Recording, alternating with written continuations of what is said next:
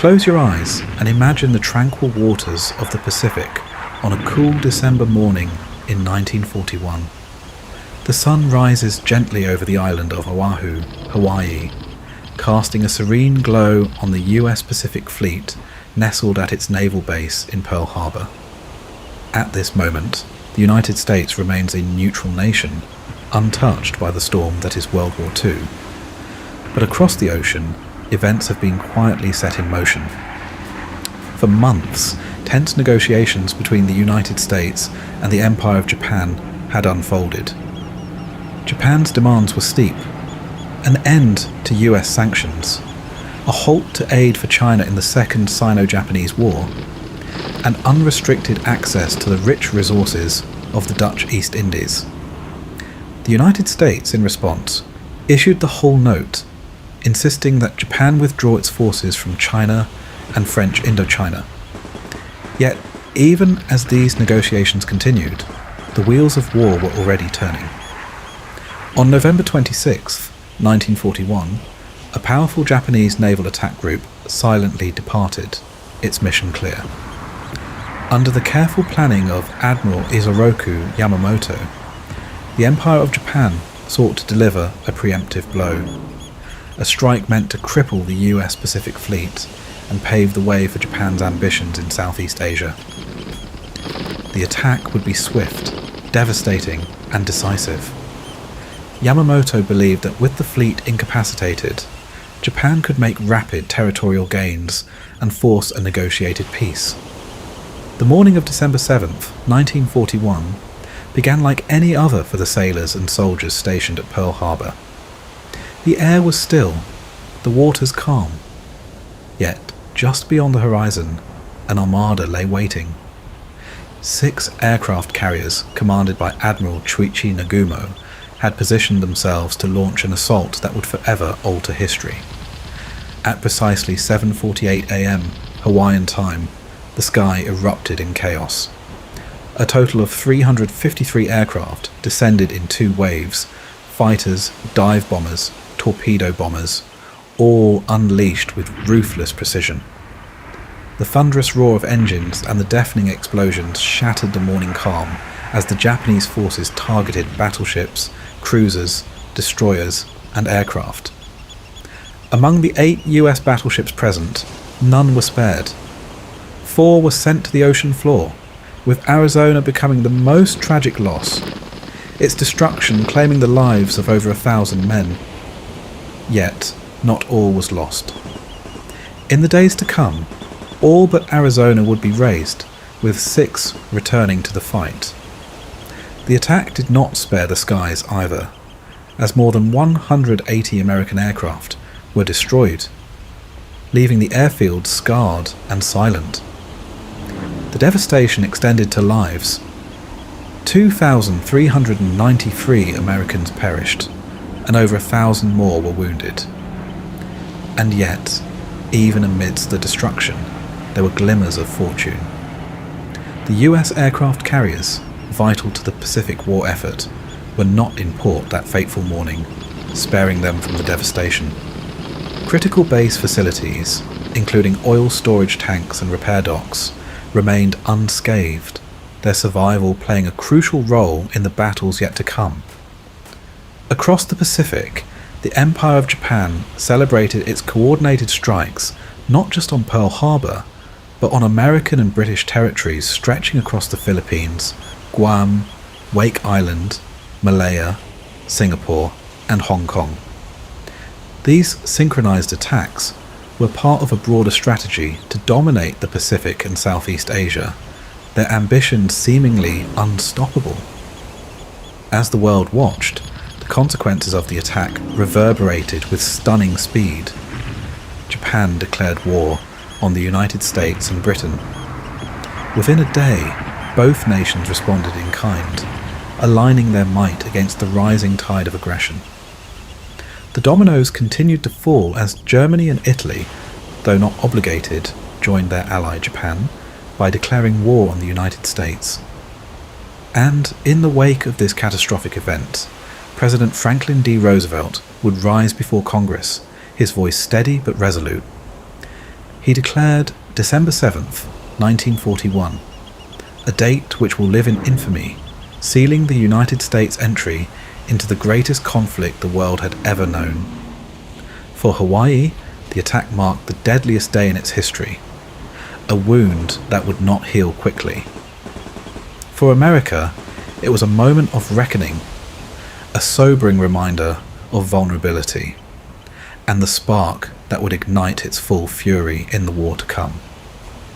The seeds of conflict between the Empire of Japan and the United States were sown decades before the fateful events of 1941. As far back as the 1890s, Japan viewed American territorial expansion in the Pacific and Asia with unease. The annexation of islands like Hawaii and the Philippines placed the United States uncomfortably close to what Japan considered its sphere of influence. By the 1920s, strategic thinkers in both nations had begun to view war as a real, if distant, possibility. Japan's ambitions were fueled by a belief in the necessity of economic self-sufficiency to wage modern war. The lessons of World War I had been clear. Modern conflicts were prolonged, requiring complete mobilization and exposing nations to the devastating effects of trade embargoes. For Japan, the solution lay in securing access to critical resources such as iron and oil, commodities that the home islands could not produce in sufficient quantities. Without them, Japan's dream of military dominance would remain out of reach. Despite Japan's growing concerns over US influence, relations between the two nations remained amicable enough in the early 20th century for trade to flourish. Yet underlying tensions began to simmer following events like the rejection of Japan's racial equality proposal, which left a lingering sense of resentment. The real rift began to take shape in 1931, when Japan invaded Manchuria, marking the start of an era of aggressive expansion. Over the next decade, Japan's ambitions in China escalated, culminating in the Second Sino-Japanese War in 1937. As Japan sought to secure resources for its war effort, the United States became both a supplier and a growing obstacle. Despite the invasion of China, American oil continued to flow into Japan, even supporting the occupation forces in Manchuria. Yet this uneasy dynamic could not last forever. Events like the attack on the USS Panay, the Allison incident, and the atrocities of the Nanking massacre in 1937 began to shift public opinion in the West sharply against Japan. The United States even proposed a joint blockade with Britain, an effort that ultimately failed. By 1938, President Franklin D. Roosevelt took a decisive step, urging American companies to stop selling Japan the implements of war.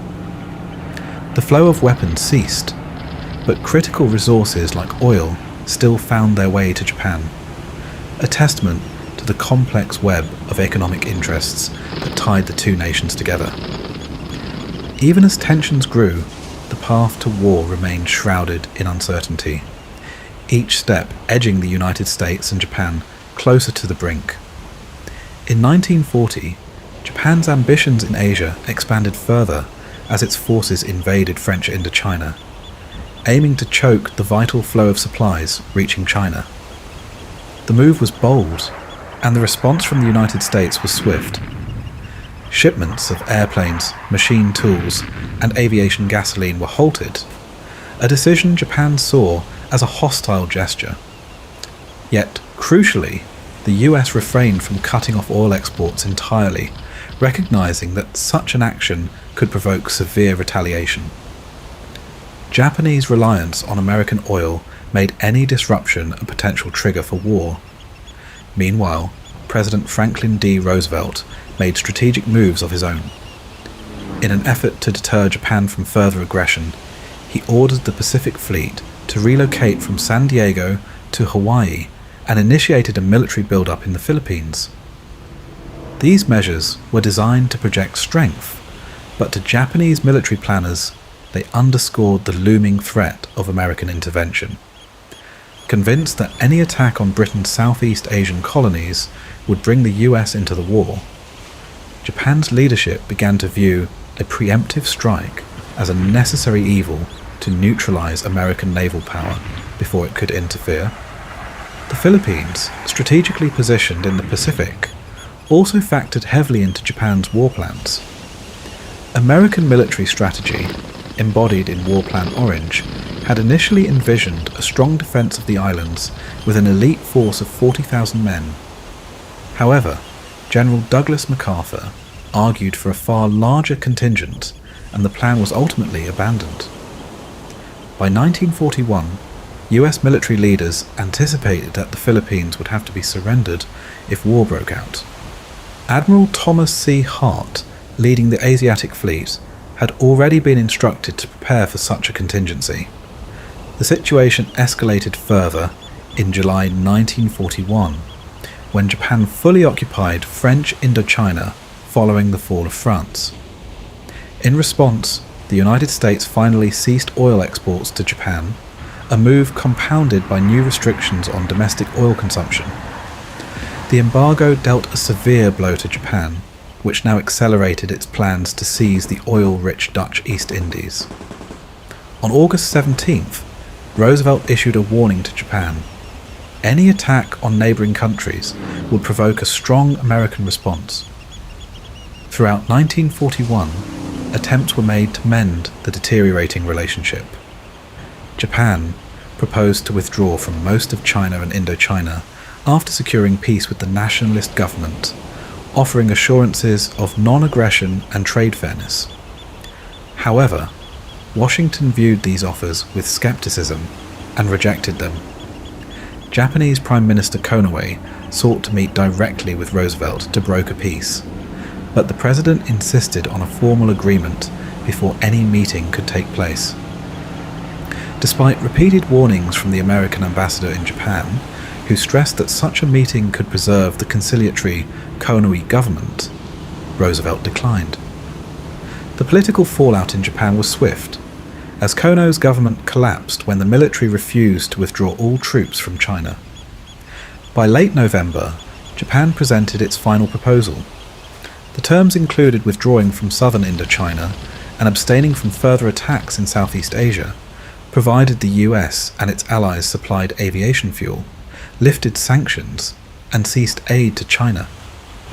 The United States countered with the whole note, demanding Japan completely evacuate China and agree to non-aggression pacts with Pacific powers.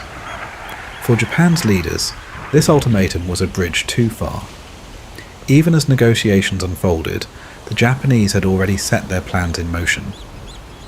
On November 26, 1941, as the Hull Note made its way to Japan, the task force for Pearl Harbor departed from its home port. Japan intended this attack as a preemptive measure to cripple the US Pacific Fleet and secure the freedom to advance on the territories of the United Kingdom, the Netherlands, and the United States in Southeast Asia. What followed was not just the attack on Pearl Harbor, but a series of meticulously coordinated strikes across the Pacific. Within 7 hours, Japanese forces targeted the Philippines, Guam, and Wake Island, as well as British territories in Malaya, Singapore, and Hong Kong. To Japan, this was a calculated gamble, a desperate attempt to preempt defeat before their oil reserves ran dry. Preliminary planning for a surprise attack on Pearl Harbor began in early 1941, spearheaded by Admiral Isoroku Yamamoto, the commander of Japan's combined fleet. Yamamoto's vision was clear: to protect Japan's move into the so-called Southern Resource Area, encompassing the Dutch East Indies and Southeast Asia. However, convincing the Imperial Japanese Navy General Staff to approve the plan was no easy feat. Fierce debates raged at naval headquarters, with Yamamoto even threatening to resign if his strategy was not adopted. Eventually, the plan moved forward, with Rear Admiral Ryunosuke Kusaka leading the charge in its development, alongside Commander Minoru Genda and Captain Kameto Kuroshima. The planners meticulously studied the 1940 British air raids on the Italian fleet at Taranto, drawing inspiration from its bold execution. Months of preparation followed. Pilots were rigorously trained, equipment was modified for the mission, and intelligence on Pearl Harbor was gathered with painstaking detail. Still, the attack's fate hung in the balance. Emperor Hirohito, initially hesitant about engaging in war, withheld his approval until November 5th, after the third of 4 imperial conferences. He was deeply concerned about the ramifications, but ultimately authorized the strike, persuaded by advisors who argued that the Hull Note, the US demand for Japan's withdrawal from China, would threaten Japanese gains in Asia. Final approval came on December 1st, following intense deliberations, marking an extraordinary moment as the emperor became more involved in military decisions than ever before. By the time news of the attack's success reached him, he reportedly expressed open satisfaction. By late 1941, tensions between Japan and the United States had reached a boiling point. A Gallup poll taken just before the attack revealed that over half of Americans anticipated war with Japan. Yet, the prevailing assumption among US military officials was that the Philippines, not Pearl Harbor, would be Japan's first target. This belief stemmed from the Philippines' strategic airfields and naval base at Manila, which posed a direct threat to Japanese supply routes. Additionally, American planners underestimated Japan's ability to conduct simultaneous major naval operations, leaving them unprepared for what was to come. The Japanese attack on Pearl Harbor had multiple objectives. Above all, it aimed to cripple the US Pacific Fleet, preventing interference with Japan's planned conquests of the Dutch East Indies and Malaya. The strategy reflected the Imperial Japanese Navy's adherence to Alfred Thayer Mahin's theory of decisive naval battles, focusing on the destruction of battleships, the ultimate symbols of naval power at the time. By neutralizing the fleet, Japan hoped to secure a window of opportunity to consolidate its gains and build its military strength before the US could recover. It was also a psychological gamble. Japanese leaders believed that a devastating blow might demoralize the American public, forcing the US government to negotiate a peace settlement favorable to Japan. However, targeting Pearl Harbor came with significant risks. The shallow waters of the harbour meant that damaged ships could potentially be salvaged and repaired. Moreover, most of the Pacific Fleet's crew members were likely to survive the attack, as many would be on shore leave or easily rescued from the harbour's shallow depths. Another major drawback was the absence of the fleet's 3 aircraft carriers, Enterprise, Lexington and Saratoga, which were fortuitously at sea during the attack. Despite these concerns, Yamamoto resolved to move forward, confident in the boldness of his plan. Yet the Japanese approach was not without its blind spots. Confident in their ability to secure a swift victory, the planners chose not to target key facilities at Pearl Harbor, such as the Navy Yard, oil storage tanks, and submarine base.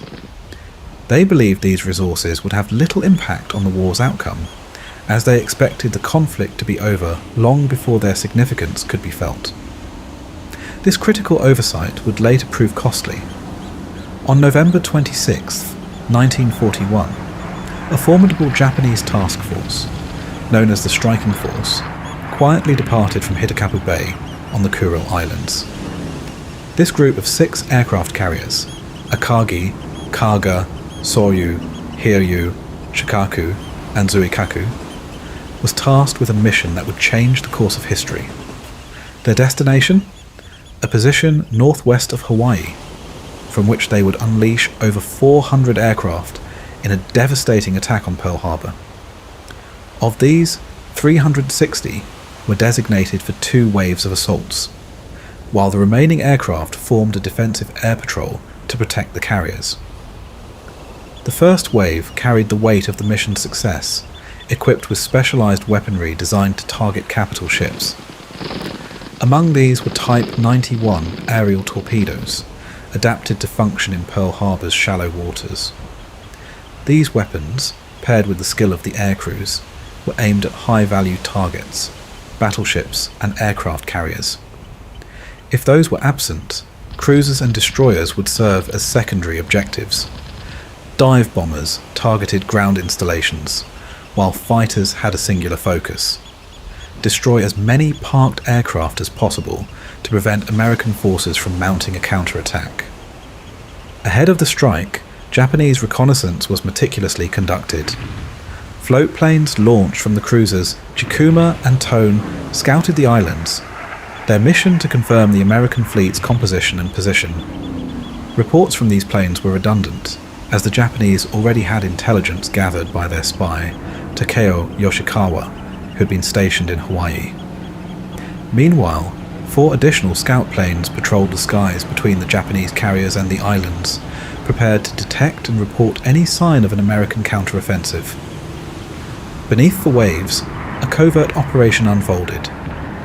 5 fleet submarines, each carrying a Type A midget submarine, set out toward Oahu.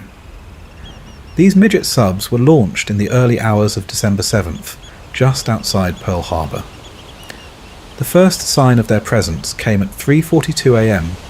when the minesweeper Condor spotted a periscope near the harbor's entrance. By 6:37 a.m, the destroyer Ward had engaged and sunk one of the midget submarines, marking the first American shots of the Pacific War. Not all the midget submarines shared the same fate. One managed to enter the harbour, but its attack faltered. It missed its target, the seaplane Tender Curtis, and its second torpedo failed to strike the destroyer Monaghan. The Monaghan responded swiftly, sinking the submarine at 8:43 a.m. Another submarine, Ha-19, ran aground twice, once outside the harbour and again on Oahu's eastern shore. Its pilot, Ensign Kazuo Sakamaki, swam ashore and was captured the next day, becoming the first Japanese prisoner of war.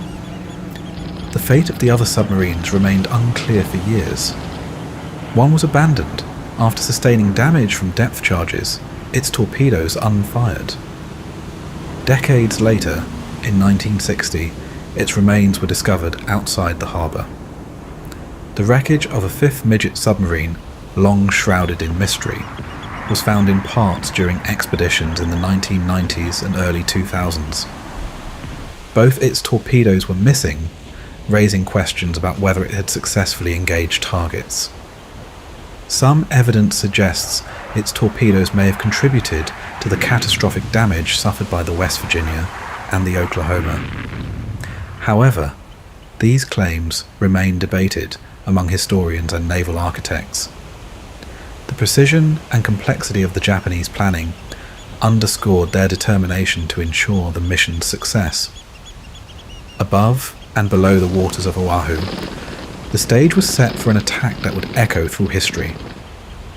The attack on Pearl Harbor unfolded without a formal declaration of war from Japan, a detail that has long fueled both outrage and intrigue.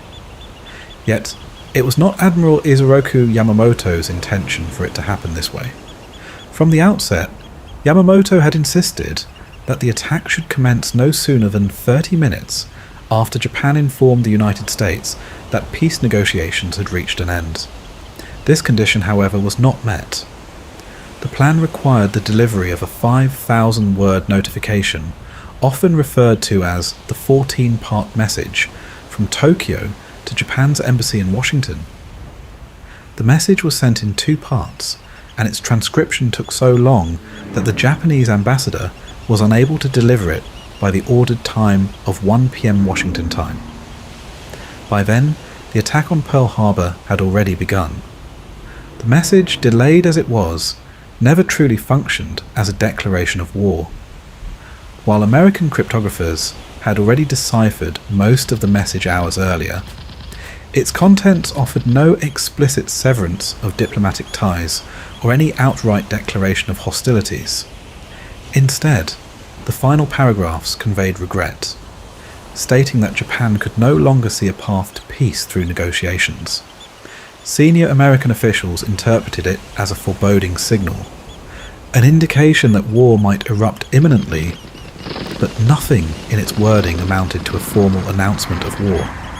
For decades, the prevailing belief was that the failure to formally declare war stemmed from logistical mishaps and delays in delivering the message.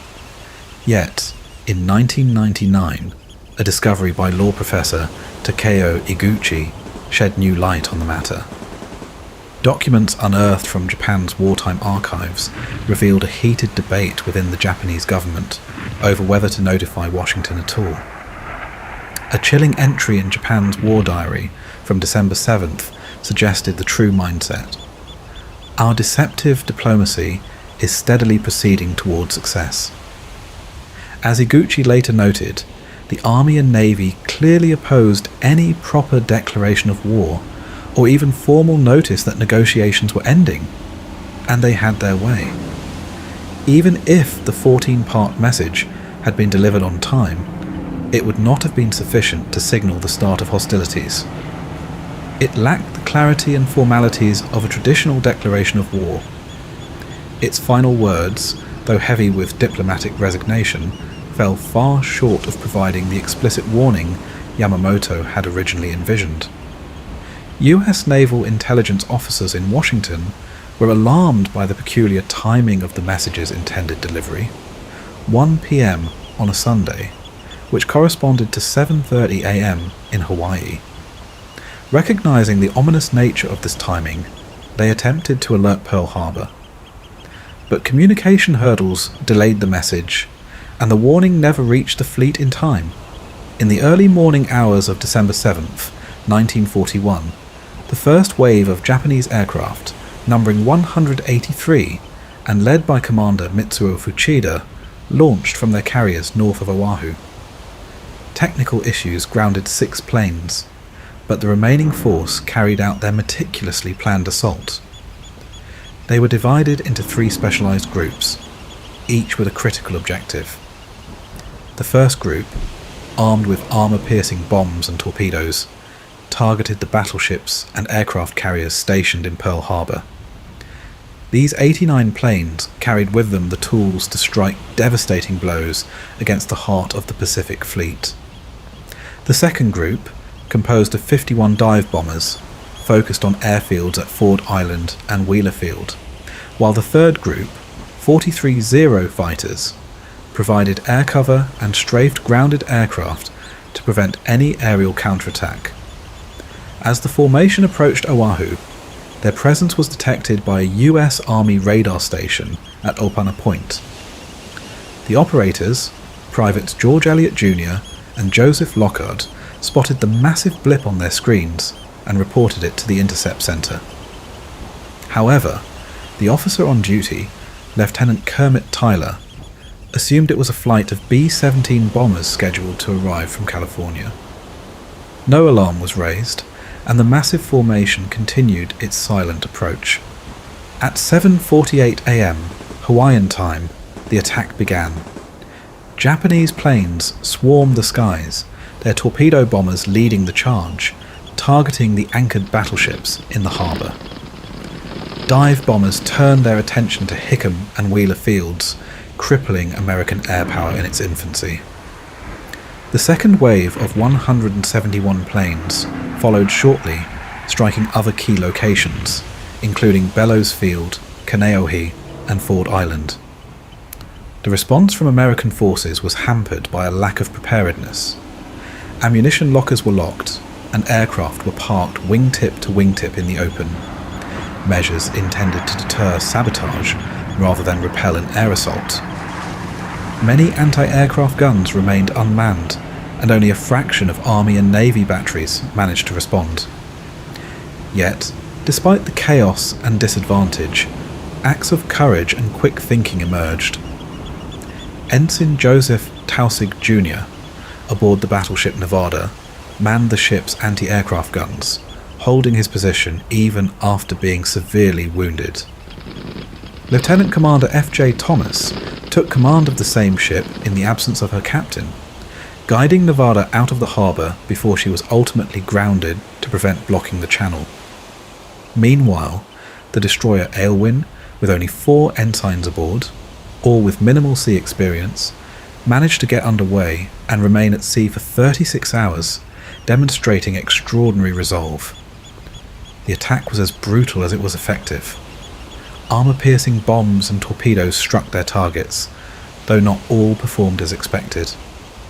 Of the 49 bombs aimed at battleships, only 8 found their mark, and several failed to penetrate or detonate properly.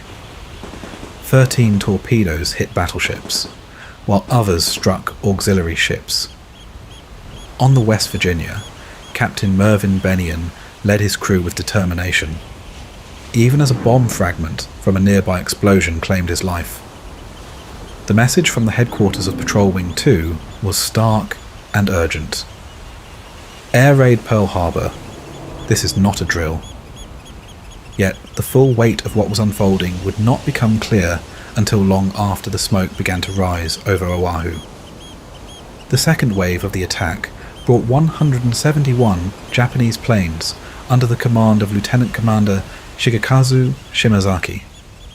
Among them were 54 Nakajima B-5Ns armed with general-purpose bombs, 78 Aichi D-3A dive bombers, and 35 Mitsubishi A-6M0 fighters. 4 planes failed to launch due to technical issues, but the rest continued toward their targets. The wave was meticulously organised into 3 groups. The first, made up of B-5Ns, targeted hangars and aircraft at key locations like Kaneohe, Ford Island and Hickam Field. The second group, the dive bombers, had their sights set on aircraft carriers and cruisers.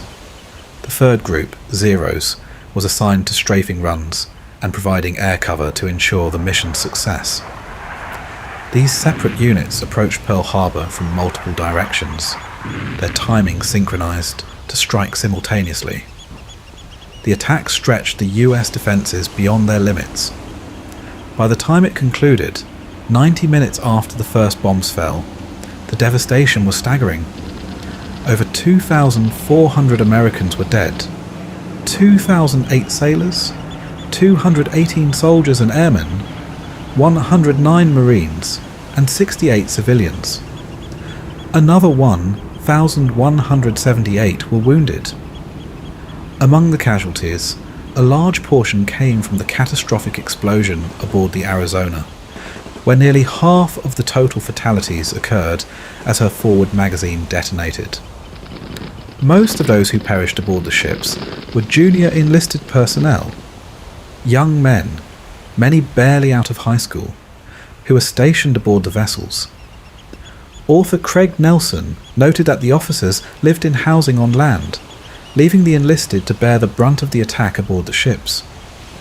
Even civilians could not escape the horrors of that day. 9 firefighters from the Honolulu Fire Department responded to the flames at Hickam Field, becoming the only civilian firemen in US history to be attacked by a foreign military force. Among them, 3 lost their lives battling the inferno, and 6 others were wounded by shrapnel. Decades later, their sacrifice was recognized with Purple Hearts, a rare honor for civilians. The carnage in the harbor was mirrored in the air. Of the 402 American aircraft stationed in Hawaii, 188 were destroyed, and another 159 damaged, most while still on the ground. Despite the odds, a handful of Army Air Forces pilots managed to take to the skies, engaging the Japanese attackers. 6 pilots, including First Lieutenant Lewis M. Sanders and Second Lieutenant George S. Welch, were credited with downing enemy planes, fighting valiantly amidst the chaos. In the harbour itself, ship after ship was targeted. The Nevada, already damaged and ablaze, attempted to make a daring escape but was further bombarded, forcing her to be beached to avoid blocking the harbour's entrance. The California and West Virginia were struck by torpedoes, while the Oklahoma capsized after sustaining multiple hits. The disarmed Utah and other support ships, like the Oglala and the repair vessel Vestal, were also heavily damaged. On the Japanese side, losses were minimal compared to the devastation inflicted. Of the 414 planes they had at their disposal, 350 participated in the attack. 29 were lost, mostly in the second wave, while 74 were damaged. 55 Japanese airmen and 9 submariners died during the operation, and one, Ensign Kazuo Sakamaki, was captured, becoming the first Japanese prisoner of war. As the second wave retreated, the echoes of the assault lingered over Pearl Harbor, a harbor now choked with smoke, flame, and shattered steel. The day's destruction would leave an indelible mark on the nation, but the story of Pearl Harbor was far from over. The sun rose over the Pacific, casting its first light on the dark waters where the Japanese fleet, under the command of Admiral Chuichi Nagumo, now found itself poised with a critical decision. The first 2 waves of attacks on Pearl Harbor had inflicted devastating losses on the American fleet, but discussions swirled among the Japanese officers. Should there be a third strike? Commander Mitsuo Fuchida, who had led the first wave, and a number of other junior officers urged Admiral Nagumo to proceed. They argued that the dockyards, maintenance shops, dry dock facilities, and vast oil reserves at Pearl Harbor remained untouched. Strategic assets that could allow the Americans to recover far more quickly than anticipated. Fuchida, years later, would recount his appeals for the third wave, though historians would later question the accuracy of his claims. Regardless, the debate was real, and the stakes were monumental. The captains of the fleet's other carriers, Akagi, Kaga, Soryu, Hiryu, Shikaku, and Zuikaku, all reported they were ready and willing to launch another attack. But Nagumo hesitated. He weighed the risks. American anti-aircraft defences had grown fiercer during the second wave, with 2/3 of Japan's aircraft losses occurring during that phase. A third wave could prove even costlier. Moreover, the whereabouts of the American aircraft carriers remained unknown. If those carriers launched a counterattack, Nagumo's fleet might face a battle it was ill prepared for, particularly if American bombers from land-based airfields joined the fray. There was also the matter of timing. Preparing a third wave would require a complex and time-consuming turnaround, and with daylight hours dwindling, the returning planes might have to land in darkness. An especially dangerous manoeuvre given the fleet's lack of night operations experience. Nagumo's logistical concerns loomed large. The fleet was at the very edge of its fuel capacity. Any prolonged engagement near Hawaii risked stranding his ships far from safety. And finally, he believed the mission had achieved its primary objective: the temporary neutralization of the Pacific Fleet. The losses inflicted on the battleships seemed sufficient to stall American naval operations. Back in Japan, Admiral Yamamoto, the mastermind behind the attack, had not yet weighed in. It was Nagumo's call, and on the morning following the strike, he made his decision. There would be no third wave. Yamamoto would later express regret over this choice, describing it as a critical error in judgment. The oil storage tanks and repair facilities at Pearl Harbor had been spared, allowing the United States to rebound far more quickly than the Japanese High Command had anticipated. In hindsight, military historians have often debated what might have been. A third wave could have rendered the Pacific Fleet immobile for over a year, potentially buying Japan precious time to consolidate its gains in Southeast Asia. Admiral Chester W. Nimitz would later reflect that the war might have dragged on for another 2 years if those facilities had been destroyed. But Nagumo's decision reflected a broader doctrine of the Imperial Japanese Navy: conservation of strength over total destruction of the enemy. The costs of the attack were already staggering. 21 American ships had been lost or damaged, though only 3 would never return to service. The battleships, once the pride of the Pacific Fleet, bore the brunt of the destruction. Arizona suffered the greatest loss, with 1,177 sailors killed in the explosion of her forward magazine. Nearby, Oklahoma capsized after being struck by multiple torpedoes. West Virginia, California, Nevada, and others sustained varying degrees of devastation, their crews fighting heroically amidst the chaos. But even amidst the destruction, the Japanese had left critical facilities untouched. The oil tanks, repair docks, and shipyards remained intact, and the Pacific Fleet's aircraft carriers were at sea, beyond the reach of Japanese bombs.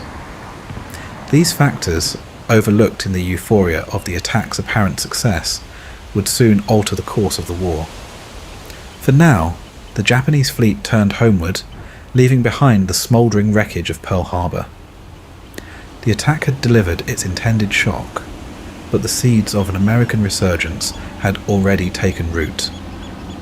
In the months to come, those facilities spared by Nagumo's fateful decision would play a vital role in turning the tide of the Pacific War. As the echoes of battle faded across Pearl Harbor, the work of recovery began. Amid the wreckage, Captain Homer N. Wallin was tasked with leading a formal salvage operation, a monumental effort to restore what could be saved from the devastation. Around the harbour, divers from the Navy, the Pearl Harbor Naval Shipyard, and civilian contractors plunged into the oil-slicked waters.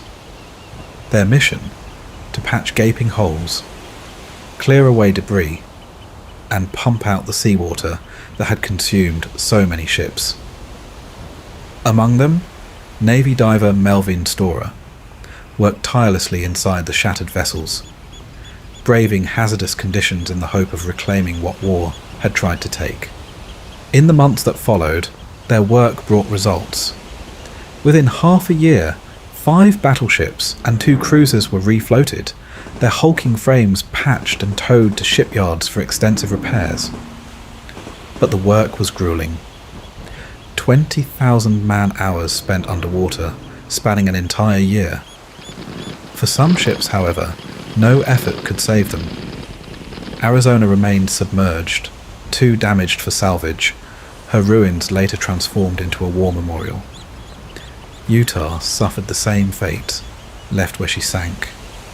And while Oklahoma was raised from the depths, her story would end in tragedy as she capsized during a tow to the mainland years later. The recovery of Nevada proved particularly treacherous. Her interior was filled with deadly invisible gases, an ever-present danger for the men working to salvage her. 2 men paid the ultimate price, their lives lost to the toxic fumes. Yet even as some vessels were deemed beyond repair, nothing was wasted. Equipment and armaments were stripped from the wrecks, repurposed to fortify Pearl Harbor's defences or to strengthen other ships, ensuring no resource would go unused. Back on shore, news of the attack began to spread across the United States. At precisely 2:22 p.m. Eastern Time, White House Press Secretary Stephen Early made the somber announcement: "The Japanese have attacked Pearl Harbor from the air and all naval and military activities on the island of Oahu, principal American base in the Hawaiian Islands." It was the first official acknowledgement, though the gravity of the situation was still unfolding. Within minutes, news wires carried the story to every corner of the nation. Radio listeners tuned into CBS's World News Today, where John Charles Daly delivered the breaking news, and NBC interrupted its programming with a brief bulletin. The reach of television, still in its infancy, was limited, available only in a handful of cities to a few thousand households. At WNBT in New York, the day's programming was interrupted by the stunning report, though no recordings remain to document that moment in history. For Americans, the attack was a tragedy beyond comprehension, but in Japan, it was heralded as a moment of triumph. Early that morning, the Japanese public learned of their nation's actions, though details were scarce. Government censorship tightly controlled the narrative, framing the assault as a heroic blow against Western powers. The Asahi Shimbun, one of Japan's prominent newspapers, proudly reported the events, its editorial tone shifting to unwavering support of government decisions. Meanwhile, NHK, Japan's national broadcaster, filled the airwaves with special news bulletins celebrating the operation's success. In stark contrast, American coverage bristled with urgency and outrage. The New York Times framed the attack as a direct threat to democracy itself, capturing the shock and anger of a nation suddenly thrust into war. The two nations, now irrevocably at odds, braced themselves for the conflict ahead. And as the waters of Pearl Harbor settled, the world held its breath, knowing this was only the beginning. The morning after the attack on Pearl Harbor, the United States stood on the brink of war. President Franklin D. Roosevelt, his resolve hardened, addressed a joint session of Congress with words that would echo through history. His voice was steady, but the gravity of his message was unmistakable. Yesterday, December 7th, 1941, a date which will live in infamy, he began, as he called for a formal declaration of war against the Empire of Japan. Less than an hour later, Congress answered his call, plunging the United States into World War II. The repercussions of Pearl Harbor rippled across the globe. On December 11th, Germany and Italy, though not obligated under the Tripartite Pact, declared war on the United States. Congress quickly responded in kind, formally acknowledging that the United States was now fully engaged in a global conflict. Across the Atlantic, British Prime Minister Winston Churchill, who had pledged swift action, declared war on Japan within hours of learning of the attack. For the Allies, the Pacific theatre was now ablaze, and the stakes had never been higher. The shock of the attack resonated far beyond Pearl Harbor. Hours after the strike, Japan unleashed its forces across the Pacific, launching assaults on the Philippines, Malaya, and Hong Kong. Just 3 days later, the British Royal Navy suffered a devastating blow when the battleship Prince of Wales and the battlecruiser Repulse were sunk off the coast of Malaya. Churchill, reflecting on the loss, described it as one of the darkest moments of the war. "We were weak and naked," he admitted, as the realization sank in that Japan now held supremacy over the vast expanse of the Pacific. On the home front, the attack spurred both unity and fear. Pearl Harbor became a rallying cry in American propaganda, fueling a fierce determination to fight back. But it also cast a shadow over Japanese-American communities. Within hours of the attack, hundreds of Japanese-American leaders in Hawaii were rounded up and detained in high-security camps. On the mainland, fear and suspicion escalated into sweeping measures. Over 110,000 Japanese Americans, many of them citizens, were forcibly relocated to internment camps, their lives upended. In Canada, similar actions followed, as thousands of Japanese Canadians were sent to camps or forced into labour, victims of wartime paranoia and prejudice. The aftermath of Pearl Harbor also brought moments of recognition and honour amid the devastation. Acts of bravery and sacrifice on that fateful day did not go unnoticed. Medals of honour, Navy crosses, and other commendations were awarded to those who had stood their ground in the face of overwhelming odds. In time, a special military honour, the Pearl Harbor Commemorative Medal, was created, a lasting tribute to the men and women who endured the attack and bore witness to history. In the meticulous planning for the attack on Pearl Harbor, Japanese strategists identified a critical need, a rescue point for downed pilots whose aircraft were too damaged to return to their carriers. The remote island of Niihau, just 30 minutes by air from Pearl Harbor, was chosen for this role. Isolated and lacking any modern communication infrastructure, it seemed like the perfect spot for such a contingency. During the second wave of the attack, Petty Officer Shigenori Nishikaichi, piloting a Zero fighter from the Hiryu, found himself in need of exactly that refuge. His aircraft, damaged during the assault on Wheeler Field, limped to Nihao. Upon crash landing, the already battered plane suffered further damage. Nishikaichi, injured but alive, was pulled from the wreckage by a native Hawaiian who, oblivious to the events unfolding at Pearl Harbor, acted out of kindness. The local man, however, confiscated the pilot's pistol, maps, and vital documents, wary of growing tensions between the United States and Japan. Unbeknownst to the island's residents, the attack on Pearl Harbor had already set the world ablaze. With no telephones or radios, they remained isolated from the catastrophic news. Nishikaichi, realizing his predicament, sought the aid of 3 Japanese-American residents living on the island. Together they attempted to recover the confiscated documents. What followed was a harrowing series of events, struggles that led to Nishikaichi's death, the injury of a Hawaiian civilian, and the suicide of one of his collaborators. The other 2 accomplices, a husband and wife, were apprehended and later imprisoned. The incident on Nihao sent ripples through the United States. The apparent ease with which the island's Japanese-American residents had sided with Nishikaichi sowed seeds of distrust, fueling suspicions about Japanese-American loyalty. For many, this isolated event became symbolic of larger fears during a time of war. As the dust settled on Pearl Harbor and its surrounding stories, Japan's Admiral Chuichi Hara offered a somber reflection. "We won a great tactical victory at Pearl Harbor and thereby lost the war."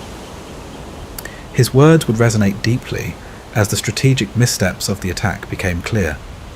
The attack, while devastating, turned out to be less consequential than Japanese planners had hoped. Unknown to Admiral Isoroku Yamamoto, the United States had long abandoned the idea of an immediate, aggressive push across the Pacific, a plan known as Plan Orange. Instead, the US had pivoted to Plan Dog, a strategy focused on containing Japanese advances while prioritizing the defeat of Nazi Germany. The attack on Pearl Harbor, in effect, struck a fleet already poised for a different kind of war. Fortune also favored the United States in a critical way. The Pacific Fleet's aircraft carriers, key to modern naval warfare, were not in the harbour during the attack. Their survival preserved the Navy's offensive capabilities, allowing the US to lean heavily on carriers and submarines in the months to come. The battleships that Japan had targeted so meticulously were eventually repaired and returned to service, but their role was limited to shore bombardments, rather than the decisive battles Japan had anticipated. This miscalculation was rooted in Japan's adherence to outdated naval doctrines, which placed battleships at the heart of warfare, a strategy influenced by the theories of Alfred Dea Mahan. Yamamoto and his successors hoarded their battleships, awaiting a climactic engagement that never came. Meanwhile, the Americans exploited the true strength of their surviving assets. In their assault, the Japanese had overlooked what would prove to be the most critical targets: Pearl Harbor's repair yards, oil depots, submarine base, and cryptanalytic unit housed in the basement of the old administration building. These facilities became the backbone of the US Navy's resilience in the Pacific. The survival of the repair yards allowed for swift recovery operations, supporting pivotal campaigns like the Doolittle Raid and the battles of the Coral Sea and Midway. Submarines, operating out of Pearl Harbor, dealt crippling blows to Japan's supply lines, cutting vital imports of raw materials and oil to a trickle. The cryptanalytic unit, too, played a decisive role.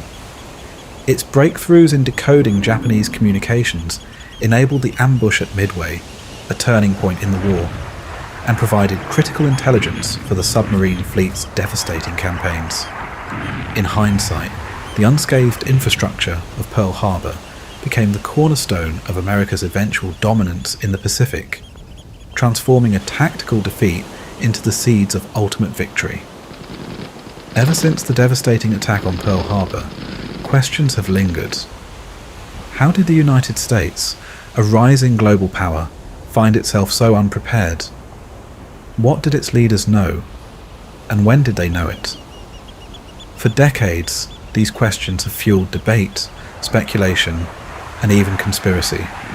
The seeds of concern were planted years before the attack. In 1924, Chief of the United States Air Service Mason Patrick dispatched General Billy Mitchell to survey the Pacific and the East. Mitchell's subsequent report was stark. It highlighted vulnerabilities in Hawaii and warned of potential future threats. Patrick described the report as a theoretical treatise on air power, one that would undoubtedly prove valuable in the coming decades. But it seemed those warnings were set aside, their urgency overlooked as the years passed. The alarm bells rang louder in the 1930s. Two naval war games, one in 1932 and another in 1936, exposed the troubling vulnerability of Pearl Harbor to an attack. These exercises demonstrated just how easily a determined enemy could strike the heart of America's Pacific defences. Yet the warnings were not heeded. When Admiral James Richardson protested President Franklin Roosevelt's decision to move the bulk of the Pacific Fleet to Pearl Harbor, he was swiftly removed from his command, his objections dismissed. Such decisions, coupled with the lack of action on earlier warnings, have given rise to conspiracy theories. Some claim that high-ranking officials in the American and British governments knew the attack was coming, perhaps even allowed it to happen. Proponents of this theory, like journalist and veteran Robert Stinnett, author of Day of Deceit, and Rear Admiral Robert Alfred Theobald, author of The Final Secret of Pearl Harbor, argue that the attack served as a backdoor to draw the United States into the war. These claims, though provocative, have been widely dismissed by mainstream historians as lacking credible evidence. Still, whispers persist. One voice in particular stands out, that of Dick Ellis, a British-Australian intelligence officer with MI6.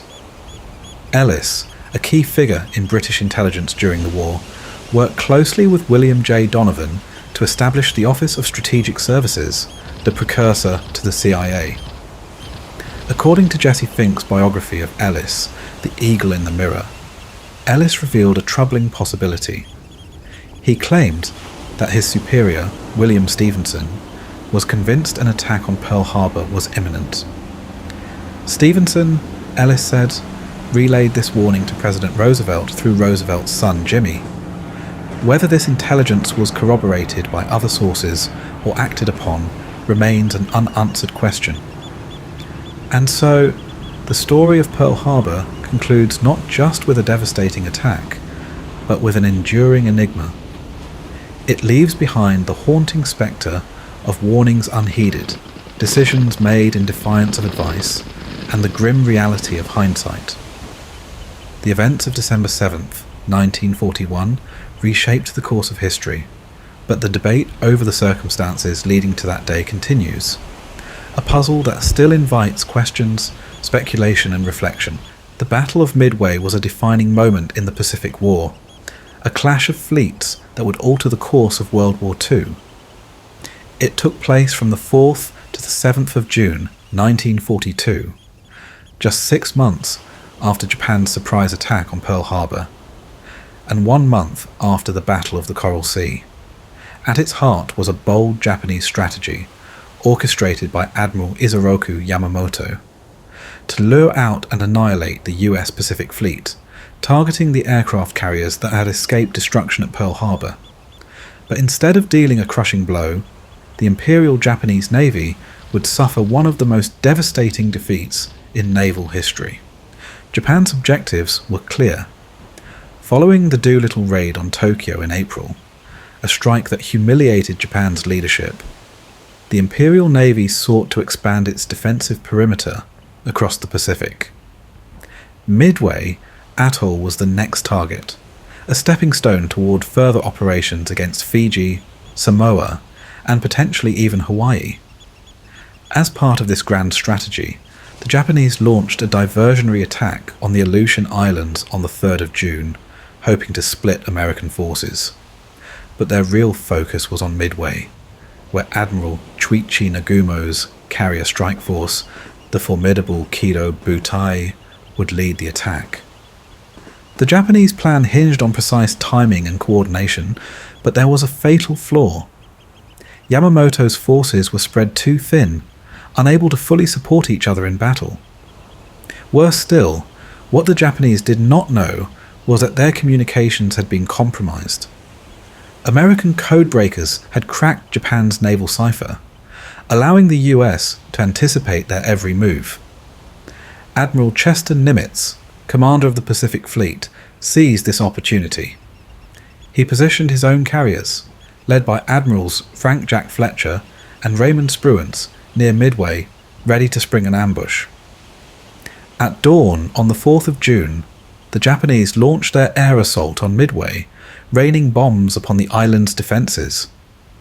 But even as they prepared for another wave of strikes, the Americans struck first. Land-based bombers from Midway, followed by carrier-based aircraft from the US fleet, swept in to attack Nagumo's task force.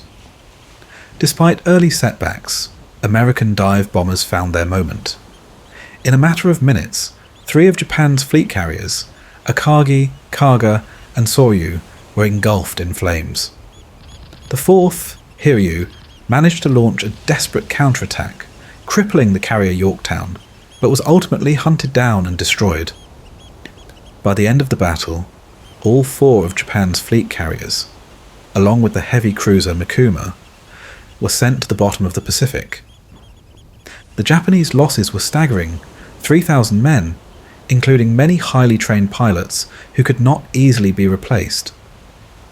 The Americans had lost the Yorktown and the destroyer Hamon, but the carriers Enterprise and Hornet emerged from the battle unscathed.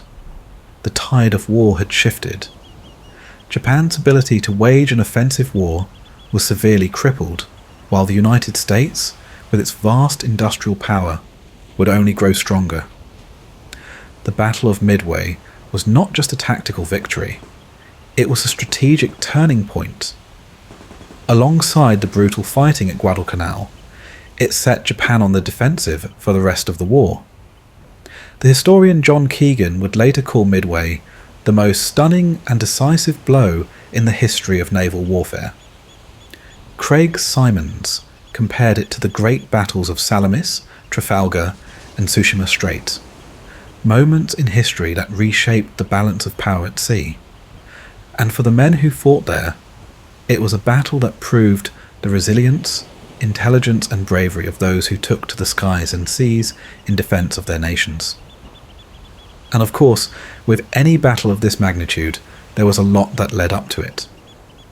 So, as I like to say a lot on this channel, let's rewind. By early 1942, the Japanese Empire had secured a string of swift and decisive victories. British Hong Kong, the Philippines, British Malaya, Singapore, and the Dutch East Indies had all fallen, handing Japan control over vast territories and, more importantly, the critical oil resources of Southeast Asia. With their initial objectives achieved, Japan's military leadership turned to the next phase of their campaign. But internal rivalries between the Imperial Army and the Imperial Navy, as well as power struggles within the Navy itself, stalled any clear direction. It wasn't until April of that year that Admiral Isoroku Yamamoto's plan was finally adopted, a plan designed to strike at the heart of American naval power. Yamamoto believed that the United States aircraft carriers posed the single greatest threat to Japan's dominance in the Pacific. His concerns were reinforced on April 18th, when a daring raid led by Lieutenant Colonel James Doolittle saw 16 American bombers strike Tokyo and other cities. The attack itself inflicted minimal damage, but the psychological impact on Japan was enormous.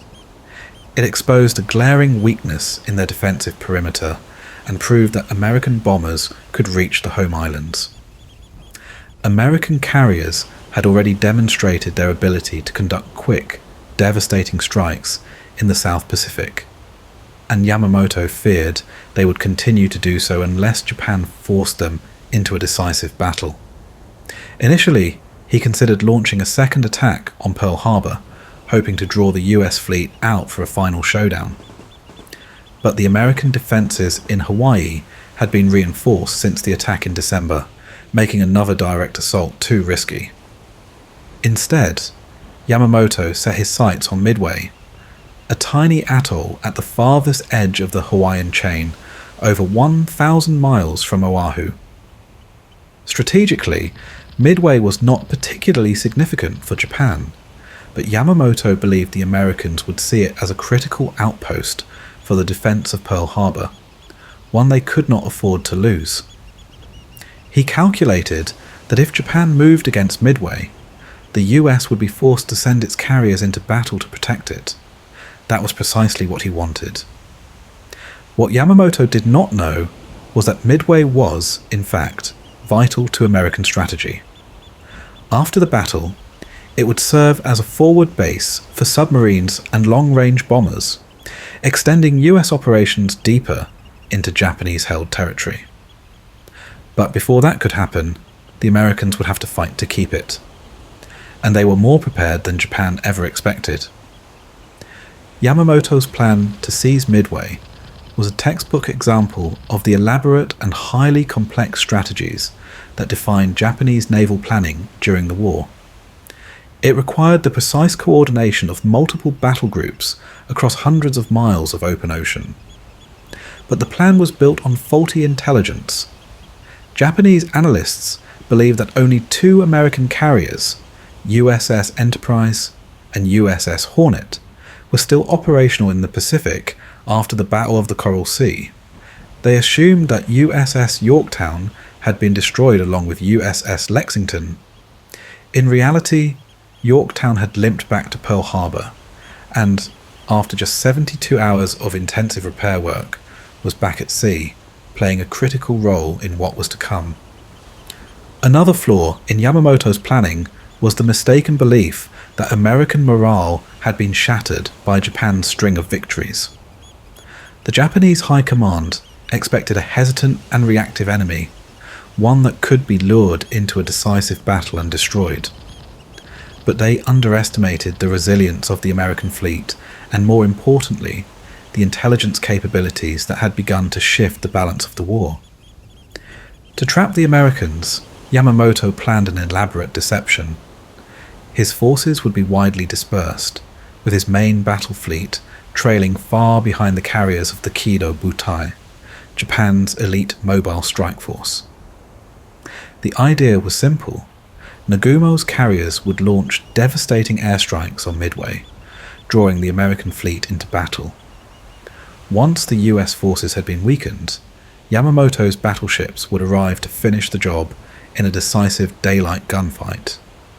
This tactic, rooted in traditional naval doctrine, was built around the idea that aircraft carriers could cripple an enemy fleet, but battleships were still needed to deliver the final blow.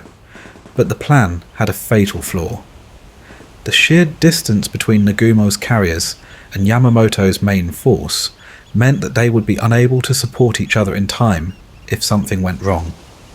Nagumo's fleet, tasked with both attacking Midway and dealing with the American response, had only 2 battleships, 2 heavy cruisers, and a handful of destroyers to protect its carriers. Meanwhile, Yamamoto's main force, which contained additional battleships, cruisers, and light carriers, was hundreds of miles away, too far to provide immediate support. What Yamamoto didn't know was that American codebreakers had already cracked portions of Japan's naval cipher, known as JN-25. US intelligence had intercepted enough details to anticipate Japan's movements. The Americans were not walking into a trap. They were setting one of their own. At the same time, the Japanese were also conducting a separate operation in the Aleutian Islands, off the coast of Alaska. In an effort to gain support from the Imperial Army, The Japanese Navy agreed to assist in an invasion of Attu and Kiska, aiming to push American air power further away from the home islands. Many in the US feared that these islands could serve as launching points for attacks on the west coast. For decades, historians believed the Aleutian operation was a feint meant to draw American forces away from Midway. However, Japanese records indicate that it was intended to be launched simultaneously with the Midway attack. But a one-day delay in Nagumo's departure led to the Aleutian invasion beginning just ahead of schedule. Whether intentional or not, this operation removed valuable warships that might have otherwise reinforced the main attack at Midway. As Yamamoto's forces moved into position, the stage was set for a battle that would determine the course of the Pacific War. But the Japanese fleet was sailing into an ambush they never saw coming. To stand a chance against the Japanese fleet, which was expected to bring 4 or even 5 carriers to battle, Admiral Chester Nimitz needed every available aircraft carrier. He had Vice Admiral William Halsey's Task Force 16, consisting of USS Enterprise and USS Hornet, but Halsey had fallen ill with shingles and was replaced by Rear Admiral Raymond Spruance. In addition, Nimitz recalled Rear Admiral Frank Jack Fletcher's task force, including USS Yorktown from the South Pacific. Yorktown had taken heavy damage just weeks earlier at the Battle of the Coral Sea.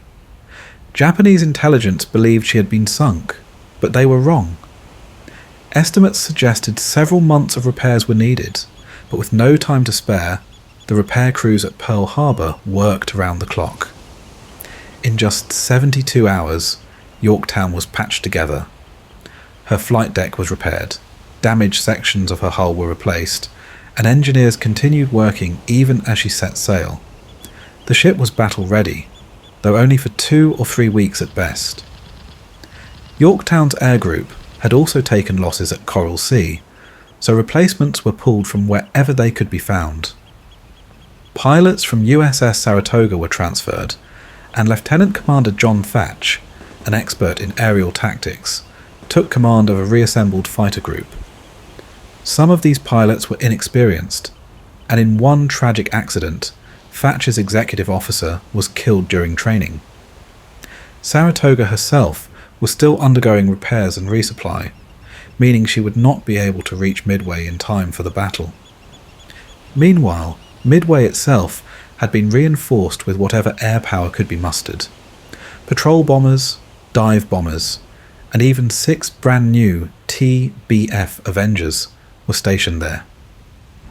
The Marine Corps scrambled every aircraft it had, including outdated Brewster Buffalo fighters, while the United States Army Air Forces contributed 17 B-17 Flying Fortresses and 4 Martin B-26 Marauders armed with torpedoes. In total, 122 aircraft were stationed at Midway, many of them obsolete, but they would have to do. While the Americans scrambled to prepare, the Japanese had their own problems. In the previous month's Battle of the Coral Sea, Japan had lost the light carrier Shoho and had seen the fleet carrier Shokaku heavily damaged. Meanwhile, Suikaku had lost nearly half its air group and was stuck in port awaiting replacements. Unlike the Americans, the Japanese did not swap squadrons between carriers. Instead, they insisted that each carrier's air group train as a single unit. As a result, Japan made no serious attempt to prepare Zuikaku for battle, and Carrier Division 5, which included 2 of Japan's most advanced carriers, was left out of the operation entirely. That meant Vice Admiral Chuichi Nagumo's force was reduced to just 4 carriers: Akagi, Kaga, Soryu, and Hiryu. In total, his fleet carried 248 aircraft. Powerful, but not quite at full strength. Worse still, the war had already begun taking its toll on Japan's ability to sustain its elite forces. Many of the aircraft on board had been flying combat missions since late 1941. Though they were well maintained, they were beginning to wear out. Meanwhile, pilot training programs struggled to keep up with mounting losses. In a desperate move, Japan pulled flight instructors from their training duties and sent them to the front lines. Nagumo's carriers also had major vulnerabilities. Japan's doctrine emphasized offense over defense, leaving its fleet with a dangerous weakness, what historian Mark Peaty called a glass jaw. The carriers could strike with devastating force, but they lacked adequate protection. Their anti-aircraft defences were limited, their combat air patrols were too small, and early warning systems were inadequate. Unlike the Americans, who had started deploying radar on their ships, the Japanese relied entirely on visual scouting. Worse yet, the escorting warships were spread out in a scouting formation rather than positioned closely to provide anti-aircraft cover. Japan's reconnaissance efforts leading up to the battle were also in disarray. A line of submarines meant to detect the American fleet had been delayed, allowing Nimitz to position his forces at a secret location known as Point Luck without being spotted. Another attempt to scout Pearl Harbor using long-range flying boats failed when the Japanese discovered that their refueling base at French frigate Shoals had been occupied by the United States Navy. Japanese radio operators did detect increased American submarine activity and message traffic, signs that the Americans were preparing for something. This information reached Yamamoto before the battle, but he assumed Nagumo had received the same intelligence. To avoid giving away his own position, he refrained from sending a warning. In reality, Nagumo either never received or chose to ignore the signs of an impending American response. Meanwhile, the Americans had a critical advantage: intelligence. For months, United States cryptographers at Station HYPO had been working to break Japan's JN-25 naval code. By early May, they intercepted messages referring to an upcoming operation at AF. Suspecting that AF referred to Midway, the Americans devised a test. They sent out an uncoded radio message falsely claiming that Midway's water purification system had broken down. Shortly after, Japanese operators transmitted a message stating, "AF is short on water." That confirmed it. Midway was the target. By the end of May, American intelligence had pieced together Japan's entire plan. They knew when the attack would come, which ships would be involved, and how the fleet was organized. They also knew that the Japanese had made a fatal mistake. They had divided their forces into multiple task groups that were too far apart to support one another. Admiral Nimitz did not have numerical superiority, but he had something even more valuable: foreknowledge. The Americans had turned Japan's own strategy against them. Midway would not be the ambush that Yamamoto had planned. At dawn on the 3rd of June, a US Navy patrol aircraft spotted the Japanese occupation force hundreds of miles southwest of Midway. Mistaking this for the main fleet, 9 B-17 bombers took off from Midway at midday and attacked 3 hours later. They reported hits on 4 ships, but in reality, the bombs missed their targets entirely. Early the next morning, a PBY Catalina aircraft managed to land the first blow of the battle, striking the Japanese oil tanker Akebano Maru with a torpedo, the only successful air-launched torpedo attack by the Americans during the entire engagement. On the 4th of June, at precisely 4:30 in the morning, Vice Admiral Chuichi Nagumo ordered the first Japanese air attack on Midway. 36 dive bombers, 36 torpedo bombers, and 36 Zero fighters took off in a carefully coordinated strike. At the same time, the Japanese sent out reconnaissance planes to locate any US forces. The search patterns were poorly planned, with too few aircraft covering far too much ocean. Adding to their troubles, one scout plane from the heavy cruiser Tone launched 30 minutes late, a delay that would have enormous consequences. Midway's radar operators picked up the inbound Japanese airstrike while it was still miles away. Fighters scrambled into the sky while bombers took off on their own mission, an attack on the Japanese fleet. At 6:20, Japanese aircraft bombed and heavily damaged the American base. Midway's Marine Corps fighters tried to stop them, but were overwhelmed. Within minutes, nearly all the defending fighters were shot down or crippled. Despite this, American anti-aircraft fire was brutal, shooting down 3 Japanese bombers and damaging many others. The Japanese attack had failed to destroy Midway's airbase, leaving American bombers free to launch counterstrikes. Immediately after the raid, Midway-based aircraft made multiple attacks on the Japanese fleet. These included 6 Avengers, 11 Vindicator dive bombers, and 4 B-26 bombers armed with torpedoes. The Japanese repelled the assaults, losing only 3 fighters while destroying 5 Avengers, 2 Vindicators, 8 Dauntless dive bombers, and 2 B-26 bombers. Among those lost was Major Lofton Henderson, the first Marine pilot killed in the battle. Later, the main airfield on Guadalcanal would be named in his honour.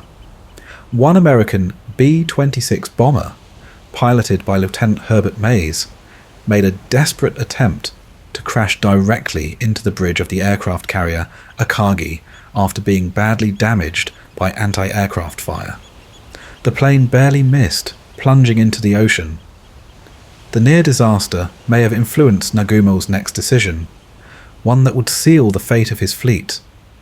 Instead of keeping reserve aircraft armed for anti-ship operations as Admiral Isoroku Yamamoto had ordered, Nagumo chose to rearm his planes with land attack bombs, intending to launch a second strike on Midway.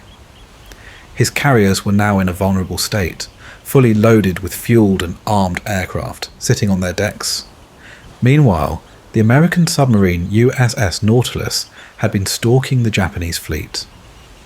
At 8:20, it fired a torpedo at a Japanese battleship, but missed. Destroyers chased the submarine for over an hour, buying time for the American carrier forces to move into position. As Nagumo's crews worked frantically to rearm their planes, the delayed Japanese scout plane from Tone finally sent its report at 7:40. It had spotted an American naval force to the east. However, the report failed to specify whether the fleet included aircraft carriers. Nagumo hesitated. Should he continue rearming his bombers for a second strike on Midway, or should he change course and prepare them for an attack on enemy ships? Another agonizing 20 minutes passed before the scout plane confirmed that the force included a single carrier. By then, it was too late. Nagumo's carrier decks were still cluttered with fueled and armed aircraft when the first wave of American torpedo bombers arrived. At 9:25, 15 Devastator torpedo bombers from Hornet attacked. 4 minutes later, 14 more Devastators from Enterprise joined the assault. Then, at 10 o'clock, 12 more from Yorktown swooped in. The attacks were uncoordinated and unsupported. Without fighter cover, the slow-moving Devastators were sitting ducks. Japanese Zero fighters shredded the squadrons, shooting down 35 of the 41 torpedo bombers. The sacrifice of these aircrews, however, would open the door to victory. With the Japanese fighters drawn low to sea level, there was nothing to protect the carriers when the next wave of attackers arrived. At precisely 10:25, dive bombers from Enterprise and Yorktown plunged from the sky. 30 Dauntless dive bombers from Enterprise struck first, targeting Akagi and Kaga. 17 more from Yorktown attacked Soryu. Within minutes, the sky over the Japanese fleet was filled with towering plumes of smoke and fire. Bombs exploded among parked aircraft, setting off devastating secondary explosions. In just a few moments, 3 of Japan's 4 aircraft carriers were reduced to flaming wrecks. The American carriers had already launched their strike against the Japanese fleet. Admiral Frank Jack Fletcher in overall command aboard Yorktown, relied on early morning reports from PBY patrol planes and ordered Admiral Raymond Spruance to strike as soon as possible. The Yorktown was initially held in reserve in case other Japanese carriers were present. Spruance made a critical decision. Though the distance to the enemy fleet was extreme, he determined that launching an attack immediately was their best option. His staff, led by Captain Miles Browning, calculated that by steaming at high speed toward the enemy, the American carriers could close the gap before launching aircraft. At just after 7 in the morning, aircraft from Enterprise and Hornet took off, followed by Yorktown's air group 1 hour later. Unlike their Japanese counterparts, who could launch over 100 aircraft in mere minutes, the American carriers required over an hour to get their strike airborne. Spruance understood that coordinating a precise, massed attack was preferable, but he also knew that speed was critical. If the Japanese could be caught at the wrong moment, while rearming and refueling their aircraft, an overwhelming strike would be devastating. He made the calculated gamble to send aircraft out in separate waves rather than wait for a perfect formation. However, the American strike groups struggled to locate their targets. The attack group from Hornet, led by Commander Stanhope Ring, followed an incorrect heading and never found the enemy. 10 of their fighter escorts, low on fuel, were forced to ditch into the sea. But one squadron did find its way. Hornet's Torpedo Squadron 8, led by Lieutenant Commander John Waldron, ignored orders and followed the correct course. At 9:20 in the morning, Waldron's squadron found the Japanese carriers and pressed their attack. The outdated and slow TBD Devastators were easy prey for the Japanese Zeros, which ripped through the American formation. Every single plane from Torpedo Squadron 8 was shot down before they could score a single hit. Ensign George Gay, the only survivor, was left floating in the ocean, watching as the battle raged on. Minutes later, another group of Devastators from Enterprise, led by Lieutenant Commander Eugene Lindsay, launched their torpedoes at the enemy carriers. They too were annihilated. Out of 14 planes, only 5 returned. Finally, 12 more torpedo bombers from Yorktown arrived and attacked at 10:10, only to meet the same fate. In total, over 40 torpedo bombers had been lost, with no hits to show for it. Their Mark 13 torpedoes, plagued with defects, either missed, ran too deep, or failed to explode. It was a devastating failure. But in death, these squadrons had accomplished something invaluable. The relentless torpedo attacks had pulled the Japanese air defences low and out of position. Their combat air patrol was now short on ammunition and fuel. At that moment, fate intervened. High above, 3 squadrons of dive bombers from Enterprise and Yorktown arrived at precisely the right moment. Led by Lieutenant Commander Wade McCluskey, the bombers had been searching for the enemy for hours. Running dangerously low on fuel, McCluskey made a fateful decision to continue searching, eventually spotting the lone wake of a Japanese destroyer. Following it led them directly to the enemy fleet. It was the perfect attack. The Japanese carriers were caught in the worst possible condition. Their decks were packed with fully fueled and armed aircraft preparing for their next strike. Fuel lines snaked across the decks, and bombs and torpedoes were stacked in the hangars. The chaos of the American torpedo attacks had delayed their launch, leaving them vulnerable. At 10:22, McCluskey's dive bombers struck. Enterprise's squadrons had planned to split their attack between 2 targets, Kaga and Akagi, but in the confusion, both squadrons dived on Kaga. The carrier was immediately engulfed in flames. Bomb after bomb tore through her decks, triggering massive explosions. The bridge was hit directly, killing the captain and most of his senior officers. Realizing the mistake, Lieutenant Richard Best of Enterprise diverted his own attack toward Akagi. His bomb struck the ship in a devastating location, the centre of the flight deck elevator. The resulting explosion ignited a firestorm in the hangar below, where dozens of armed aircraft were waiting to take off. The flames quickly spread out of control. Meanwhile, Yorktown's dive bombers found Soryu and struck with equal precision. At least 3 bombs hit the carrier, setting off a chain reaction of explosions. Gasoline-fed fires raged through the ship as ammunition and ordnance detonated. In a matter of minutes, 3 of Japan's 4 carriers were doomed. Kaga was a burning wreck, Soryu was engulfed in flames, and Akagi was slowly being consumed by fire. Admiral Nagumo had no choice but to abandon his flagship, transferring command to a cruiser. 1 Japanese carrier remained, Hiryu. The lone survivor of the attack was still fully operational, and she was about to launch her own strike in retaliation. The lone surviving Japanese carrier wasted no time in striking back. With no other carriers left, the fate of the Japanese fleet rested on her decks. She launched her first wave of bombers, 18 dive bombers and 6 Zero fighters, which followed the retreating American aircraft and found the Yorktown. At midday, the first attack struck.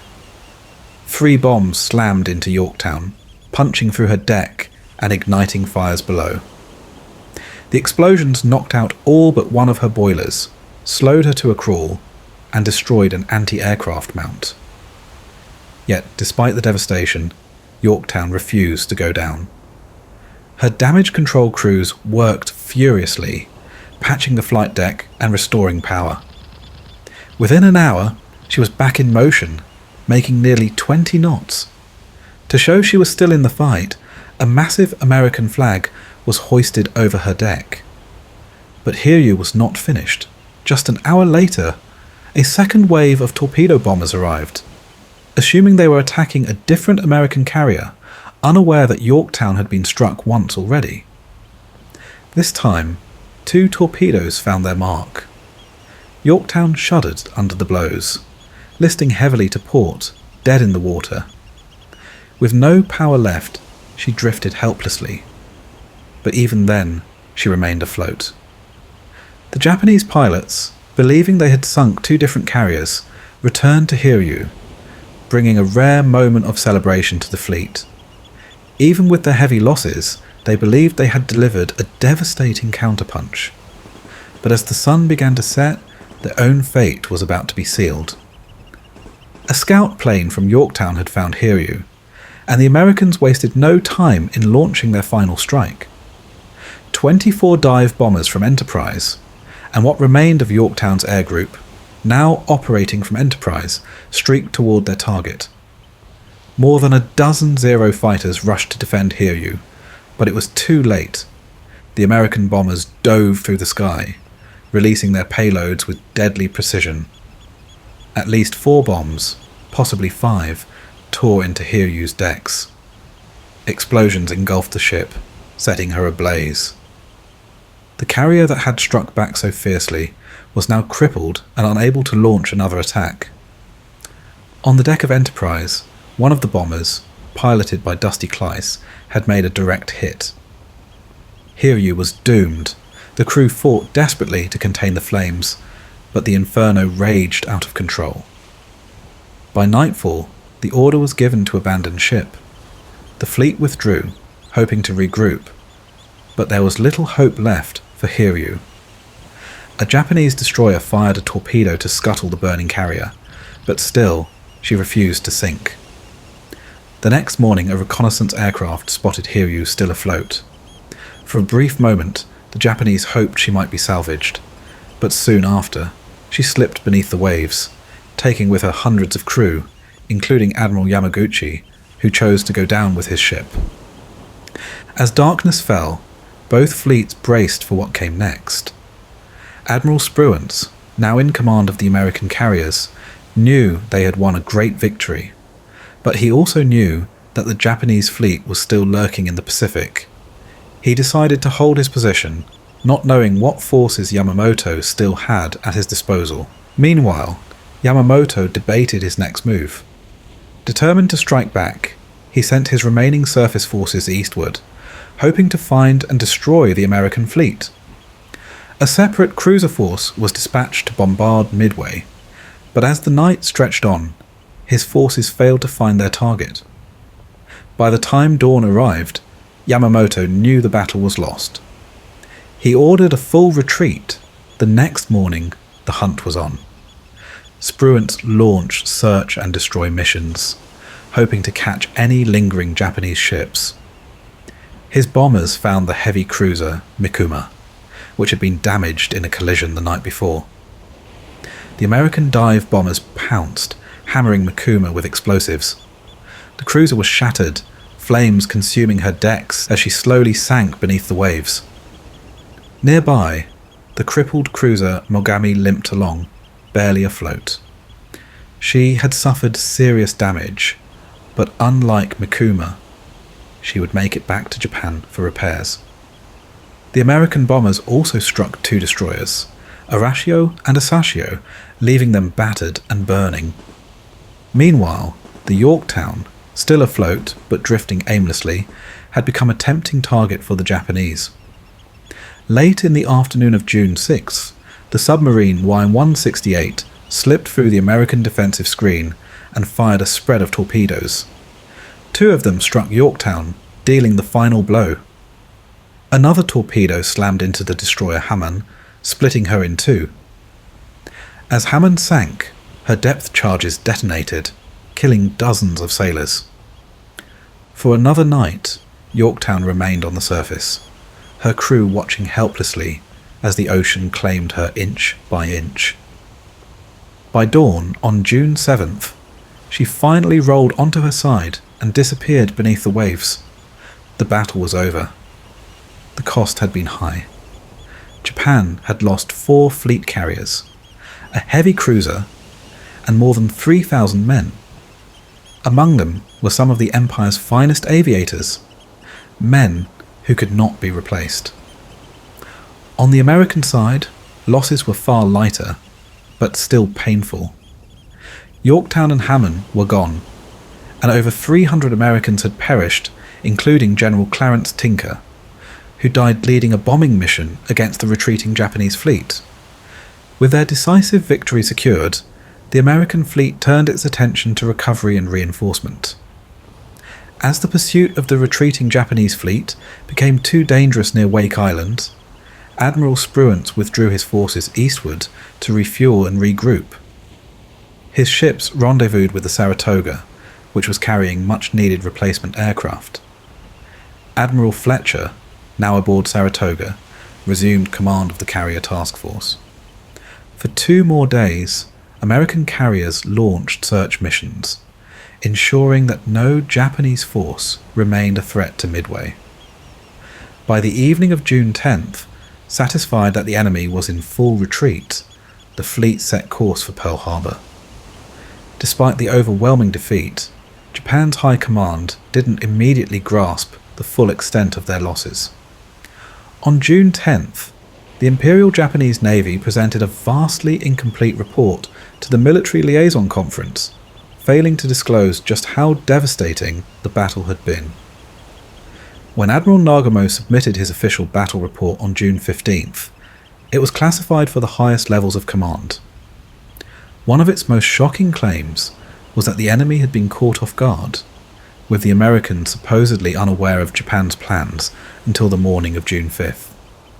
In reality, the entire operation had been compromised before the first ship even left port. The Japanese public remained unaware of the disaster. State-run media reported a great victory.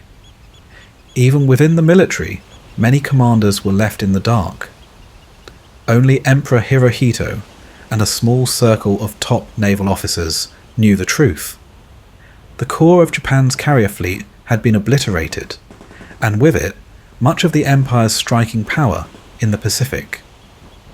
When the battered remains of the fleet limped back to Iwo on June 14th, the wounded were secretly transported to hospitals and placed under isolation. They were labelled secret patients, cut off from their families to ensure that news of the defeat did not spread. Survivors were quickly reassigned and sent to other units in the South Pacific, many of them destined never to return. No senior officers were punished for the loss, and despite his failures, Admiral Nagumo was later placed in command of Japan's rebuilt carrier force. The defeat at Midway forced Japan to rethink its carrier operations. New procedures were introduced, requiring aircraft to be refueled and rearmed on the flight deck instead of in the hangars. Fuel lines were to be drained when not in use, reducing the risk of catastrophic explosions. New carriers under construction were redesigned with improved firefighting systems and fewer flight deck elevators. Training in damage control and emergency response was expanded, but the effectiveness of these measures remained questionable. Later losses, including Taiho and Hio, showed that major vulnerabilities remained. A far greater crisis, however, was Japan's rapidly dwindling supply of trained pilots. The loss of hundreds of veteran aviators at Midway and in the Solomon Islands campaign created a gap that could not be easily filled. Desperate for replacements, the Navy rushed new recruits through an abbreviated training regimen, sacrificing quality for speed. The result was a steady decline in the effectiveness of Japanese air power. While American pilots gained experience and refined their tactics, Japan's air groups steadily deteriorated, their losses mounting with each engagement. Midway had shown the power of American code breaking and the ability of intelligence to shape the course of battle. But the human cost of war remained ever present. Among the captured were 3 American aviators: Ensign Wesley Osmus of Yorktown, Ensign Frank O'Flaherty of Enterprise, and aviation machinist's mate Bruno Gaido, who had gained fame for shooting down a Japanese bomber during the attack on Enterprise in February. All 3 were interrogated by their captors before being executed. O'Flaherty and Gaido were tied to water-filled kerosene cans and thrown overboard to drown. Osmus, refusing to go quietly, was murdered with a fire axe before his body was discarded into the sea. The details of these killings remained hidden within Japanese records for much of the war. Meanwhile, 2 Japanese sailors from the Mikuma were rescued from a life raft by the submarine Trout on June 9th and taken to Pearl Harbor. At least one of them cooperated with interrogators, providing valuable intelligence. Another 35 crew members from Hiryu were found adrift on June 19th. Rescued by the Ballard, they were taken first to Midway, then transferred to Pearl Harbor aboard the Sirius. The war in the Pacific was far from over, but Midway had reshaped its course. The once invincible Japanese fleet had been dealt a blow from which it would never recover. The Battle of Midway has long been regarded as the turning point of the Pacific War. It was the first major naval victory for the Allies against Japan, and it came at a critical moment. Had Japan won as decisively as the Americans did, the consequences could have been catastrophic.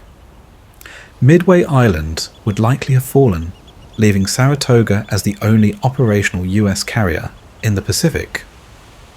With no new fleet carriers scheduled to be completed until the end of the year, Japan might have resumed its plans to seize Fiji and Samoa, or even launched further attacks on Australia, Alaska, or Hawaii itself.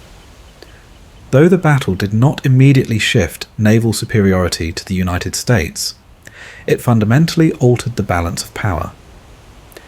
Midway gave the Allies the strategic initiative, allowing them to move quickly toward the next stage of the war, the grueling campaign for Guadalcanal and the long battle of attrition in the Solomon Islands. Without Midway, these operations might not have been possible before the first of the Essex-class carriers joined the fleet. The impact on the Imperial Japanese Navy was devastating. The loss of 4 fleet carriers in a single engagement was a blow that could not be easily recovered from. While Japan still had 2 large carriers, Shokaku and Zuikaku. The rest of its available carriers were either small, second-rate, or only marginally effective. Meanwhile, the United States was just beginning to ramp up production. Over the course of the war, America would commission more than 24 fleet and light carriers, alongside a growing fleet of escort carriers, far outpacing Japan's ability to rebuild. Even more damaging was the loss of Japan's elite carrier aircrews. Though the number of pilots killed at Midway was not enough to cripple the Japanese air service on its own, the loss of highly trained mechanics, flight deck crews, and armourers, along with the vast operational knowledge they carried, was devastating. In the months that followed, further battles in the Solomons would erode Japan's remaining core of skilled aviators. By the time of the Battle of the Philippine Sea in June of 1944, Japan had rebuilt its carrier force in numbers, but its new pilots were poorly trained and inexperienced, facing an overwhelming and battle-hardened US Navy. Midway also demonstrated the crucial role of intelligence. The ability to decipher Japanese naval codes allowed the United States to prepare an ambush that changed the course of the war. These code-breaking efforts continued throughout the conflict, leading to further decisive moments. Most famously, the interception and killing of Admiral Yamamoto in 1943. Midway's significance reached beyond the Pacific. Japan's grand plan to link up with Nazi Germany in the Indian Ocean was abandoned. More importantly, the battle confirmed what the future of naval warfare would look like. Air superiority had proven to be the key to victory. With the sudden loss of their main carriers, Japan would never again launch a major offensive in the Pacific. For decades, the wreckage of Midway's sunken vessels remained lost in the depths of the Pacific. The deep waters, reaching over 17,000 feet in some areas, made exploration nearly impossible. But in May of 1998, a team led by Robert Ballard finally located the wreck of Yorktown more than 16,000 feet beneath the ocean surface. The ship remained remarkably intact, still bearing its wartime paint scheme after more than 50 years on the seafloor. Efforts to locate the Japanese carriers took longer. In September of 1999, researchers found debris from Kaga, identifying part of its upper hangar deck. Then, in October of 2019, the research vessel Petrel, working alongside the US Navy, located the wreckage of Kaga at a depth of 17,700 feet. Only days later, they discovered a Kagi resting in nearly 18,000 feet of water. Midway's legacy endures, honoured in numerous ways. In 1949, Chicago Municipal Airport was renamed Midway International Airport in tribute to the battle. The name was also given to two US Navy carriers, first to USS St. Lo and later to USS Midway, which remains preserved as a museum ship in San Diego. Midway Atoll itself became a place of remembrance. In September of 2000, it was designated the Battle of Midway National Memorial, preserving the land and waters where history was made. Other memorials exist across the United States, including Tinker Air Force Base in Oklahoma, named after Major General Clarence L. Tinker, who perished leading a bomber strike against retreating Japanese forces after the battle. The story of Midway has been told in books, films, and documentaries. In 1942, legendary filmmaker John Ford, a commander in the US Navy Reserve, was present on Midway during the battle. Despite being wounded, he captured footage of the Japanese attack, later turning it into the short documentary The Battle of Midway.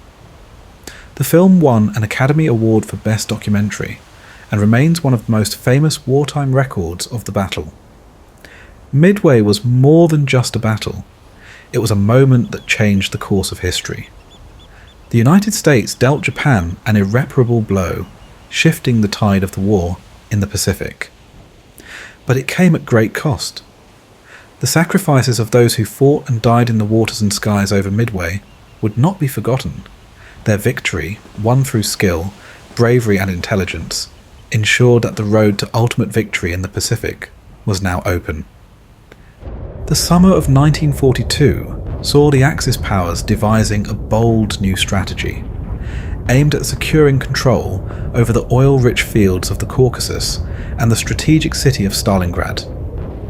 The operation, codenamed Vol Blau, or Case Blue, called for a rapid push through the southern Russian steppes. 4 formidable armies, the 6th, 17th, 4th Panzer and 1st Panzer, were selected for this ambitious campaign. But as the preparations unfolded, changes rippled through the plans. Army Group South was divided into two. One part, Army Group South A, led by Wilhelm List, advanced toward the Caucasus as initially planned. The other, Army Group South B, commanded by General Maximilian von Weichs, was tasked with the eastward thrust to Stalingrad. Among its ranks were the 6th Army, led by Friedrich Paulus, and the 4th Panzer Army under Hermann Hoth. Delays became the hallmark of the campaign's start. The siege of Sevastopol on the Crimean Peninsula diverted critical forces, pushing back the offensive's launch date. It wasn't until early July that the city finally fell, clearing the way for Vol Blau to begin in earnest. In the meantime, the Germans conducted operations to weaken the Soviet defences. Efforts such as Operation Fridericus encircled Soviet forces in Kharkov, while other operations targeted cities like Volchansk and Kupiansk, reducing the Soviet ability to counter the German advance. The offensive officially launched on June 28, 1942. The Axis armies surged across the open steppes, facing little initial resistance. Soviet forces fell back, desperately attempting to regroup and set up defensive lines, only to be outflanked time and again. The Germans swiftly destroyed two major Soviet pockets near Kharkov and Milerovo. By early July, the Hungarian Second Army and the 4th Panzer Army had also taken Voronezh. The progress, however, drew interference. The 4th Panzer Army was ordered southward to support Army Group South A, only to be recalled back to the push on Stalingrad. The result was chaos, a massive roadblock of vehicles choking critical supply routes and halting both armies' momentum. The delay, though temporary, proved costly.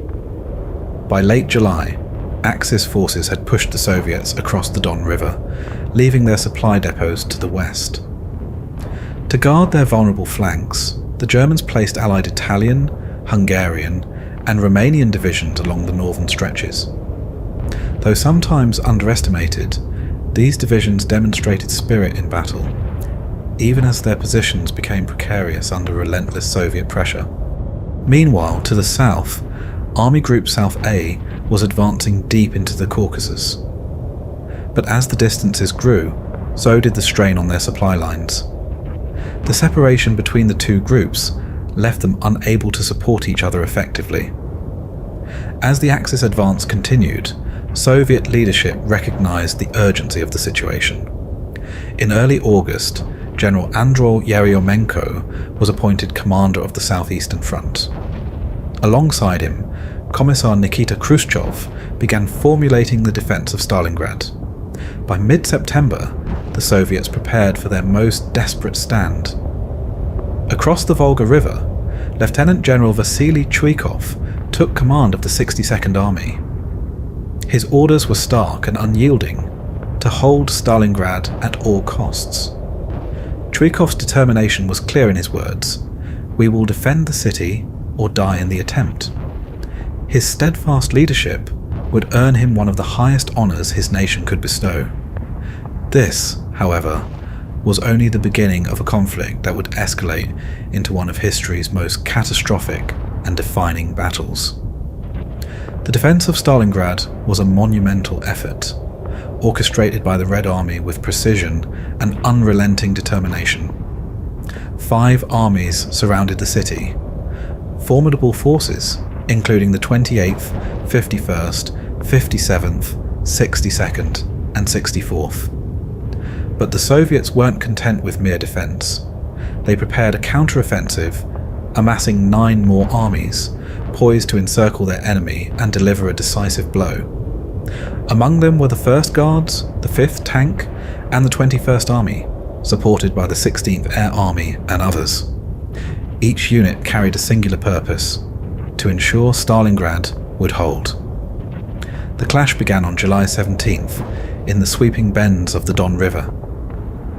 German forces collided with the Stalingrad front, and the battlefield quickly became a cauldron of fierce combat. One early and pivotal encounter was fought at Kalash, where the German advance came at a tremendous cost. The fields bore the scars of burnt-out tanks and heavy casualties. Military historians would later point to these grueling battles north of Stalingrad as the true turning point, decisive moments that shaped the campaign before a single German soldier entered the city.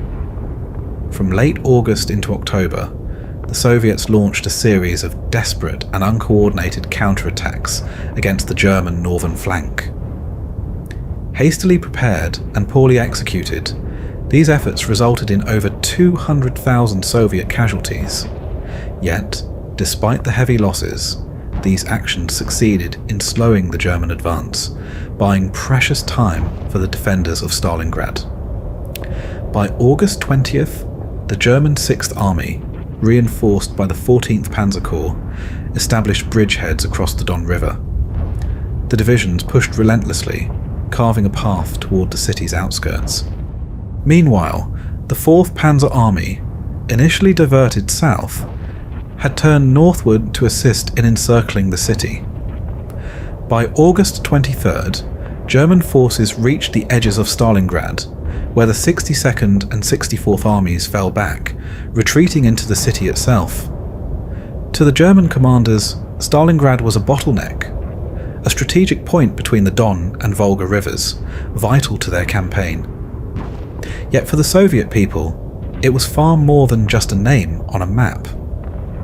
Anticipating the coming storm, Soviet forces worked tirelessly to evacuate grain, cattle and supplies across the Volga River. This swift and decisive effort, later called the Harvest Victory, ensured crucial resources were spared from destruction, but the price was steep. The city, even before the German assault, was left on the brink of famine. As the German forces closed in, the Luftwaffe unleashed a devastating aerial bombardment. Between August 23rd and the days that followed, over 1,000 tons of bombs were dropped on Stalingrad.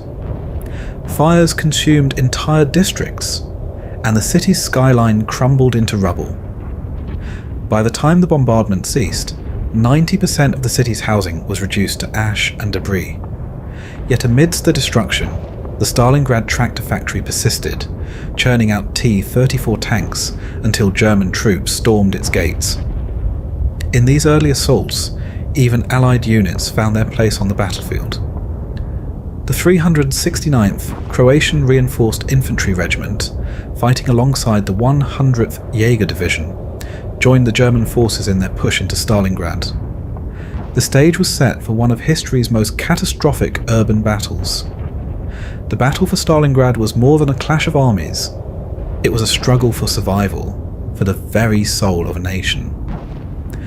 Georgy Zhukov, the deputy commander-in-chief and architect of the city's defense, understood its profound significance. In his own words, if Stalingrad fell, the south would be severed from the center. The Volga, the lifeline carrying vital resources from the Caucasus, would be lost. The stakes could not have been higher. Stalin, grasping the gravity of the moment, ordered every available troop to the eastern bank of the Volga. Soldiers were drawn from as far as Siberia, and while ferries initially carried them across, these lifelines were quickly destroyed by relentless Luftwaffe bombing. Even the barges used to tow troops became deadly targets, crawling across the water under constant threat. Yet, amidst the chaos, civilians remained in the city, possibly by design. Their presence, women, children, and elderly alike, was believed to inspire resistance, a human shield to bolster the defenders. These civilians did more than endure, they contributed. Women and children laboured to construct trenches and fortifications. Yet they also bore the brunt of devastation. The air raid on August 23rd, a ruthless display of aerial power, left the city in ruins. Soviet reports cited over 1,000 casualties in those first days, though later estimates soared, with some claiming tens of thousands killed and countless more injured. The human toll was staggering, almost incomprehensible. The Soviet Air Force, the Wojenno-Wozdушne Sily, struggled valiantly against overwhelming odds. In just 8 days, from August 23rd to the 31st, they lost over 200 aircraft, leaving barely 190 planes serviceable to face the unrelenting Luftwaffe. Reinforcements trickled in, but proved insufficient to turn the tide. Early on August 23rd, German divisions launched a ferocious attack from their bridgehead at WWII. Hundreds of tanks and armoured carriers broke through Soviet lines, forcing regiments into retreat. By midday, the 16th Panzer Division surged across the railway line towards Stalingrad's northern suburbs. By mid-afternoon, they reached Spartanovka, Rynok, and even the Stalingrad tractor factory itself. The scenes that unfolded were nightmarish. One female Soviet soldier later reflected on the chaos, describing a city engulfed in flames, the cries of children echoing, and terrified animals running aimlessly. It was a vision of hell, but somehow even worse. Amid the carnage, unlikely heroes emerged. The 1077th Anti-Aircraft Regiment, positioned near the tractor factory, stood firm against the advancing tanks.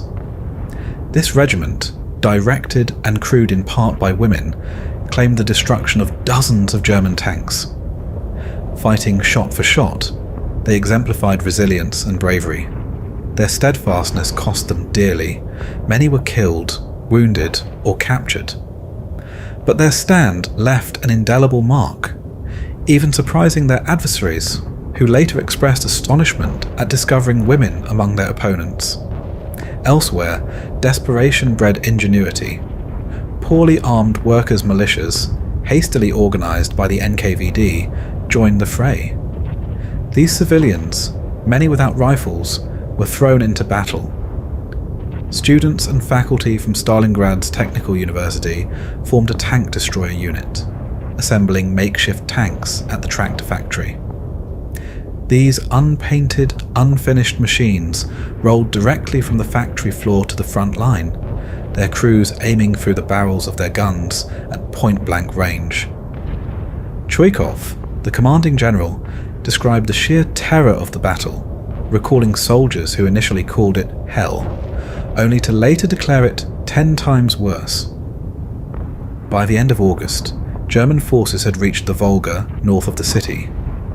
Another advance brought them to the river south of Stalingrad, tightening their grip. Soviet forces abandoned outer defensive positions and withdrew to the city's inner ring. The wings of the 6th Army and the 4th Panzer Army closed in, their meeting near the Zaritsa marking the beginning of the city's encirclement.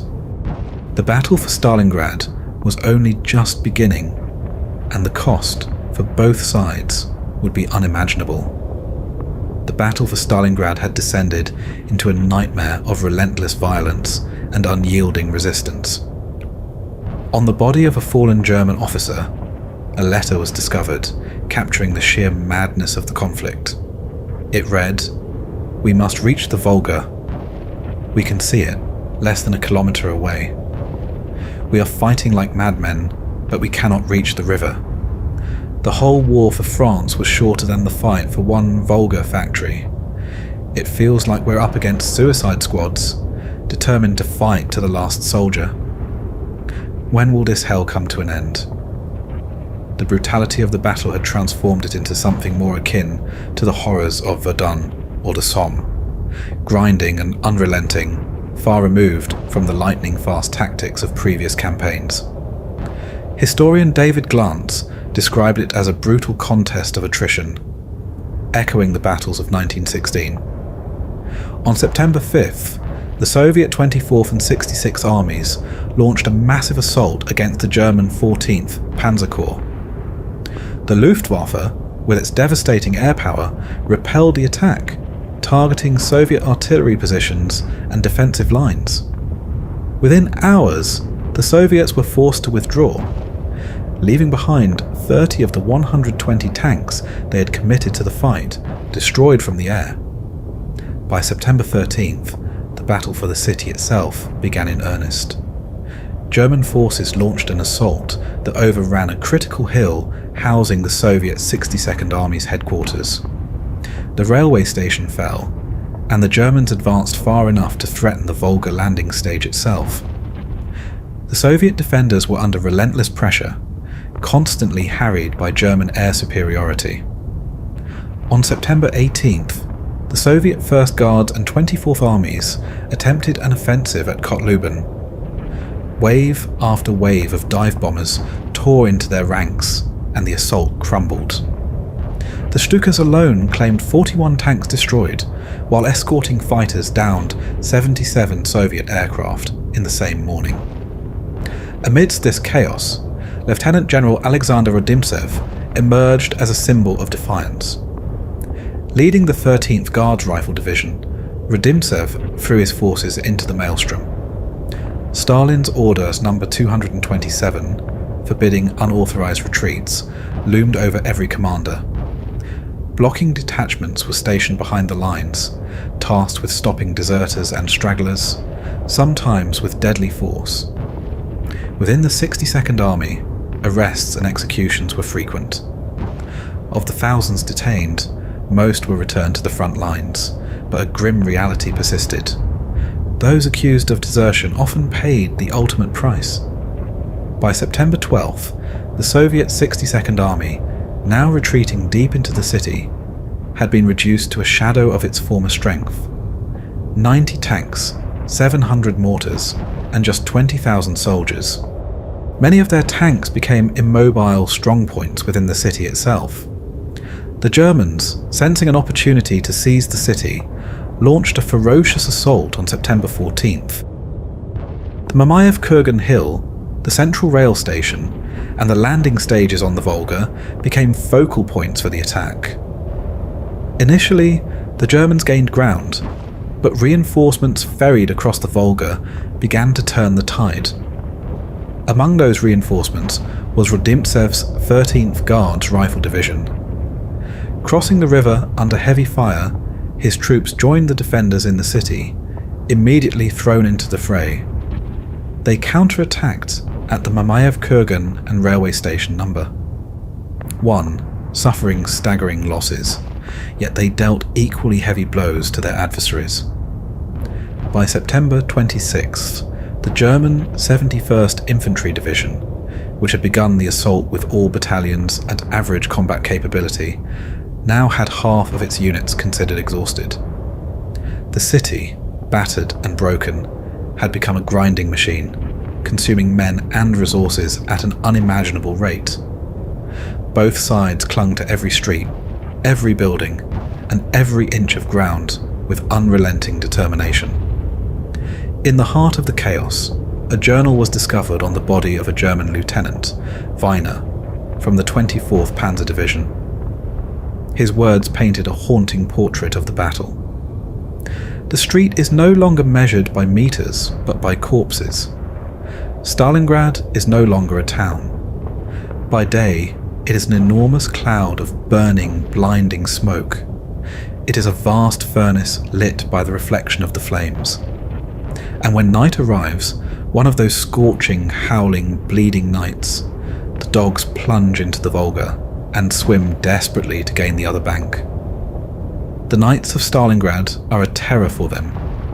Animals flee this hell. The hardest stones cannot bear it for long. Only men endure. Amid the inferno, a ferocious battle unfolded at the grain elevator in the southern part of the city. For 5 brutal days, 50 Red Army defenders held their position, despite being cut off from resupply. They repelled 10 fierce assaults, only to run out of ammunition and water. When the battle finally subsided, only 40 bodies were found, though the intensity of their resistance had led the attackers to believe they faced far more. In their retreat, the Soviets burned vast stores of grain, ensuring the enemy would find no sustenance. To General Paulus, the grain elevator became a symbol of the battle, destined for a commemorative patch that would celebrate their anticipated victory.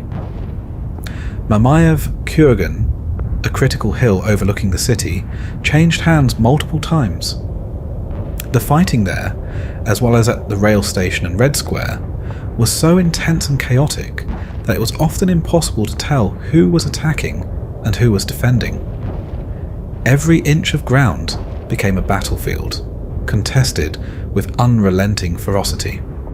In another part of the city, a platoon led by Sergeant Yakov Pavlov turned a simple 4-story apartment building into an impenetrable fortress. Overlooking a square just 300 meters from the Volga, Pavlov's men surrounded the structure with minefields, fortified its windows with machine gun positions, and breached the basement walls for better communication. They discovered 10 civilians hiding in the basement, whom they sheltered during their defense. For 60 grueling days, Pavlov's house withstood the relentless assault, becoming so infamous that the Germans marked it as Fortress on their maps. General Zhukov later noted its significance, stating Pavlov's small group of men, defending one house, killed more enemy soldiers than the Germans lost in taking Paris. General Major Hans Doer reflected on the sheer brutality of the combat, stating, "A bitter battle for every house, workshop, water tower, railway embankment, wall, cellar, and every pile of rubble was waged without equal even in the First World War. The distance between the enemy's arms and ours was as small as could possibly be. Despite the concentrated air and artillery power, it was impossible to break out of the area of close fighting. The Russians surpassed the Germans in their use of the terrain and in camouflage, and were more experienced in barricade warfare for individual buildings. Stubborn Soviet defences turned the city into a grinding nightmare. Battles raged over the Univermag department store on Red Square, which served as a key Soviet stronghold. Nearby, a warehouse known as the Nail Factory became another battleground. In one 3-story building, guardsmen fought for 5 days, their lungs choking on brick dust from pulverized walls. Out of nearly half a battalion, only 6 survived. By September 27th, the Germans had made slow, grinding progress. They controlled the southern portion of the city, yet the Soviets still held the center and the north. Most critically, the Soviets maintained control of the vital ferry crossings along the Volga, ensuring their supply lines remained intact. Each step forward for the Germans came at a staggering cost, as the city devoured all who dared to contest it. As September gave way to October, the focus of the battle shifted to the industrial district in the northern part of the city. Slowly, over 10 agonizing days, German forces clawed their way forward against relentless Soviet resistance, arriving at the towering giants of Stalingrad's industry, the Red October Steel Factory, the Barricadi Arms Factory, and the Stalingrad Tractor Factory. These were no ordinary targets. Each factory was transformed into a fortress, their walls and ruins concealing Soviet defenders prepared to fight to the last man. On October 14th, the Germans unleashed an offensive that Zhukov himself would later describe as the most savage day of the entire battle. The earth trembled under the weight of intense shelling and bombing as the 14th Panzer Division and the 305th Infantry Division spearheaded an assault toward the tractor factory.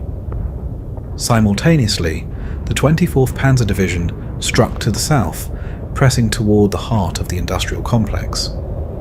The Siberian Division, tasked with holding the line, endured unimaginable pressure as German forces launched 117 separate assaults on their positions over the course of a single month. On one particularly brutal day, they faced 23 attacks. Every trench, every rifle pit, and every ruin in this devastated landscape became a fortress in its own right. Communication lines were hastily dug into the frozen earth, linking strong points that resisted the Germans with staggering determination. The Barricadi Arms Factory and the Red October complex were as deadly as any battlefield the world had ever seen. Hidden within these industrial labyrinths, Soviet soldiers lay in wait, their positions so expertly concealed that even the most cautious German advances ended in bloody disaster. For those on the ground, the Barricadi Arms Factory became synonymous with horror. One German sergeant, Ernst Wolfart, witnessed firsthand the dangers of this fortress when a single Russian booby trap killed 18 of his comrades in an instant. The battlefield outside the factory was described as blazing with unparalleled violence, while inside, hand-to-hand combat reached levels of brutality unmatched even by the carnage of the First World War. Soldiers fought not for meters, but for fragments of workshops, for the remains of a drain pipe, or the shattered walls of a single corridor. By the afternoon of October 14th, the German onslaught broke through, splitting the 62nd Army in two as the attackers reached the Volga River near the tractor factory. In response, Soviet commanders deployed reinforcements from the 300th and 45th Rifle Divisions, more than 2,000 men, into the fray. They were thrown into the defence of the Red October factory, where combat continued with unrelenting savagery. The walls of the factory echoed with the clash of bayonets and the roar of gunfire as the battle raged on, consuming everything in its path. Even as October came to an end, the fighting around the Barricadi factory refused to cease. The Soviet-controlled area was reduced to narrow strips of land along the Volga's western bank. Among these remnants was a patch of earth known as Lyudnikov's Island, where Colonel Ivan Lyudnikov's 138th Rifle Division made its last stand. Surrounded and outnumbered, they became a living symbol of Soviet defiance, refusing to yield despite ferocious assaults from all sides. To the north, the Rhinox-Spartanovka region earned a grim nickname, Little Verdun. There, the 16th Panzer Division witnessed the devastating toll of the battle. Every square metre of ground had been churned by bombs and shells, leaving no refuge, no peace, and no end to the relentless struggle for survival. By early September, the skies above Stalingrad became a realm of unrelenting conflict. The German Luftwaffe, intent on breaking Soviet resistance, unleashed an aerial bombardment of staggering proportions. Over a single week, from the 5th to the 12th of September, Luftflotte 4 executed over 7,500 sorties, each day delivering a rain of destruction onto the crumbling city. This intensity only increased. By mid-October, the skies darkened with the passage of wave after wave of Stukas, their howling dives a harbinger of destruction. On October 14th alone, more than 1,200 sorties were flown, and 550 tons of bombs were dropped on Soviet positions. The Soviet defenders, entrenched in the ruins of the Red October steel factory, the Barricadi Arms Factory, and the Stalingrad tractor factory, bore the brunt of this relentless onslaught. Entire regiments were annihilated under the relentless hail of bombs and shells.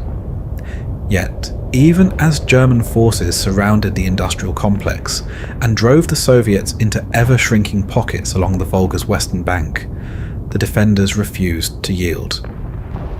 The air war exacted a heavy toll on both sides.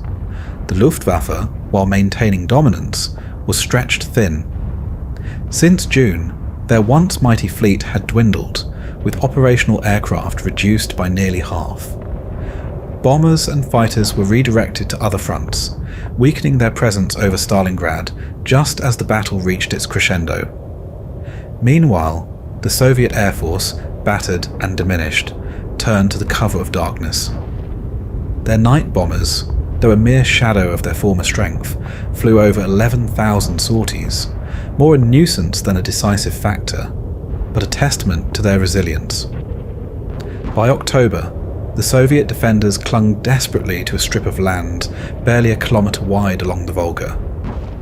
Ice floes now choked the river, cutting off vital supplies and reinforcements. Yet still, they held. German forces, despite their control of nearly 90% of the ruined city, faced bitter resistance in every sector. The slopes of Mamayev Kurgan, the devastated factory districts, and the frozen banks of the Volga witnessed battles of unparalleled ferocity, described by some as the most intense and concentrated fighting of the entire war.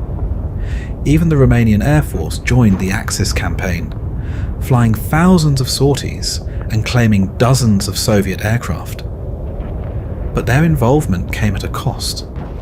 Nearly 80 planes were lost, many destroyed on the ground, as their airfields fell to advancing Soviet forces. Between August and November, the German 6th Army suffered staggering losses. Over 60,000 men were killed, wounded, or missing, yet the battle pressed on. The Volga, a frozen and desolate ribbon of ice, became both a lifeline and a graveyard. And in the ruins of Stalingrad, amidst the smoke and fire, the defenders stood firm, refusing to give in to the crushing weight of the assault. As the winter of 1942 crept in, the once formidable German forces in the Stalingrad region found themselves stretched thin and vulnerable. Ill-prepared for prolonged operations in the icy grip of winter, their focus on the beleaguered city had left their flanks dangerously exposed. The Axis forces, comprising German, Italian, Hungarian, and Romanian troops, guarded vast stretches of the front with minimal resources. In some places, a single platoon of fewer than 50 men defended entire kilometres of land. Anti-tank weapons were scarce, and morale faltered under the relentless strain. The northern flank, held by the Romanian Third Army, was particularly precarious. Positioned along the open steppes, with little natural defence and only rudimentary fortifications, the troops faced an overwhelming disadvantage. To the south, the Romanian Fourth Army held a similarly tenuous position. Across these vulnerable sectors, the Soviet forces maintained bridgeheads on the right bank of the Don River, footholds that would prove vital in the days to come. Amid these weaknesses, the Soviet High Command, led by Marshals Zhukov and Vasilevsky, devised a bold plan to encircle the German 6th Army. This operation, codenamed Uranus, would mirror the strategies Zhukov had employed years earlier at Khalkhin Gol, a swift and decisive double envelopment. Preparations began in earnest. Forces gathered in the steppes north and south of Stalingrad, and the plan took shape. The key was to strike the weakly defended flanks, bypass the formidable German positions in the city, and trap their forces in a steel ring. Zhukov himself visited the front during the build-up. Observing disarray among his forces, he called for a crucial delay to ensure the operation's success. His meticulous planning would soon pay off. On the bitter morning of November 19th, 1942, Operation Uranus began. Soviet artillery roared to life, signalling the start of a massive assault. 3 entire armies surged forward under General Nikolai Vatutin's command. Tens of thousands of troops, supported by tanks, cavalry, and anti-tank brigades, crashed into the Romanian lines to the north of Stalingrad. Overwhelmed by sheer numbers and firepower, the Romanians, outmatched and poorly equipped, were swiftly overrun. The next day, a second offensive struck to the south, where the Romanian 4th Army Corps stood guard. These positions, held largely by infantry, faced a relentless onslaught of Soviet tanks. The line shattered, and Soviet forces surged westward. On November 23rd, the two Soviet spearheads met near the town of Kalak, completing the encirclement. The German 6th Army, along with its supporting forces, was now trapped inside Stalingrad, encircled by an impenetrable wall of Soviet divisions. What had once seemed like an inevitable German victory was now transformed into a desperate struggle for survival. The Soviets had turned the tide, and the brutal winter campaign had only just begun. By the time the encirclement was complete, a staggering 330,000 Axis personnel were trapped within the icy grip of Stalingrad. Among them were German soldiers, Romanian allies, and even auxiliary forces known as Hiwi, volunteer auxiliaries recruited from Soviet prisoners of war and civilians. While many of these Hiwi served in support roles, the growing desperation meant they were often thrown into the front lines alongside regular troops. Within the pocket of the 6th Army, conditions spiraled into a nightmare. Troops found themselves exposed on the barren steppe, enduring brutal winter winds and lacking basic sanitation. Diseases such as dysentery swept through the ranks, further weakening already starving soldiers. The scene evoked grim memories of World War I trench warfare, mud, sickness, and the constant shadow of death. By mid-November, the situation had become critical. Approximately 210,000 Axis troops remained inside the pocket. Of these, 50,000 were stationed just outside the encirclement, hoping to hold back the advancing Soviet forces. Tragically, tens of thousands of soldiers would never make it home. Some 60,000 would perish amidst the chaos, while another 35,000 managed to escape by air. For the remaining 105,000, surrender became inevitable. Even as the 6th Army's plight became increasingly dire, reinforcements from the Caucasus were not dispatched to aid in the relief effort. The focus of the German command remained divided, unwilling to redirect resources until Soviet forces launched Operation Little Saturn, a devastating offensive that threatened to encircle additional Axis armies in the south. It was only then, as the trap began to close, that orders were issued to withdraw from the Caucasus. But by then, for those in Stalingrad, it was far too late. In a desperate attempt to salvage the situation, a new command, Army Group Don, was established under Field Marshal von Manstein. 20 German divisions and 2 Romanian divisions, all encircled at Stalingrad, were now under his command. Manstein, understanding the gravity of the situation, urged for an immediate breakout attempt. Yet the decision to hold the city prevailed, and with it came reliance on an ill-conceived airlift to sustain the besieged troops. The promised airlift, however, fell woefully short of expectations. While the 6th Army required at least 750 tons of supplies daily to survive, the airlift managed a mere 105 tons on average. As Soviet forces tightened their grip, even this tenuous lifeline began to fray. On December 24th, the Soviets captured the Tatsinskaya airfield, one of the key hubs for supply drops, forcing German air operations to relocate to more distant bases. This move rendered resupply efforts increasingly ineffective. Supplies dwindled to almost nothing. Starvation and disease swept through the encircled forces like a plague, and morale crumbled under the weight of despair. By the time the airlift was abandoned, the Luftwaffe had suffered catastrophic losses. Nearly 500 aircraft destroyed, including 266 vital transport planes. The effort, though costly, was ultimately in vain. The besieged soldiers were left to their fate, and the 6th Army's defeat would soon echo through history as a symbol of both human endurance and the tragic cost of war. In the depths of winter, the German High Command devised a desperate plan to relieve the trapped 6th Army at Stalingrad. The operation, codenamed Winter Storm, was meant to punch through Soviet lines and establish a lifeline to the besieged forces. Crafted with input from the highest levels, the plan aimed to maintain the German position on the Volga as a strategic cornerstone for future operations in 1943. Field Marshal Manstein, aware of the hopelessness of holding Stalingrad through the winter, quietly prepared a contingency. This secondary plan, known as Operation Thunderclap, envisioned a breakout of the 6th Army to reunite with Army Group Don if Winter Storm succeeded in opening a corridor.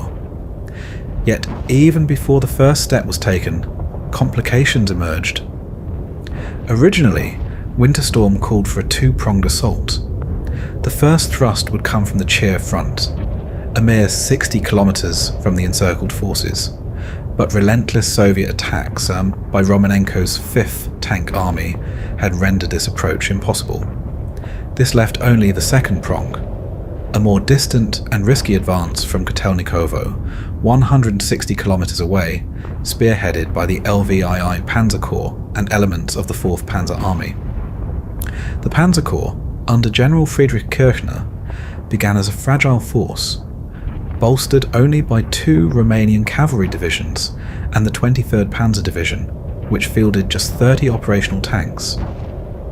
Reinforcements arrived in the form of the 6th Panzer Division, recently transferred from France.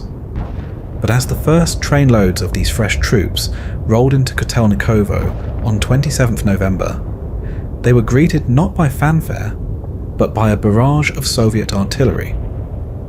Shells rained down on the station, forcing the Panzer Grenadiers to leap from their wagons and face a ferocious Soviet assault, punctuated by cries of "Ura!" as the enemy closed in.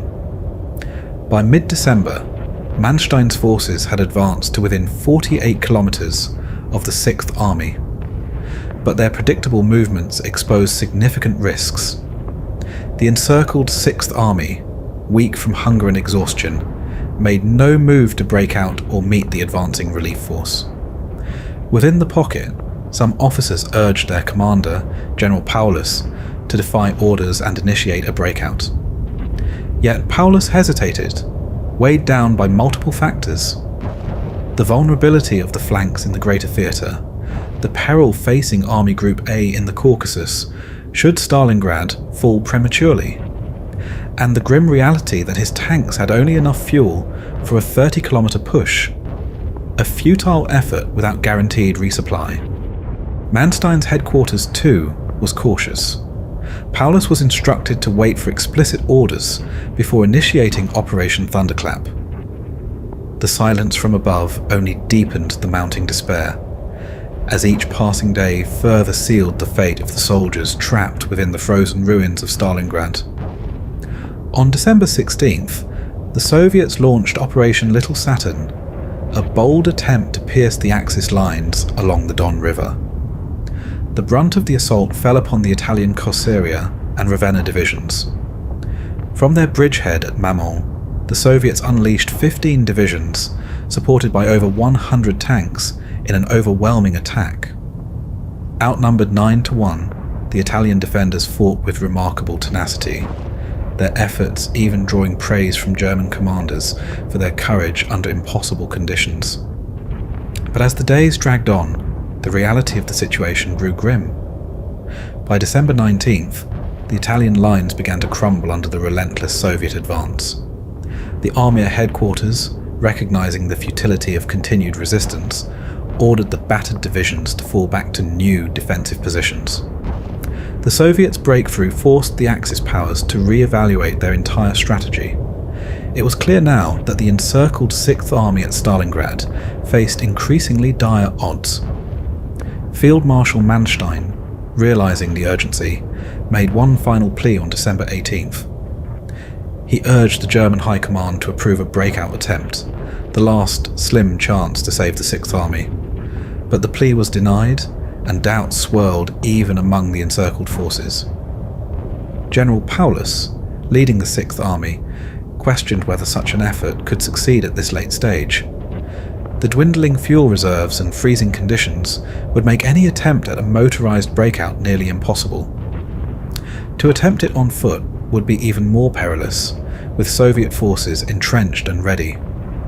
By December 23rd, the operation to relieve Stalingrad was formally abandoned. Manstein's forces, faced with mounting Soviet offensives, shifted to a defensive posture. The window of opportunity had closed, leaving the Sixth Army isolated, surrounded, and beyond hope of rescue. In this grim moment, the priorities of German leadership became chillingly clear. As Zhukov later reflected, their intent was not to relieve the trapped soldiers, but to prolong their resistance for as long as possible. This strategy would tie down Soviet forces, buying time to withdraw Army Group A from the Caucasus and redeploy troops from other fronts. For the men encircled in the frozen ruins of Stalingrad, this strategy condemned them to endure the unendurable, their lives sacrificed for time that could not turn the tide of war. On the bitterly cold morning of January 7th, 1943, the Red Army sent 3 envoys to the German lines bearing an offer of surrender. Aircraft circled overhead, and loudspeakers carried the terms across the icy landscape. The letter, signed by Colonel General of Artillery Voronov and Lieutenant General Rokossovsky, commander of the Don Front, promised generous terms.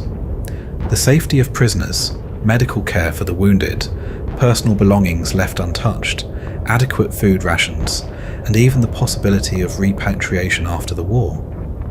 It was a humane appeal, urging Paulus to acknowledge the untenable position of his men. But when Paulus requested permission to accept, the answer from above was a resounding no. Silence was his only response to the Soviets' offer. On January 10th, the Soviets launched their next operation with a devastating barrage. Nearly 7,000 guns, mortars, and rocket launchers unleashed the largest bombardment the war had seen to that point. The German forces, clinging to survival, were steadily pushed from the city's suburbs toward its shattered centre. The loss of the Potomnik airfield on January 16th, and then the Gumrak airfield on the night of January 21st, marked the end of any meaningful resupply by air. The few remaining aircraft attempted dangerous airdrops of food and ammunition, but it was not enough. The trapped soldiers of the Sixth Army were starving, sick, and running out of hope. Despite their dire condition, many continued to resist.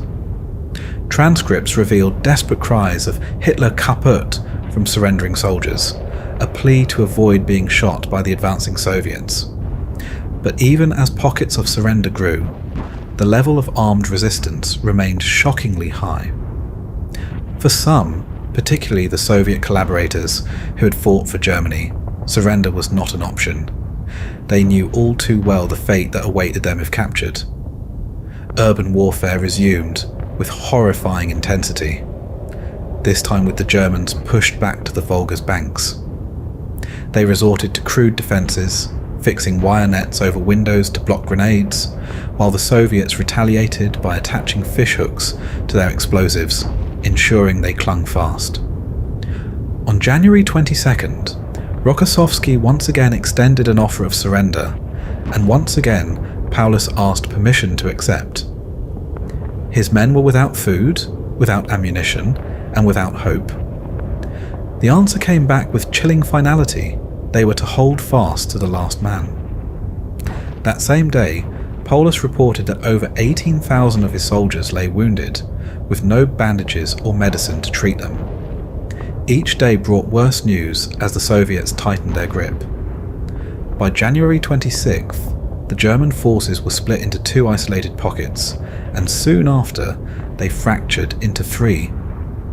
The southern pocket, led by Paulus himself, became a symbol of the army's desperation. Conditions were unimaginable.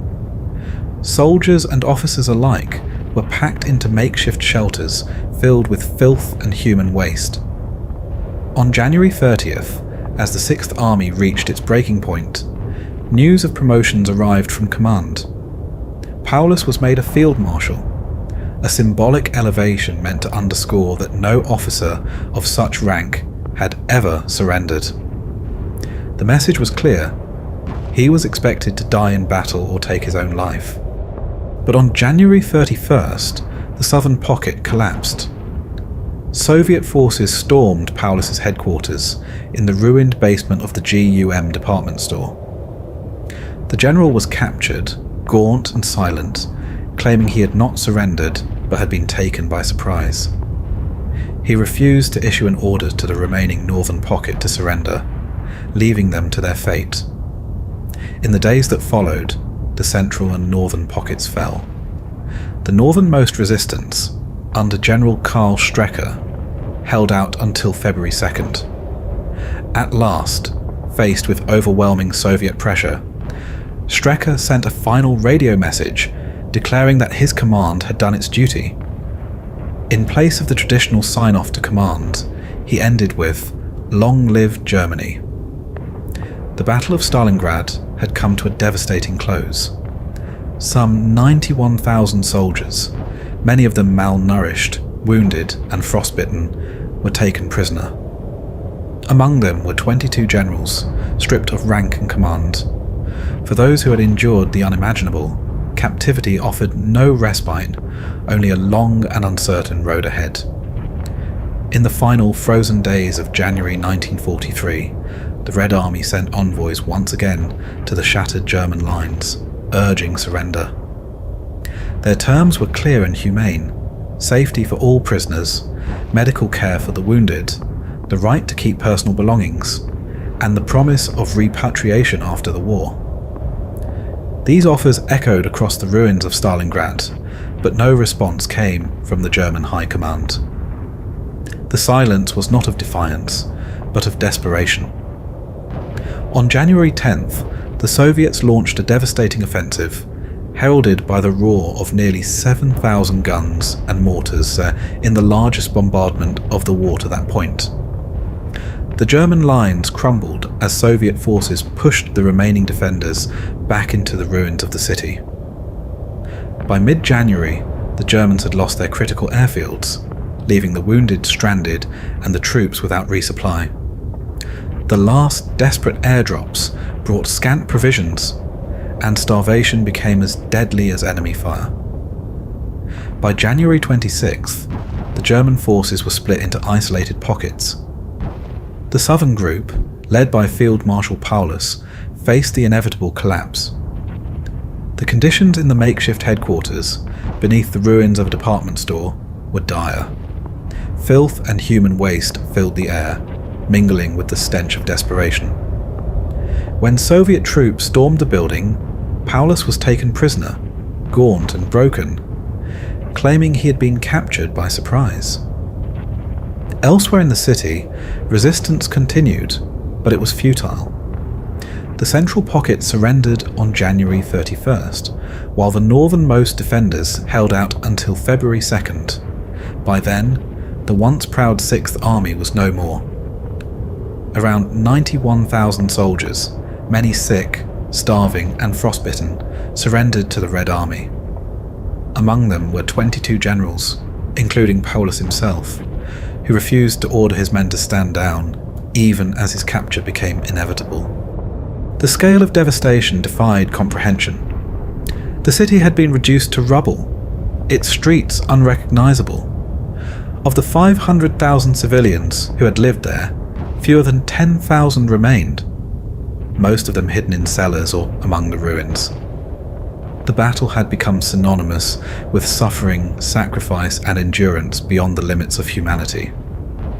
For the German prisoners, the ordeal was far from over. Weakened by months of privation, many perished on forced marches to Soviet labor camps. Of the nearly 91,000 who surrendered, fewer than 6,000 would ever return home, their fates sealed by the harsh conditions of captivity. In the aftermath, the world struggled to grasp the enormity of what had occurred. Historians likened Stalingrad to the battles of Verdun or the Somme, but even these comparisons fell short. Stalingrad was more than a battle.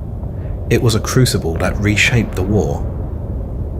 The Soviet victory marked a turning point on the Eastern Front, a testament to the resilience of those who fought for every street, every building, and every brick.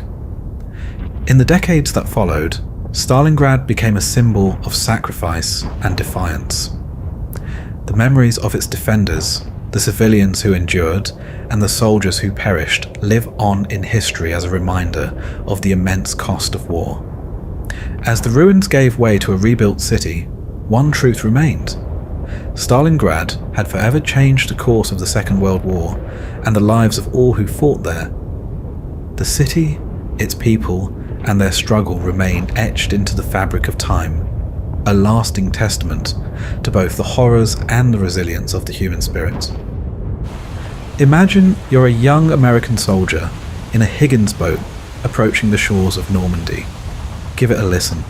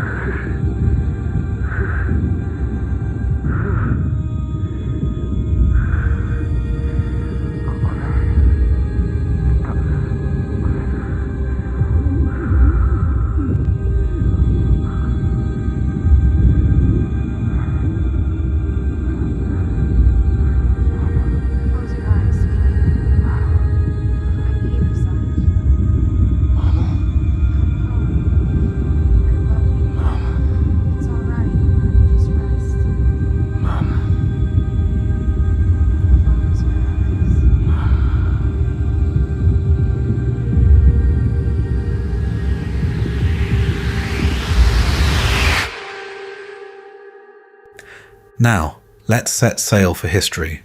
The Great Crusade begins. Dawn breaks over the churning waters of the English Channel. The largest seaborne invasion in history is about to begin.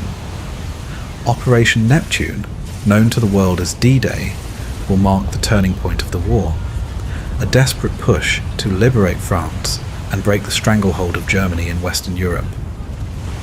The plan had been set in motion a year earlier. The Allies, knowing the cost of failure, engaged in an elaborate deception, Operation Bodyguard, designed to mislead the Germans, to make them believe the attack would come elsewhere, at Calais. Every detail had been planned meticulously. The tides, the moonlight, the time of day. But nothing could control the weather. As the appointed date approached, violent storms threatened to delay the invasion by weeks. The day of the invasion would ultimately land on June 6, 1944. Midnight. A wave of shadows fall from the sky. 24,000 airborne troops, American, British, and Canadian, parachute into darkness, their mission to disrupt enemy defences and prepare the way for the coming invasion force. Later, Allied battleships and bombers unleash their fury, pounding German positions along the Normandy coastline. But the enemy is entrenched. The Atlantic Wall, reinforced under the command of Field Marshal Erwin Rommel, looms ahead. Then the landings begin. At 6:30 a.m, the first assault waves hit the shore. The Normandy coast is divided into 5 beaches: Utah, Omaha, Gold, Juno, and Sword. But the sea is unforgiving. Strong winds push the landing craft off course. On Omaha, the most heavily defended sector, American troops face a wall of fire. Machine guns and artillery rain death from the cliffs above, cutting men down before they even reach the surf. The beach is a killing ground, littered with the wounded, the fallen, and the wreckage of war. Further east, at Gold, Juno and Sword, British and Canadian forces battle through fortified towns, engaging in brutal house-to-house fighting. The defenders are dug in, but the Allies have a secret weapon: specialised tanks designed to take out the heavy gun emplacements. The push inland begins. Despite staggering losses, the captured beachheads hold despite German counterattacks. By nightfall, the Allies have carved out a foothold on French soil, but the battle is far from over. Towns like Carentan, Saint-Lô, and Bayeux remain under German control, and the critical city of Caen, one of the invasion's key objectives, will not fall until July 21st. The 5 beaches, each one at tremendous cost, remain isolated until June 12th, when the Allies finally link them together. D-Day has come at a price. At least 10,000 Allied troops have fallen, 4,414 confirmed dead. German casualties range from 4,000 to 9,000. The blood-soaked sands of Normandy bear witness to the sacrifice. And yet, despite the carnage, the path to liberation has begun. So let's hop around and look at various times of the landings to see everything going on. And, do forgive me, Andrew has me jumping around a lot in this script. Let's start by looking back into the year, 1941. After the German army stormed into the Soviet Union in June 1941, Joseph Stalin demanded action. The Soviet leader, facing the brunt of Germany's war machine, pressed his newfound allies, the United States and Britain, for an immediate second front in Western Europe. In May 1942, the Soviet Union and the United States made a bold announcement. A full understanding had been reached. The creation of a second front in Europe was urgent, and it was coming. But the promise was easier made than kept. British Prime Minister Winston Churchill, wary of a premature assault, persuaded President Franklin D. Roosevelt to delay. Even with America's growing involvement, the Allies simply weren't ready. Instead, they turned to the Mediterranean. The war shifted south. By mid-1943, the Axis had been driven from North Africa. Then came the invasion of Sicily, followed by landings on the Italian mainland. German forces dug in, but the tide of war was turning. In the east, the Soviets had shattered German forces at Stalingrad, proving that Germany was not invincible. The time for delay was over. At the Trident Conference in Washington, in May 1943, the decision was made. Within a year, the Allies would strike across the English Channel. The planning began, but so did the challenges. The Allies needed landing craft, thousands of them, and most were already tied up in the Pacific and Mediterranean. At the Tehran Conference in November 1943, Roosevelt and Churchill sat face to face with Stalin and gave him their word. The Second Front would open in May 1944. But where? 4 sites were considered: Brittany, the Carentan Peninsula, Normandy, and the Pas-de-Calais. Brittany and Carentan were peninsulas, easy to cut off. The Pas-de-Calais, closest to Britain, was the most obvious target, and the most heavily defended. The Germans were expecting an invasion there, but Normandy? Normandy was unexpected. It offered the possibility of surprise, the opportunity to threaten multiple German strongholds and a direct path inland toward Paris. The main drawback was its lack of ports, but the Allies had a solution. Artificial harbours, known as mulberries, would be built to unload the immense volume of supplies needed to sustain the invasion. This would be no ordinary assault. The Allies designed a range of specialised tanks, dubbed Hobart's Funnies, each engineered to overcome the unique challenges of the Normandy terrain. Some would clear mines, others would destroy bunkers, some would even lay down bridges. The original invasion date was set for May 1st, 1944, and the plan was finalised at the Quebec Conference in August 1943. At the head of it all, General Dwight D. Eisenhower was appointed Supreme Commander of the Allied Expeditionary Force. General Bernard Montgomery, one of Britain's most renowned commanders, was placed in charge of the land forces. But when Eisenhower and Montgomery first reviewed the plan, they saw a problem. The proposed invasion force was too small. 3 divisions would land, supported by 2 more. It wasn't enough.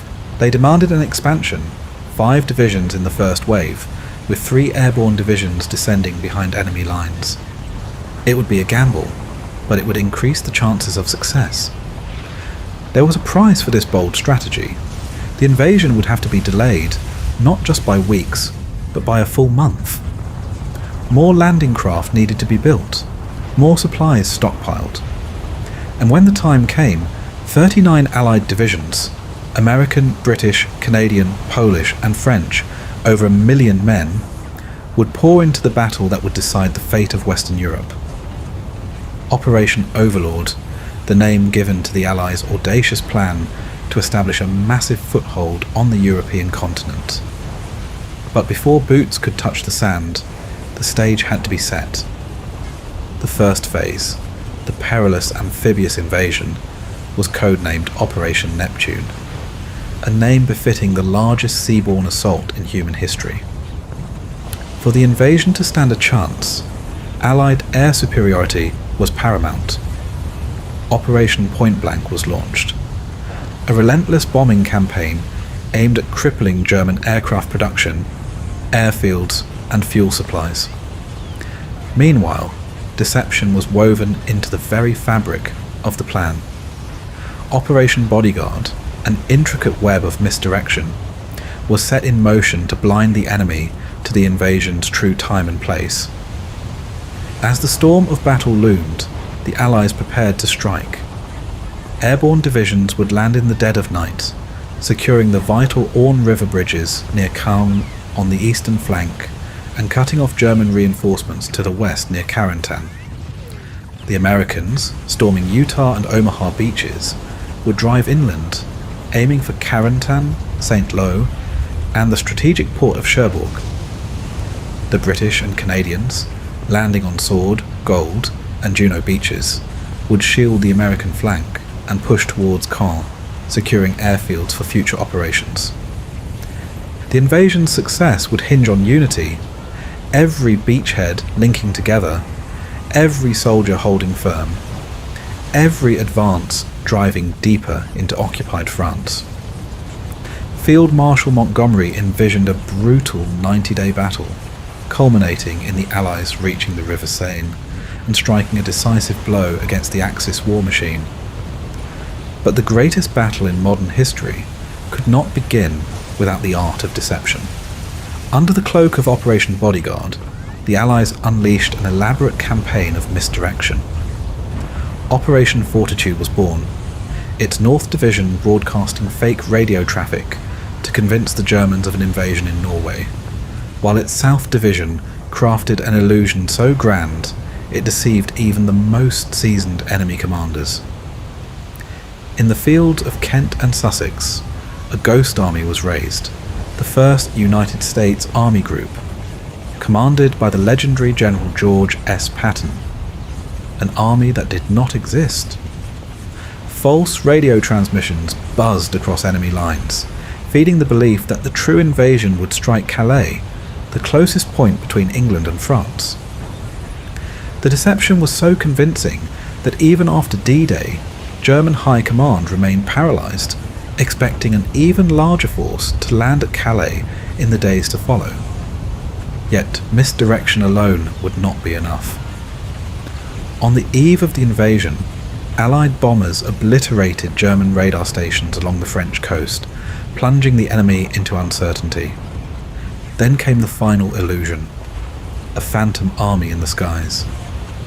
As the clock struck midnight, dummy paratroopers rained down over Le Havre and Isigny, their chutes billowing in the wind, their figures silhouetted in the night. German garrisons scrambled to respond, convinced an airborne invasion was unfolding. Meanwhile, British aircraft of the Royal Air Force unleashed Operation Taxable. Strips of metallic foil, known as window, were scattered into the night, creating ghostly radar echoes that mimicked an Allied naval fleet off the coast of Le Havre. Further north, Operation Glimmer cast the same illusion near Boulogne-sur-Mer, as small vessels towed barrage balloons, appearing to German observers as an incoming fleet. The deception was total. The Germans were blind. The real invasion force was slipping toward Normandy, unseen. The fate of the largest invasion in history hinged on something as unpredictable as the weather. The invasion planners had precise conditions in mind: moonlight to guide pilots, tides that revealed hidden beach obstacles, and just enough morning light for the men storming the beaches. These conditions occurred on only a few days each month. June 5th, 1944, the chosen date for the Allied assault. But as the invasion force gathered, the skies darkened. High winds, torrential rain, and rolling seas churned the English Channel into a deadly gauntlet. Launching the landing craft was impossible. Bombers would never find their targets. The operation, years in the making, teetered on the brink of disaster. The decision rested with one man, General Dwight D. Eisenhower. On the night of June 4th, he gathered with his senior staff. Group Captain James Stagg, the Royal Air Force's chief meteorologist, stepped forward with a prediction: a brief break in the storm on June 6th. A narrow window, a single chance to strike before the next wave of storms rolled in. If they waited, the invasion would be delayed for at least 2 weeks. Enough time for the Germans to reinforce their defences. Enough time for the entire operation to be discovered. Eisenhower took a deep breath and said, "We go." Meanwhile, across the Channel, the Germans saw only the storm. Their meteorologists had no idea the weather would clear. In the bunker of Army Group B, commanders dismissed the idea of an invasion in such conditions. Many officers left their posts for war games in Rennes. Field Marshal Erwin Rommel, the man entrusted with fortifying the coast, left for Germany to celebrate his wife's birthday, confident that no invasion would come. The stage was set. The deception had worked. But against the greatest military force ever assembled, the German army still stood ready. 50 divisions spread across France, the Low Countries, and beyond. Battle-hardened veterans, conscripts, and foreign soldiers pressed into service. The German war machine had been weakened by years of relentless combat on the Eastern Front, but it was far from broken. In early 1944, the Reich High Command had been forced to strip France of its elite forces. The brutal Soviet offensive in the east had drained thousands of men and hundreds of tanks, leaving Western Europe vulnerable. Yet what remained was still formidable. Panzer divisions, artillery battalions, and entrenched infantry, all woven into the massive coastal defences of the Atlantic War. The 7th Army under General Friedrich Dollmann commanded the defences along the beaches. At Utah Beach, the Americans would face the 709th Static Infantry Division, a force of 12,000 men, many of them Ostlegionen, conscripts from the Soviet Union, armed with unreliable captured weapons. At Omaha Beach, it would be different. Waiting in the cliffs above the beach was the 352nd Infantry Division, 12,000 well-trained German soldiers, who had been secretly reinforced by Rommel. They held a network of bunkers, trenches, and artillery emplacements, turning Omaha into a death trap. Further along the coast, at Gold, Juno, and Sword Beaches, the British and Canadians would meet the 716th Static Infantry Division, undermanned but entrenched. South of Caen, the 21st Panzer Division, one of Germany's few remaining armoured divisions, stood ready with 146 tanks and 50 assault guns. And looming behind the lines, scattered across France, were the Reich's last mobile panzer divisions. Some weakened, some still reeling from the Eastern Front, but all deadly if unleashed in force. The Germans did not expect an invasion on June 6th, but when the first landing craft hit the shore, when the first paratroopers fell from the sky, when the first artillery shells screamed through the morning air, they would respond with everything they had. The invasion was about to begin. The Atlantic coast of Europe had become a fortress, a wall of steel and concrete stretching from the icy waters of Norway to the sun-scorched shores of Spain. It was Adolf Hitler's grand vision, an unbreakable barrier of 15,000 fortified strongpoints, manned by 300,000 soldiers, designed to crush any Allied invasion before it could take hold. But in reality, shortages of concrete, manpower, and time left many of these defences unfinished. And yet, where the Reich believed the Allies would strike, the Pas-de-Calais, the defences stood like an iron gauntlet, a labyrinth of bunkers, gun emplacements, and deadly obstacles waiting to tear apart the first wave of any invasion force. Further west, along the Normandy coastline, the defences were far thinner.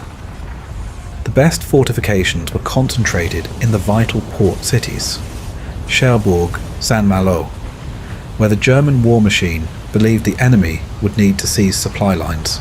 But one man was not convinced. Field Marshal Erwin Rommel.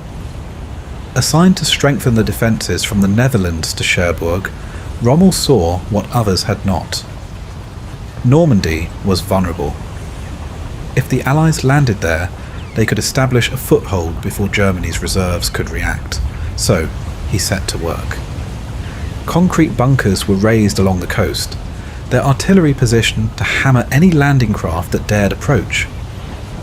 The beaches were turned into death traps.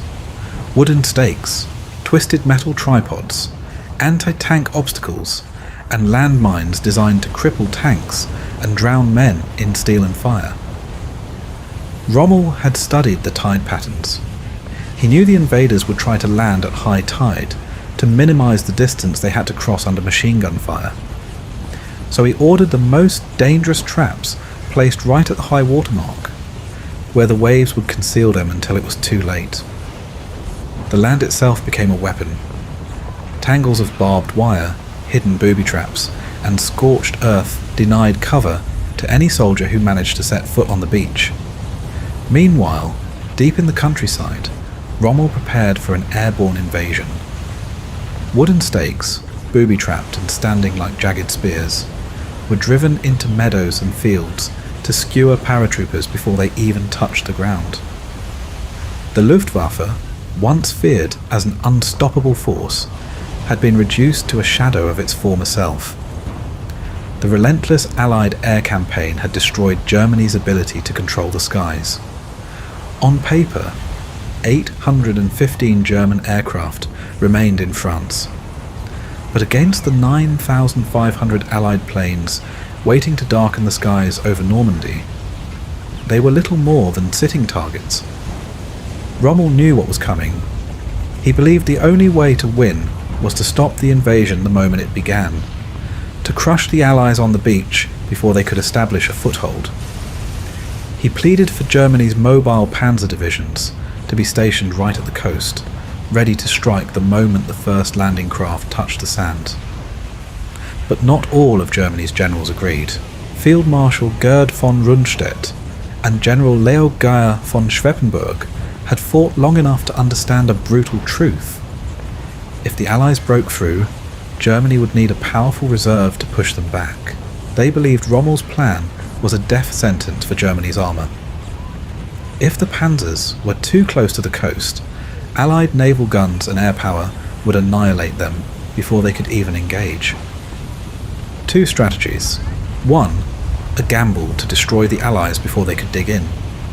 The other, a patient, brutal defence that would trade land for time, waiting until the Allies revealed their true intentions before unleashing a counterattack. The decision rested with Hitler himself. 3 panzer divisions were placed under Rommel's command. 3 more were held further inland under Geier, and 4 of Germany's best panzer divisions, including the elite SS units, were placed under Hitler's personal control. No commander could move them without his explicit orders. And so, the fate of the Atlantic Wall was sealed. When the invasion came, when thousands of landing craft surged toward Normandy, when the sky darkened with paratroopers, when the roar of bombers and artillery signalled the beginning of the end, would the wall hold? Or would Rommel's greatest fear come true? Dawn was breaking over the English Channel. From horizon to horizon, the might of the Allied war machine stretched across the sea. 6,939 vessels, the largest invasion fleet in history. An armada assembled from 8 different navies, 1,213 warships, 4,126 landing craft, 736 auxiliary vessels, and 864 merchant ships, all moving as one unstoppable tide toward the shores of Normandy. At the heart of the vast force stood Admiral Sir Bertram Ramsay, the man who had once masterminded the Dunkirk evacuation. Now he had returned, not to rescue soldiers, but to unleash them upon Fortress Europe.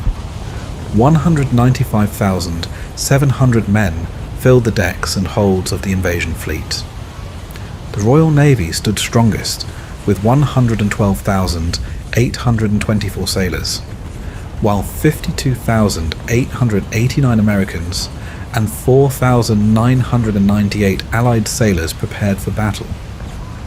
Every ship had a role to play, whether it was the battleships Warspite and Ramillies, the cruisers and destroyers ready to rain fire upon the enemy, or the humble landing craft braving the surf to deliver their human cargo onto the blood-stained sands. Their mission? To bring the armies of liberation to Europe. General Dwight D. Eisenhower, Supreme Commander of the Allied Expeditionary Force, had entrusted command of the land forces to General Bernard Montgomery and his 21st Army Group, a coalition of American, British, and Canadian troops ready to storm the beaches. The 1st US Army, led by Lieutenant General Omar Bradley, would take Utah and Omaha. At Utah Beach, Major General J. Lawton Collins commanded the 4th Infantry Division, while the 82nd and 101st Airborne Divisions, the legendary paratroopers under Major Generals Matthew Ridgway and Maxwell Taylor, would descend behind enemy lines. But Omaha Beach, Omaha, would be a slaughterhouse. Under Major General Leonard T. Jarrow, 34,250 men would land. The 1st Infantry Division, veterans of North Africa and Sicily, would lead the charge, alongside the 29th Infantry Division. But they would face an enemy waiting in the cliffs above, armed with machine guns, artillery, and a killing ground of obstacles designed to drown them before they could even reach the shore. To the east, under the command of Lieutenant General Sir Miles Dempsey, the British Second Army stood ready. Their forces were vast, 83,115 men, including 61,715 British troops. The Royal Air Force had provided 2/3 of the aircraft supporting the invasion, while the Royal Australian Air Force had squadrons flying in formation, ready to strike from above. At Gold Beach, the 50th Northumbrian Infantry Division prepared to move inland. Juno Beach belonged to the 3rd Canadian Division, while Sword Beach would be stormed by the British 3rd Infantry Division, reinforced by the 6th Airborne Division. Their specialised tanks, Hobart's Funnies, were designed to punch through the Nazi defences. While the soldiers prepared for battle, a different kind of army had already begun to fight. Through the London-based French Forces of the Interior, the British Special Operations Executive had orchestrated a vast sabotage campaign, arming and directing the French resistance to cripple German infrastructure before the landings even began. 4 plans had been set in motion. Plan Vert, cripple the rail network. By June 7th, Normandy was completely isolated. Plan Bleu, take down electrical facilities, plunging the Germans into darkness. Plan Tortue, delay enemy reinforcements, forcing them onto roads choked with sabotage. Plan Violet, cut underground telephone and teleprinter cables, severing communication. Across France, the resistance stood ready, waiting for their signal. And when it came, they struck. On June 6th alone, 52 German locomotives were destroyed, and the railway was severed in over 500 places. The German army was being strangled before it could even respond. As the invasion fleet surged forward, the Kriegsmarine was a shadow of its former self. The German Navy had only 3 torpedo boats, 29 fast attack craft, and 36 patrol boats in the region. But what they lacked in firepower, they tried to make up for in mines. Every approach had been seeded with death, and lurking beneath the waves, new boats waited for their chance to strike. At 5:10 a.m., just as the Eastern Task Force neared Sword Beach, German torpedo boats struck. 15 torpedoes roared through the waves, finding their mark in the Norwegian destroyer HNOMS Svena, which sank beneath the surface. The British battleships Warspite and Ramillies barely escaped the same fate, but the German vessels had no chance to press the attack. A smokescreen laid by the RAF shielded the invasion force, and the torpedo boats vanished into the mist. The first skirmish of D-Day had begun. As the sky brightened, the full scale of the invasion was revealed. The sea churned with landing craft. Warships unleashed a deafening barrage upon the enemy. Fighters and bombers screamed through the air. The first boots would hit the beaches in minutes, and the fate of the war would be decided on the sands of Normandy. Before the landings, above the darkened countryside of Normandy, the low hum of engines filled the sky. More than 2,200 bombers, British, Canadian and American, soared through the night, their bellies packed with explosives. They struck in waves, raining destruction upon German defences along the coast and deep into the countryside. But at Omaha, the bombardment faltered. Thick cloud cover obscured the targets. Pilots, cautious not to strike their own men waiting offshore, delayed their drops. Many bombs fell too far inland. The beach defences, the machine gun nests, the bunkers, all remained intact, waiting. Below, German searchlights flickered across the coastline. The Luftwaffe had 570 aircraft stationed in Normandy and the Low Countries, with another 964 waiting in Germany. But their response was slow, scattered, caught off guard by the scale of the attack. Out on the sea, in the pitch-black waters of the Channel, the minesweepers moved first. They crept forward, clearing a path for the invasion fleet, their crews scanning the waves for deadly obstacles. By dawn, their work was done. No enemy interference, no alarms raised. The way was clear. Then came the warships. The Western Task Force, destined for the American beaches, carried the might of the battleships Arkansas, Nevada, and Texas, supported by 8 cruisers, 28 destroyers, and a lone monitor. To the east, the British-led Eastern Task Force brought Ramillies, Warspite, and the monitor Roberts, with 12 cruisers and 37 destroyers under their command. At precisely 5:45 a.m, the naval bombardment began. The first shells roared through the sky, striking deep into the enemy's rear positions. Then, as the darkness began to lift, the gunners turned their sights to the beaches. At 5:50, the assault on the shoreline commenced, but there was no time. At Utah and Omaha, the troops were already closing in, set to land at 6:30. The bombardment lasted only 40 minutes. 40 minutes to break a fortress that had stood for years. It would not be possible.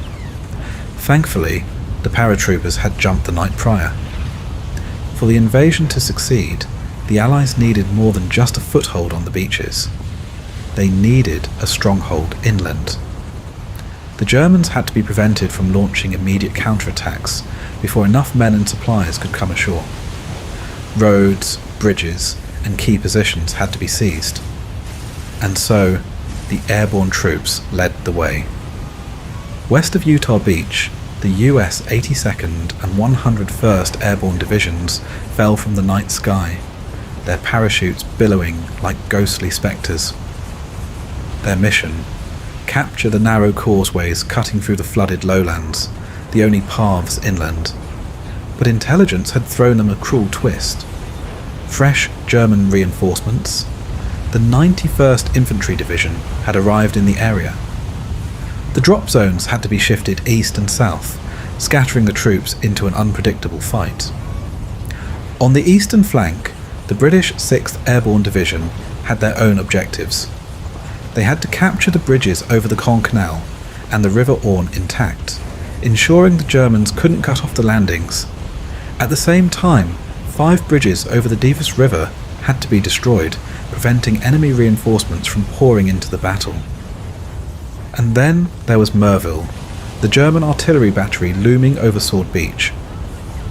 If those guns remained operational when the invasion fleet arrived, thousands of men could be slaughtered before they even reached the sand.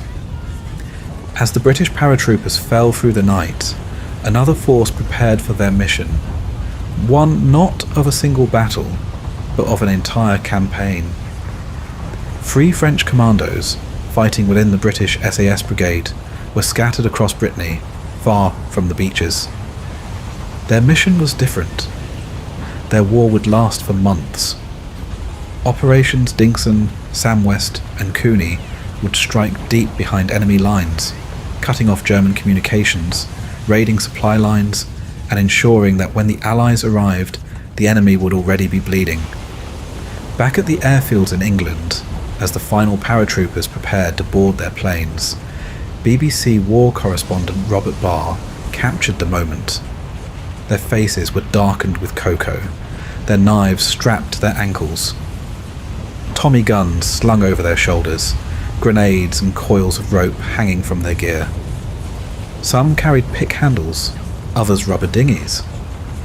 One soldier tucked a newspaper into his kit, planning to read it on the plane. They had done this before, 20, 30, 40 practice jumps. But tonight was different. Tonight, they weren't jumping into training fields. Tonight, they were jumping into war. The first American boots touched French soil in the dead of night. At precisely 12:15 a.m, the pathfinders of the 82nd and 101st Airborne Divisions plunged into darkness. The first to leap from the roaring C-47 Skytrains above the Carentan Peninsula. Their mission was vital: mark the landing zones with flares and radar signals to guide the thousands of paratroopers set to follow. But the night was unforgiving. A thick bank of cloud swallowed the sky, blinding the pilots.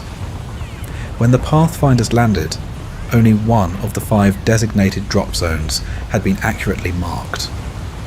The rest were a void of uncertainty.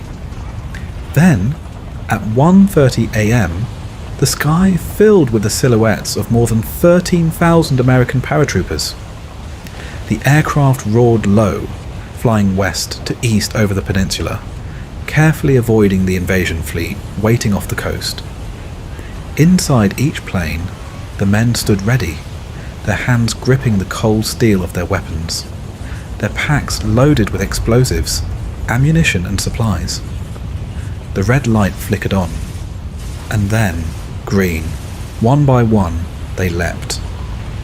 For the men of the 101st Airborne, their orders were clear.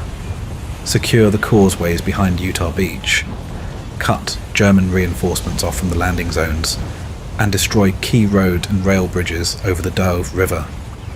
But as they fell through the night, chaos took hold. The thick clouds had forced the pilots to spread out, breaking formation.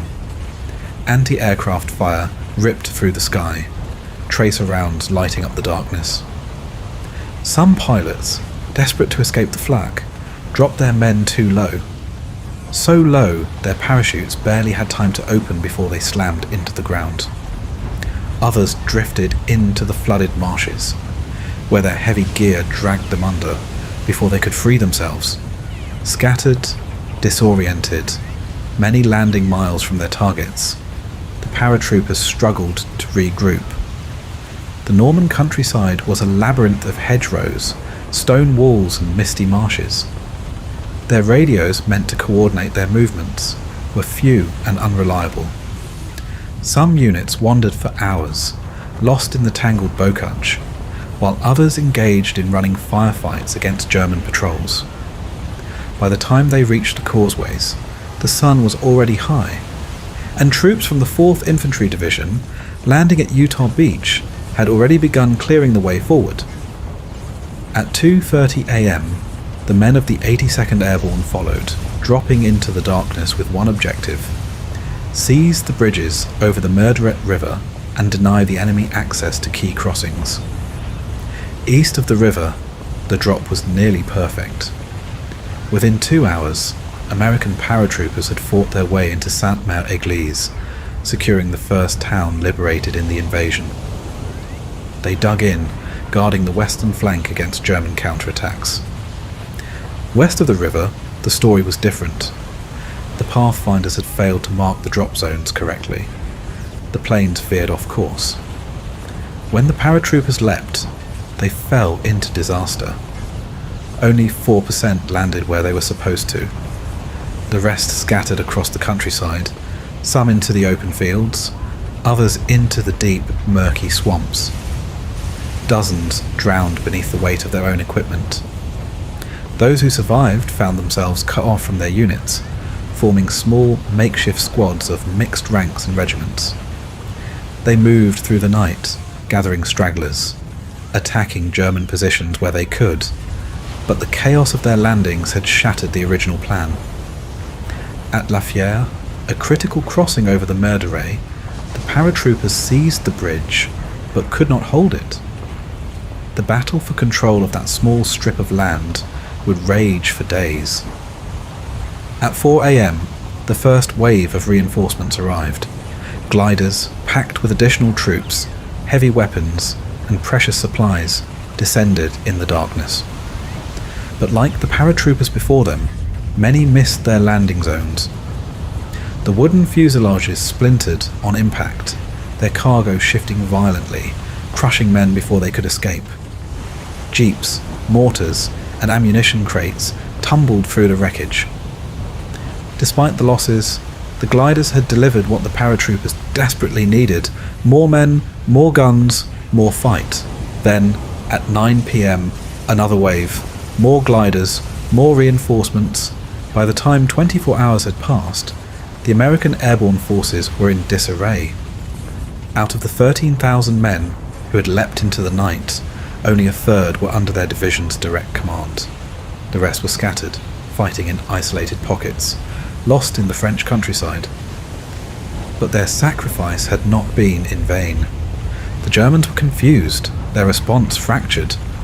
The destruction of radar stations along the coast had blinded them, and when reports of parachute landings reached German high command at 1:20 a.m, they hesitated. Field Marshal Rundstedt did not believe a major invasion was underway. By the time they realized their mistake, it was too late. Out in the Channel, just beyond the horizon, the invasion fleet was closing in. and when the sun rose over Normandy, the real battle would begin. At exactly 16 minutes past midnight, 3 Horsa gliders cut through the darkness, gliding silently over the fields of Normandy. Their target, 2 vital bridges spanning the Caen Canal and the Orne River. These bridges were lifelines, controlling the eastern flank of the invasion. If the Germans held them, they could cut off the British advance. If the Allies took them intact, they would serve as a gateway into France.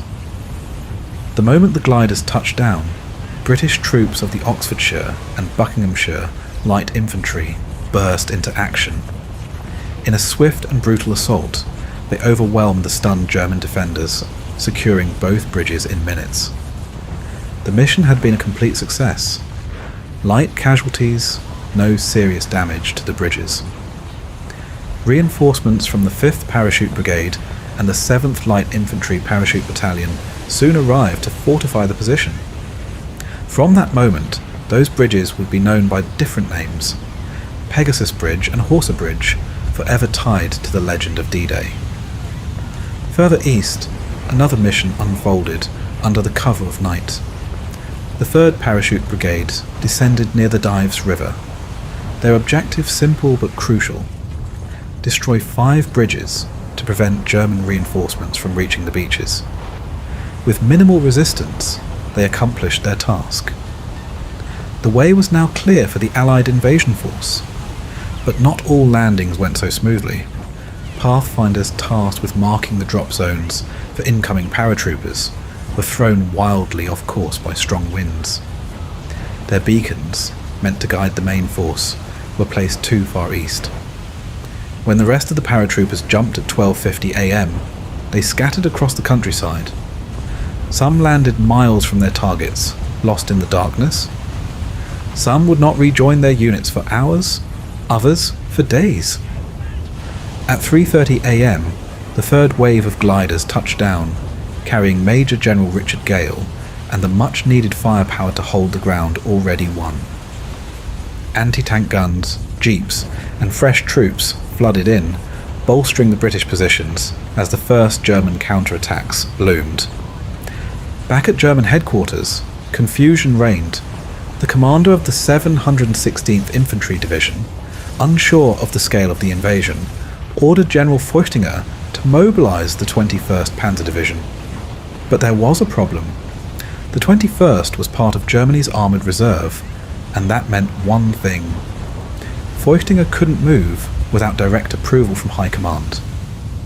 He sent word up the chain of command, waiting for orders that wouldn't come for hours. But he didn't wait idly. On his own initiative, he assembled a battle group, tanks, infantry, and whatever men he could muster, and sent them toward the British positions east of the Orne River. While the bridges held firm, another British force faced near disaster. The 9th Battalion, charged with eliminating a German gun battery at Merville, had been decimated by the scattered landings. Only 160 men, barely a quarter of the force, had made it to the rendezvous point. Their commander, Lieutenant Colonel Terence Otway, was faced with an impossible choice: wait for reinforcements and risk the guns opening fire on the invasion fleet, or attack with what little force he had. There was no hesitation. Before dawn, the 9th Battalion launched its assault. They fought through barbed wire machine gun nests and German counterattacks, forcing their way into the battery. With plastic explosives, they disabled the guns, only to discover they weren't the massive 150mm cannons they had expected. Instead, they were 75mm field guns. But the mission was done. At the cost of 75 casualties, the battery had been silenced. Otway and his remaining men withdrew, aided by members of the 1st Canadian Parachute Battalion. As the morning wore on, more reinforcements came. At noon, commandos from the 1st Special Service Brigade landed at Sword Beach and pushed inland to reinforce the airborne troops. By nightfall, the 6th Air Landing Brigade arrived, gliders once again filling the sky as part of Operation Mallard. With their arrival, the British 6th Airborne Division had achieved its final D-Day objectives. The eastern flank was secure. But the battle for Normandy had only just begun. The fate of Europe rested on the beaches of Normandy. Before the first soldiers set foot on the sand, waves of specially modified tanks, known as duplex drive tanks, were meant to land ahead of the infantry, mobile firepower designed to clear a path through the German defences. But the sea had other plans. At Omaha, the rough waters swallowed many of the tanks before they could reach shore, leaving the men without their armoured support. At Utah Beach, strong currents pulled the landing craft southward, away from their intended drop zone. When the first troops of the 4th Infantry Division stepped onto French soil at 6:30 a.m, they found themselves 2,000 yards from where they were supposed to be. But fate had done them a favour. Their new landing site was less fortified, and much of the German defences had already been shattered by Allied bombing runs. Brigadier General Theodore Roosevelt Jr., the first senior officer ashore, took one look at the beach and made the call. "We'll start the war from right here." Wave after wave of men followed. Demolition teams cleared mines and obstacles. Engineers blew holes in the sea wall. And by mid-morning, the first combat teams had pushed beyond the beach, wading through flooded fields to engage German forces. By nightfall, 21,000 men had landed at Utah Beach, at the cost of just 197 casualties. But not all had such fortune. To the west, at Pointe du Hoc, the men of the 2nd Ranger Battalion had one of the most dangerous missions of the day. Their objective: scale the sheer 100-foot cliffs and eliminate a German gun battery threatening the beaches below. Under relentless machine gun fire, the Rangers clawed their way to the top using ropes, ladders, and sheer determination. But when they reached the summit, they found the guns missing. A frantic search led them inland, where they discovered the heavy artillery hidden in an orchard, unguarded but ready to fire. The Rangers wasted no time. They destroyed the guns with thermite grenades before digging in, bracing for the German counterattack. They held their ground for 2 days, fighting with whatever they could find. German weapons, scavenged ammunition, even their bare hands. By the time reinforcements arrived on June 8th, only 90 of the original 200 were still standing. Then there was Omaha Beach, the bloodiest battleground of D-Day. The Americans expected to face a single regiment, but instead ran headfirst into the 352nd Infantry Division. Seasoned veterans entrenched in concrete bunkers, armed with machine guns, mortars, and artillery. The first waves of landing craft were torn apart before they even reached the shore. Those who survived the crossing were forced to wade through 100 yards of open water under merciless German fire. On the beach, chaos reigned. Many of the landing craft had drifted off course. Naval bombardments had failed to weaken the German defences. The tanks that were meant to provide cover never made it to shore. Some infantry companies suffered up to 90% casualties in the opening moments of the battle. But still, the men pushed forward.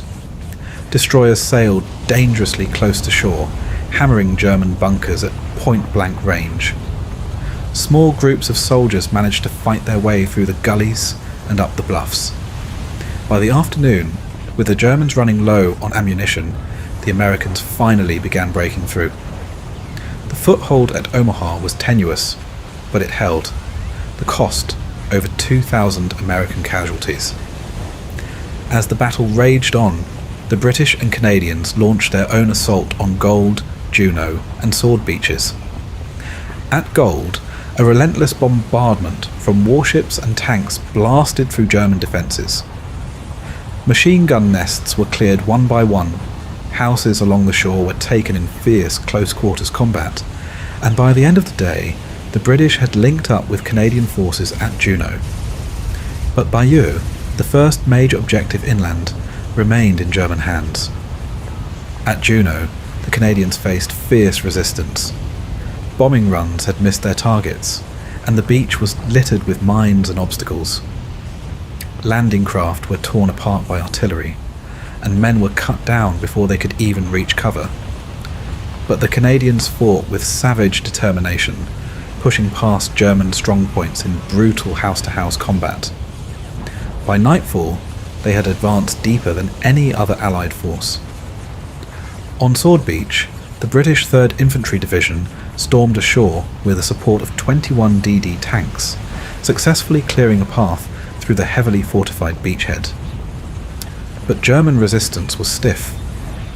The stronghold at Ouistreham held out for hours, and a massive bunker at Colville-sur-Orne did not fall until late in the evening. By afternoon, the 2nd Battalion, King's Shropshire Light Infantry, had pushed inland, coming within a few miles of the vital city of Caen. But with no armour support, they were forced to pull back.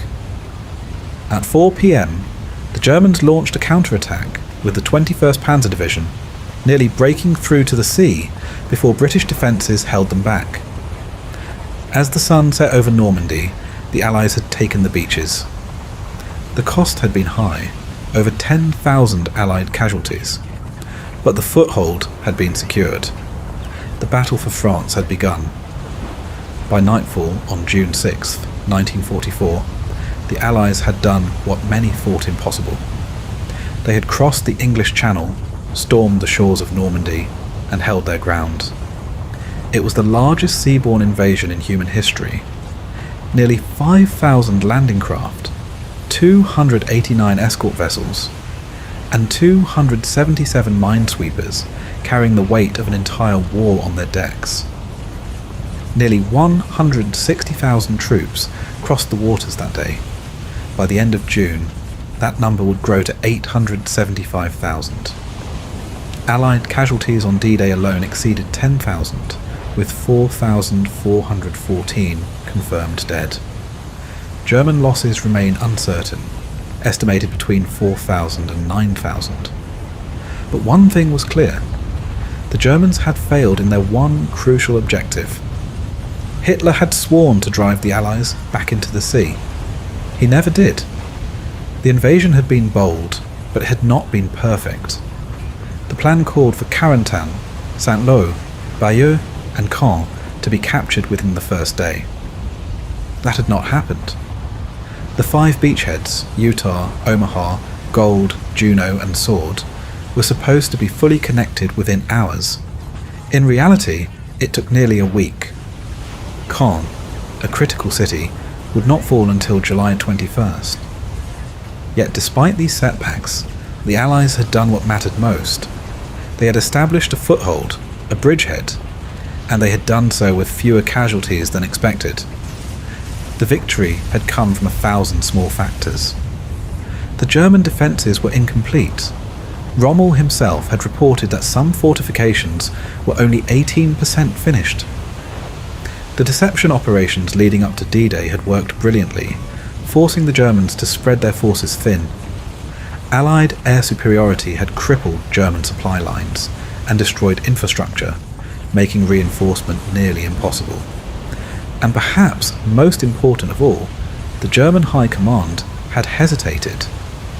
Confused by the deceptions, paralysed by a complicated chain of commands, they failed to act until it was far too late.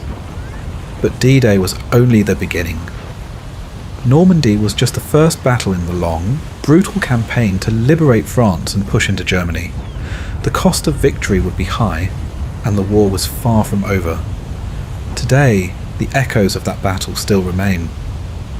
At Omaha Beach, the rusted remains of the Mulberry Harbour still sit in the surf, battered by the tides. The bomb-scarred cliffs of Pointe du Hoc stand as a silent witness to the Rangers who fought and died scaling them.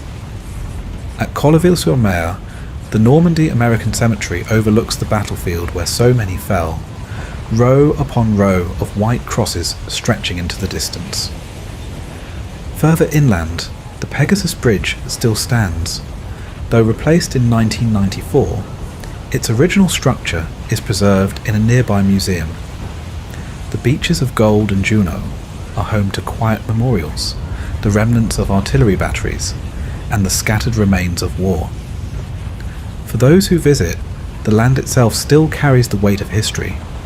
The craters, the bunkers, the rusted obstacles sinking into the sand, all reminders of the day when thousands of men waded ashore through fire and blood to change the course of history forever.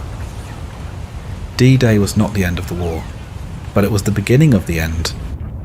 On June 6, 1944, the world held its breath as Operation Overlord commenced, the largest amphibious invasion in history.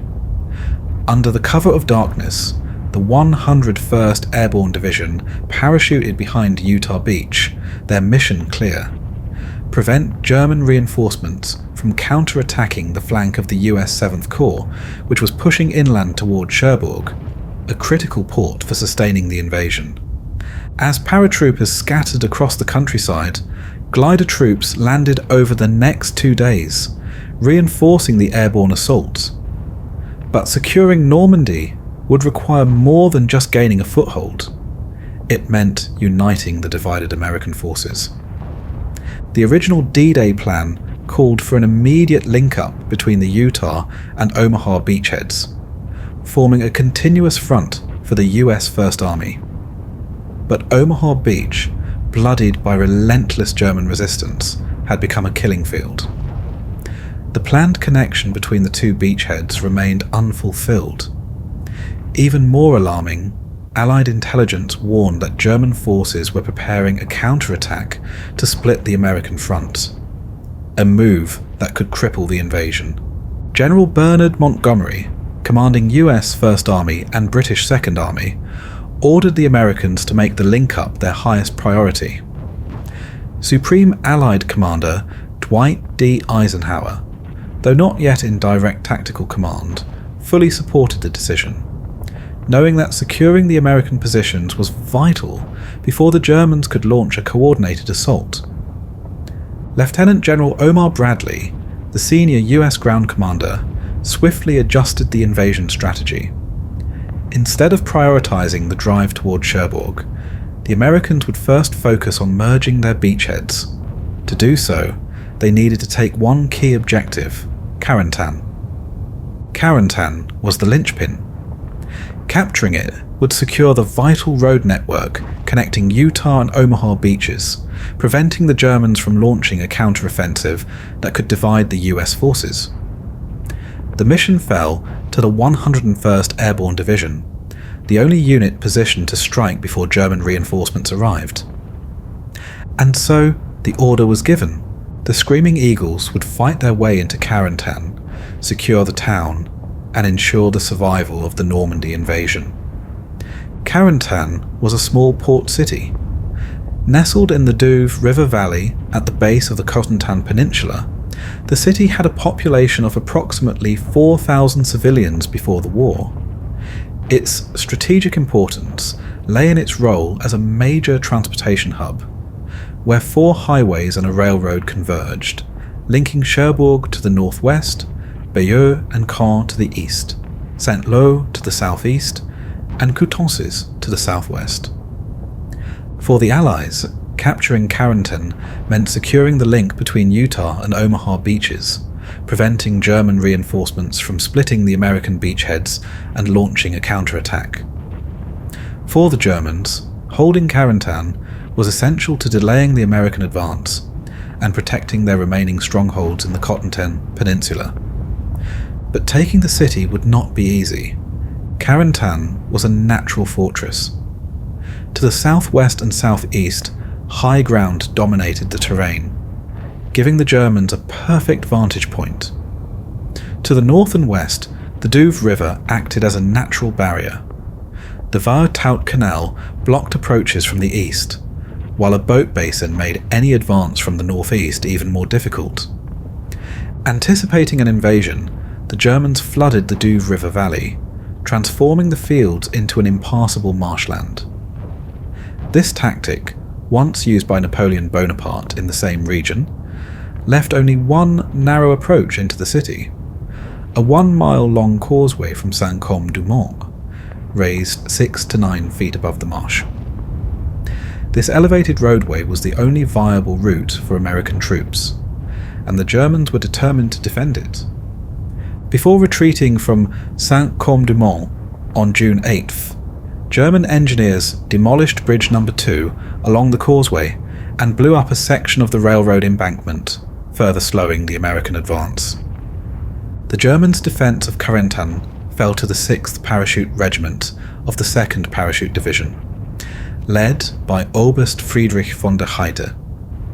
These Fallschirmjäger, Germany's elite paratroopers, were highly trained and experienced. They had escaped Saint-Côme-du-Mont after fierce fighting and were determined to hold Carentan at all costs. Von der Heydte's forces included 2 full battalions of the 6th Parachute Regiment, still intact and combat ready. Survivors from Grenadier Regiment 1058 of the 91st Air Landing Division, which had been severely depleted in previous battles and were no longer an effective fighting force. Reinforcements from Grenadier Regiment 914 of the 352nd Infantry Division, sent after their defeat at Isigny on June 9th. Field Marshal Erwin Rommel, commander of Army Group B, issued a clear order to von der Heydte: defend Carentan to the last man. But von der Heydte's men were isolated and reinforcements were slow to arrive. The 17th SS Panzergrenadier Division, stationed far to the south in Towers, was ordered north to reinforce Carentan. However, these SS troops lacked tanks and transport, making movement difficult. Their advance was further delayed by Allied air attacks, which destroyed bridges over the Loire River and disrupted rail movements. By the time the 38th Panzergrenadier Regiment of the 17th SS Division reached Saint-Lô on June 10th, the battle for Carentan would already be underway. As for the Allies, the 101st Airborne Division was regrouping after its chaotic D-Day drop. Many paratroopers had landed miles from their objectives, with some killed or captured before even reaching combat. Some never even touched the ground, as they were caught in trees for the Germans to easily pick off. The division had already suffered heavy losses in the fight for Saint-Côme-du-Mont, but remained determined to press forward. But by June 9th, the 101st Airborne had consolidated its forces, reinforced by the 327th Glider Infantry Regiment, which had landed at Utah Beach on June 7th. They would work together to take Carentan. Supporting them was the 2nd Armoured Division, attached to US 5th Corps. Their Combat Command A, consisting of M4 Sherman tanks from the 66th Armoured Regiment, Mechanized infantry from the 41st Armoured Infantry Regiment. These forces had pushed inland from Omaha Beach, securing Isigny and preparing to support the assault on Carentan. The Screaming Eagles of the 101st were about to take the fight into the heart of Carentan, and the German defenders were ready to meet them with everything they had. The battle for Carentan was about to begin. Reconnaissance patrols and aerial surveillance suggested that Carentan was lightly defended, prompting the Americans to devise a double envelopment strategy. The 502nd Parachute Infantry Regiment would assault from the right, forcing the bridges and securing hill 30 southwest of the town to block German withdrawal. Meanwhile, the 327th Glider Infantry Regiment would cross the Douve at Brévent, swing around 3 miles to the east, and approach Carentan from the west along the Isigny Road. The assault was set to begin shortly after midnight on June 10th. As the 502nd Parachute Infantry Regiment advanced, its 3rd Battalion, under Lieutenant Colonel Robert G. Cole, encountered immediate obstacles.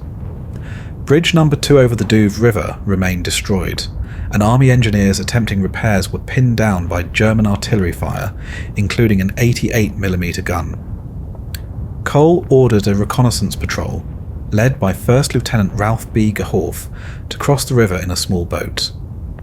The patrol advanced as far as Bridge No. 4, only to find it blocked by a Belgian gate, an iron barricade that only allowed one soldier to squeeze through at a time. Suddenly, German flares lit up the battlefield, exposing the patrol to machine gun and mortar fire. With heavy casualties, the patrol retreated by 5:30 a.m., forcing the Americans to postpone their attack. Meanwhile, the 327th Glider Infantry Regiment successfully crossed the Douve River during the early morning hours of June 10th. One battalion suffered casualties from friendly fire when American mortars mistakenly targeted them during the crossing. Some units used rubber boats, while others waded through the river. By dawn, the 327th pushed southward toward Katz, battling German resistance along the Isigny Highway. The 3rd Battalion, 401st Glider Infantry Regiment, joined the offensive but suffered heavy losses as it neared Carentan. At 1:45 a.m, the 1st Battalion of the 327th Glider Infantry Regiment crossed the Douve via footbridges. By 6 a.m, the entire regiment had secured Brevance, advancing south and west under covering artillery fire. However, by 6 p.m, as they reached the Vieux-Tout Canal, east of Carentan, German resistance stiffened. The paratroopers fought bitterly to secure the east bank, but heavy machine gun and mortar fire stalled their advance. At noon on June 10th, the 3rd Battalion, 502nd Parachute Infantry Regiment, returned to the Douve Causeway. With Bridge No. 2 still unrepaired, the paratroopers improvised a footbridge using engineer materials and launched an assault at 1 p.m. Advancing single file, crawling and crouching, they pushed toward Bridge No. 4. The Germans responded with artillery, mortar, and machine gun fire, inflicting heavy casualties. By nightfall, the paratroopers held their positions, but at a terrible cost. Just before midnight, German Stuka dive bombers strafed the causeway, killing 30 men and wiping out an entire company. By the time the battle ended, the 3rd Battalion of the 502nd Parachute Infantry Regiment had suffered 67% casualties, earning the Carentan Causeway the nickname Purple Heart Lane. At dawn on June 11th, the 502nd Parachute Infantry Regiment resumed its attack. Under the cover of artillery fire, Company H advanced cautiously through the opening in the Belgian gate without immediate casualties. Sensing an opportunity, Company G and Headquarters Company followed at 4 a.m, taking cover on both sides of the highway. As they neared a fortified farmhouse, German machine gun fire erupted, cutting down the lead scouts. Lieutenant Colonel Cole immediately requested additional artillery support, but the German defences held firm. By 6:15 a.m, Cole made a bold decision.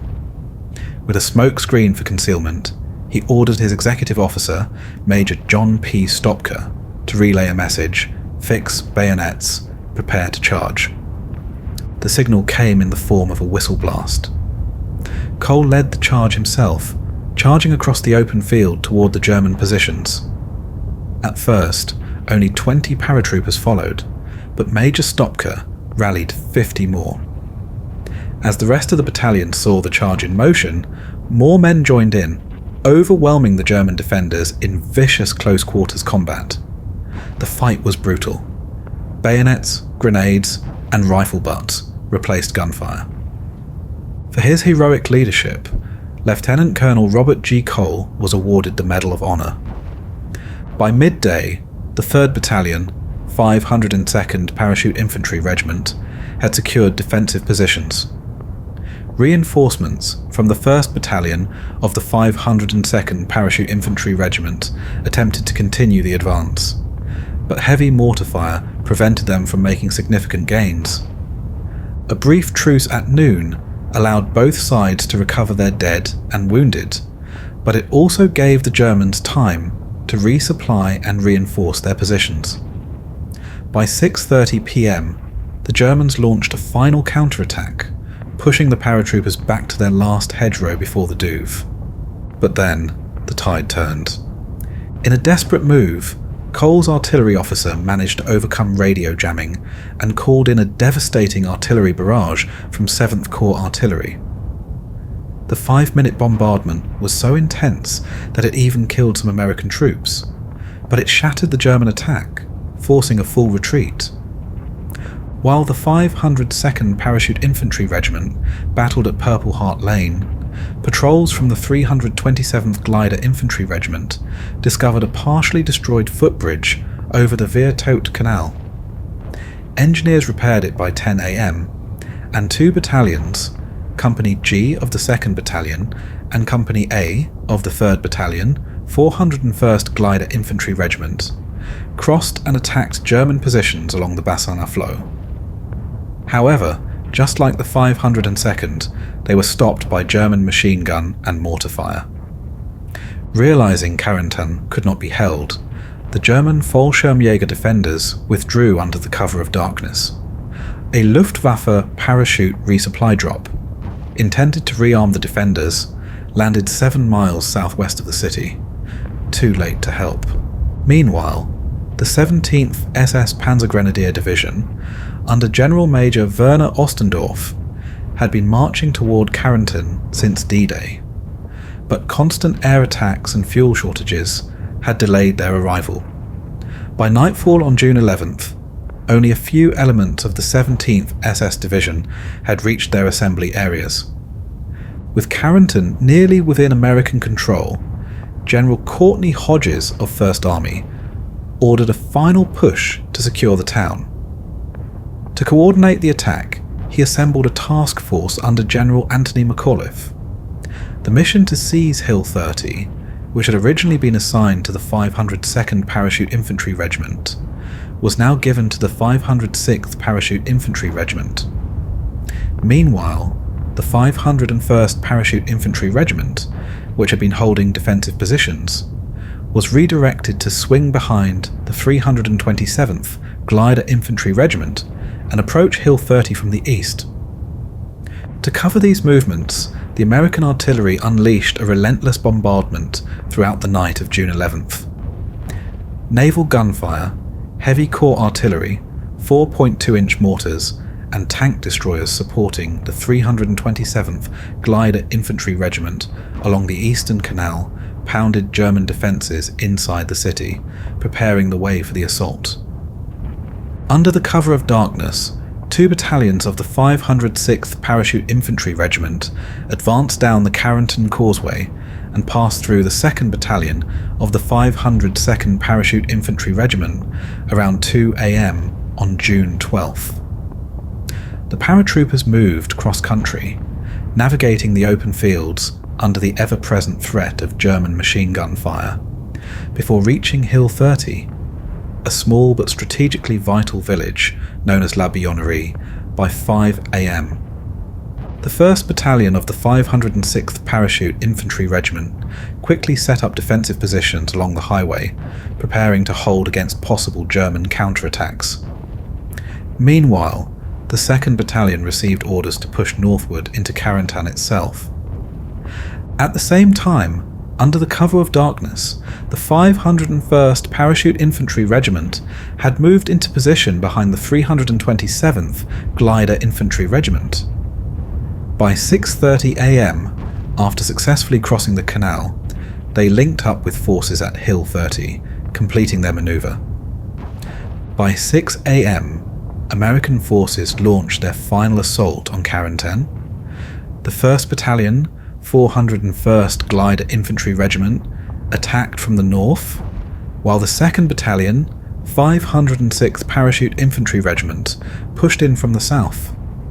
German rearguard units, made up of Fallschirmjäger paratroopers, attempted to slow the advance with machine gun fire, but their resistance was light. The 2nd Battalion of the 506th Parachute Infantry Regiment, however, faced an additional challenge: sporadic artillery shelling from the south of Carentan. Despite this, both American units pressed forward, swiftly eliminating German positions in fierce close-quarters combat. By 7:30 a.m., American paratroopers met in the centre of town, linking up after securing the railway station and surrounding streets. The city had finally fallen into American hands. As the 101st Airborne Division secured Carentan, not all of its units had an easy time. The 1st Battalion of the 506th Parachute Infantry Regiment, advancing south of town, suddenly ran into heavy German resistance. Unbeknownst to the commanders, Colonel Robert Sink's command post had advanced too far into enemy territory during the night, leaving it surrounded by German forces.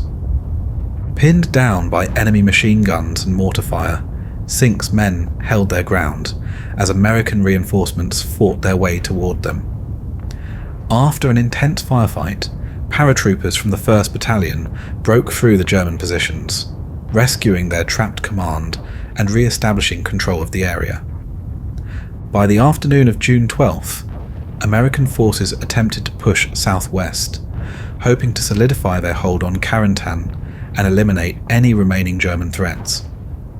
The 506th and 501st Parachute Infantry Regiments advanced 1 mile beyond the city, but their momentum was abruptly halted. Awaiting them was a new wave of German reinforcements. The 17th SS Panzergrenadier Division, a mechanized infantry force, had been moving toward Carentan since D-Day, determined to launch a counterattack and retake the town. However, constant air attacks and fuel shortages had delayed their advance. Despite these setbacks, German infantry forces had managed to dig in on higher ground just outside Carentan. The American paratroopers found themselves locked in brutal combat, unable to advance further. Meanwhile, the armoured elements of the 17th SS Panzergrenadier Division, including assault guns, remained stuck in their assembly areas due to relentless Allied airstrikes.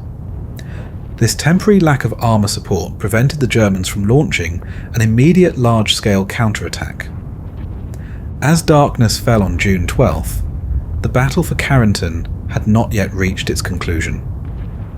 The Americans held the city, but the Germans were regrouping, preparing for a counter-offensive that could change everything. At dawn on June 13th, as the 101st Airborne Division prepared to launch an attack on the German line, the enemy struck first. 2 battalions of the 37th SS Panzergrenadier Regiment, supported by the 17th SS Panzer Battalion and the 3rd Battalion of the 6th Fallschirmjäger Regiment, launched a devastating counterattack. The brunt of the assault fell upon the 501st Parachute Infantry Regiment, positioned on the American left flank. Under intense fire from tanks and self-propelled assault guns, the 501st was forced to fall back. The pressure on the American line mounted as Dog and Fox companies of the 506th Parachute Infantry Regiment also began to crumble under the onslaught. By midday, the German spearheads had advanced to within 500 yards of Carentan.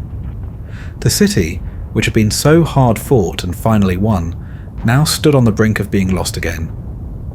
Amid the chaos of retreat, one unit held firm. Easy Company of the 506th Parachute Infantry Regiment, led by 1st Lieutenant Richard Winters, anchored its right flank against a railroad embankment and refused to break. Reinforcements soon arrived. The 2nd Battalion of the 502nd Parachute Infantry Regiment took position on Easy Company's right flank, helping to slow the German advance. But it was not enough. The Americans needed armour, and fast. Recognizing the dire threat posed by the German counterattack, Lieutenant General Omar Bradley responded swiftly. Thanks to ultra-intelligence warnings, he realized the sheer scale of the enemy's assault and diverted Combat Command A of the 2nd Armoured Division, commanded by Brigadier General Maurice Rose, to Carentan. By 10:30 a.m., the American armour was en route. At 2 p.m, Combat Command A launched its own attack, supported by the self-propelled howitzers of the 14th Armoured Field Artillery Battalion. The full weight of American mechanised firepower bore down on the advancing SS troops. One task force of tanks and mechanised infantry surged forward toward Bauptu, smashing into the German right flank near the 2nd Battalion of the 506th Parachute Infantry Regiment's position. The main German thrust collapsed under the pressure.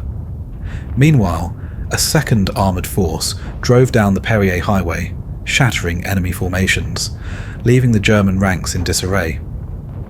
With heavy losses in men and equipment, the German counterattack faltered. By the end of the day, Combat Command A, supported by the 502nd Parachute Infantry Regiment, had pushed the front line back a full mile beyond its original position. The battle for Carentan was over. For the paratroopers of the 101st Airborne, the German counterattack of June 13th became etched into memory as the Battle of Bloody Gulch.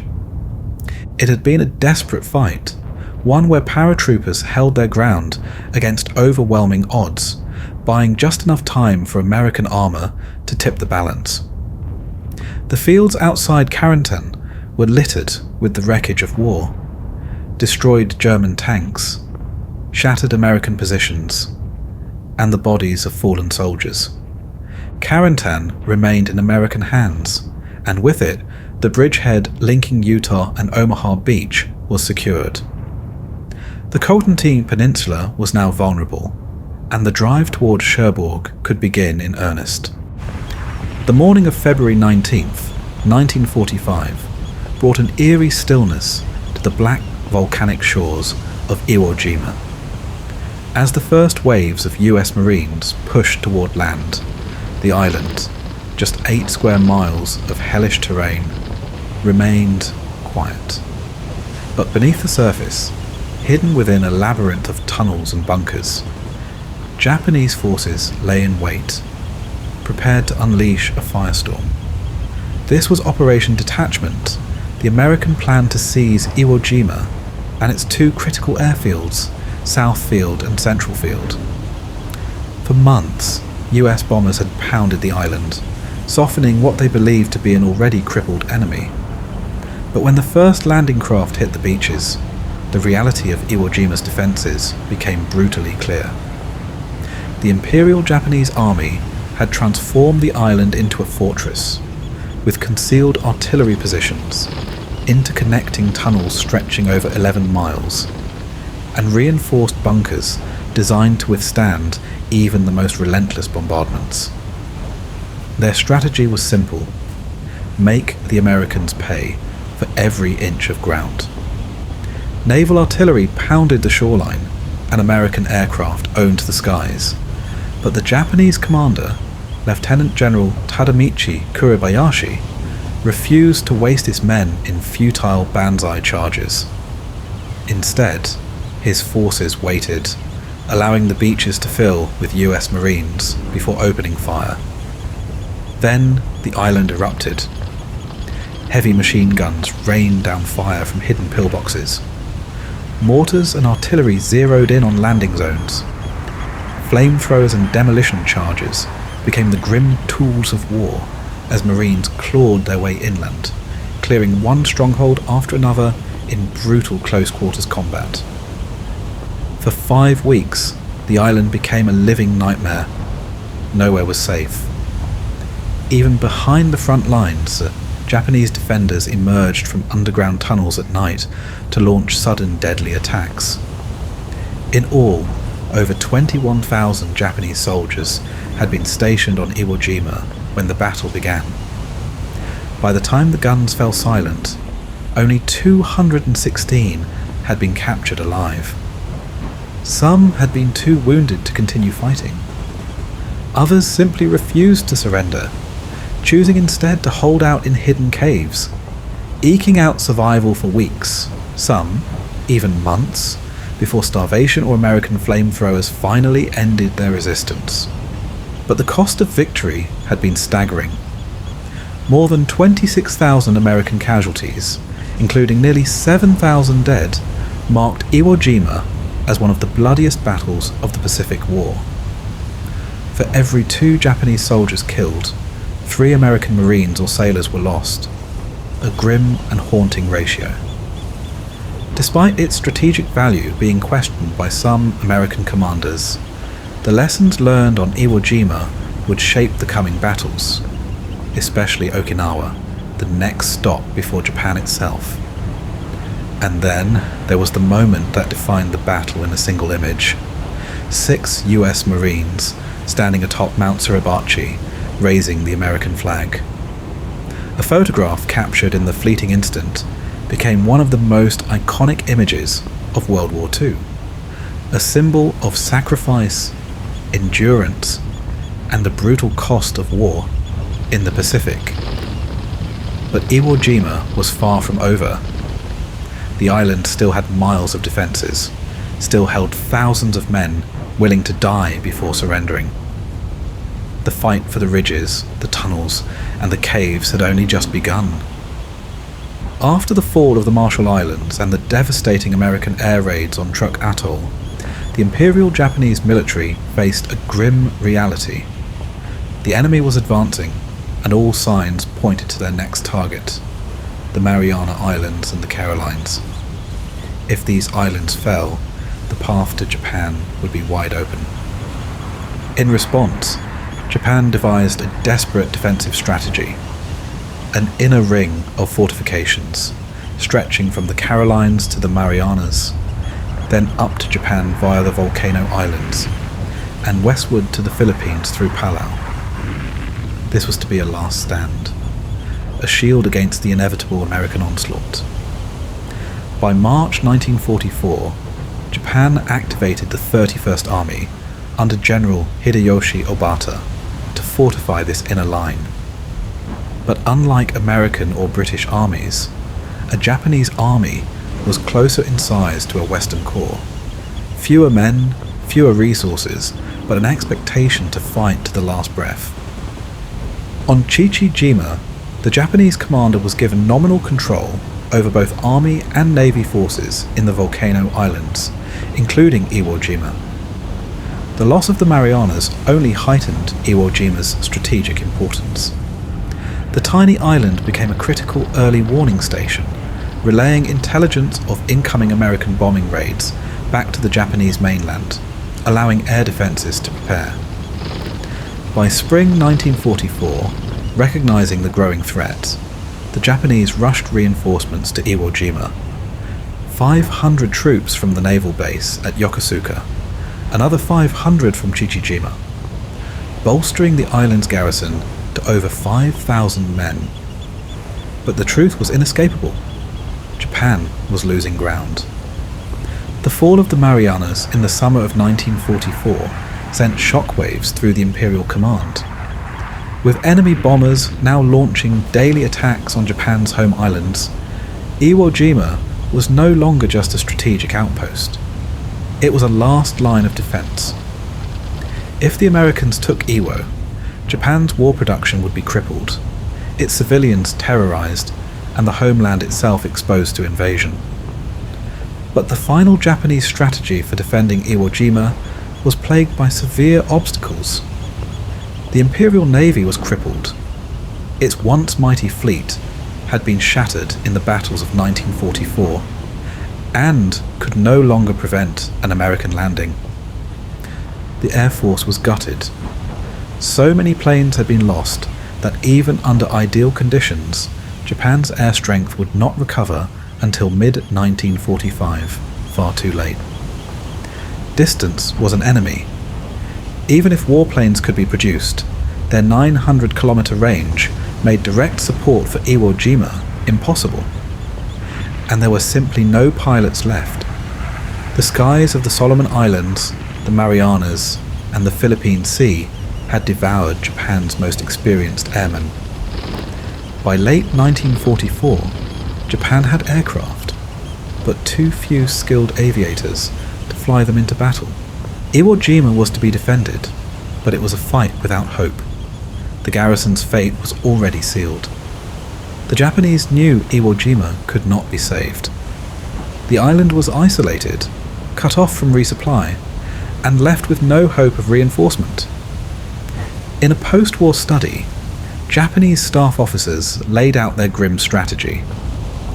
Seeing that it was impossible to conduct our air, sea, and ground operations on Iwo toward ultimate victory, it was decided that to gain time for the defence of the homeland, our forces should rely solely upon the established defensive equipment in that area, checking the enemy by delaying tactics.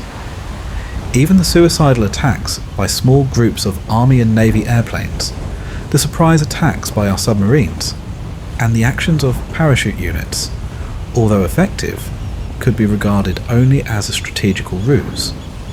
It was a most depressing thought that we had no available means left for the exploitation of any strategic opportunities that might occur in the course of these operations. For Japan, Iwo Jima was not a battle to be won. It was a sacrifice to buy time.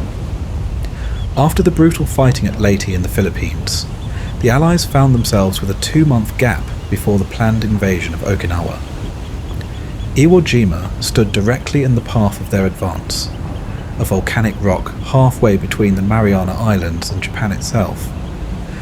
The island's airstrips gave the Japanese a critical foothold in the Pacific, allowing their fighter aircraft to intercept B-29 superfortresses bombing the home islands and launch harassing raids on American positions in the Marianas. To the Americans, Iwo Jima was a problem that had to be solved. Its capture would not only neutralize Japanese air operations, but also provide an emergency landing site for crippled bombers returning from raids over Japan.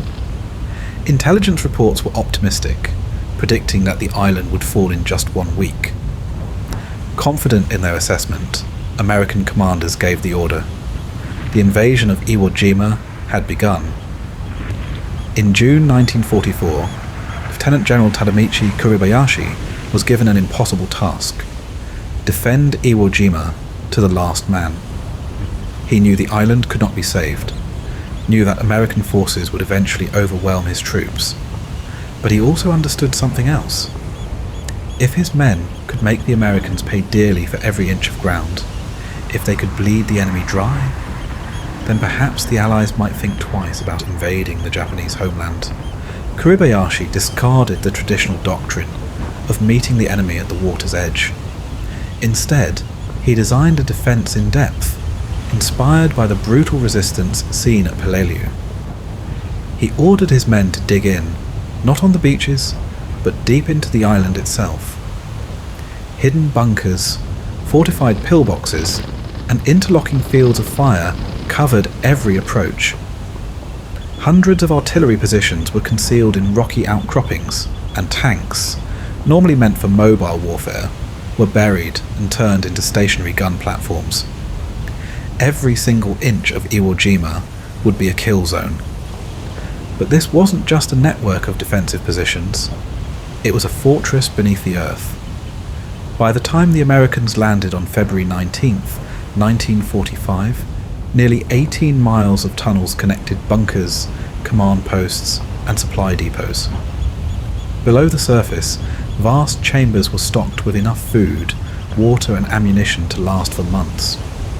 The Nampo bunker, the heart of the island's southern defences, lay 90 feet underground, a labyrinth fortified with steel doors, stored fuel, and gasoline-powered generators that kept lights burning even in the darkest corners.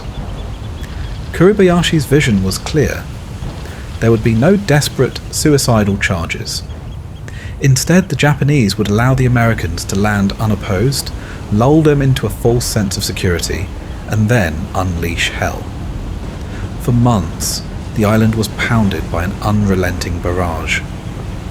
Starting on June 15th, 1944, US bombers and warships rained fire on Iwo Jima in the longest sustained bombardment of the Pacific War. For 9 months, the island was shelled and blasted from the sky, so much so that American planners believed the Japanese defenders must have been annihilated. But they were wrong.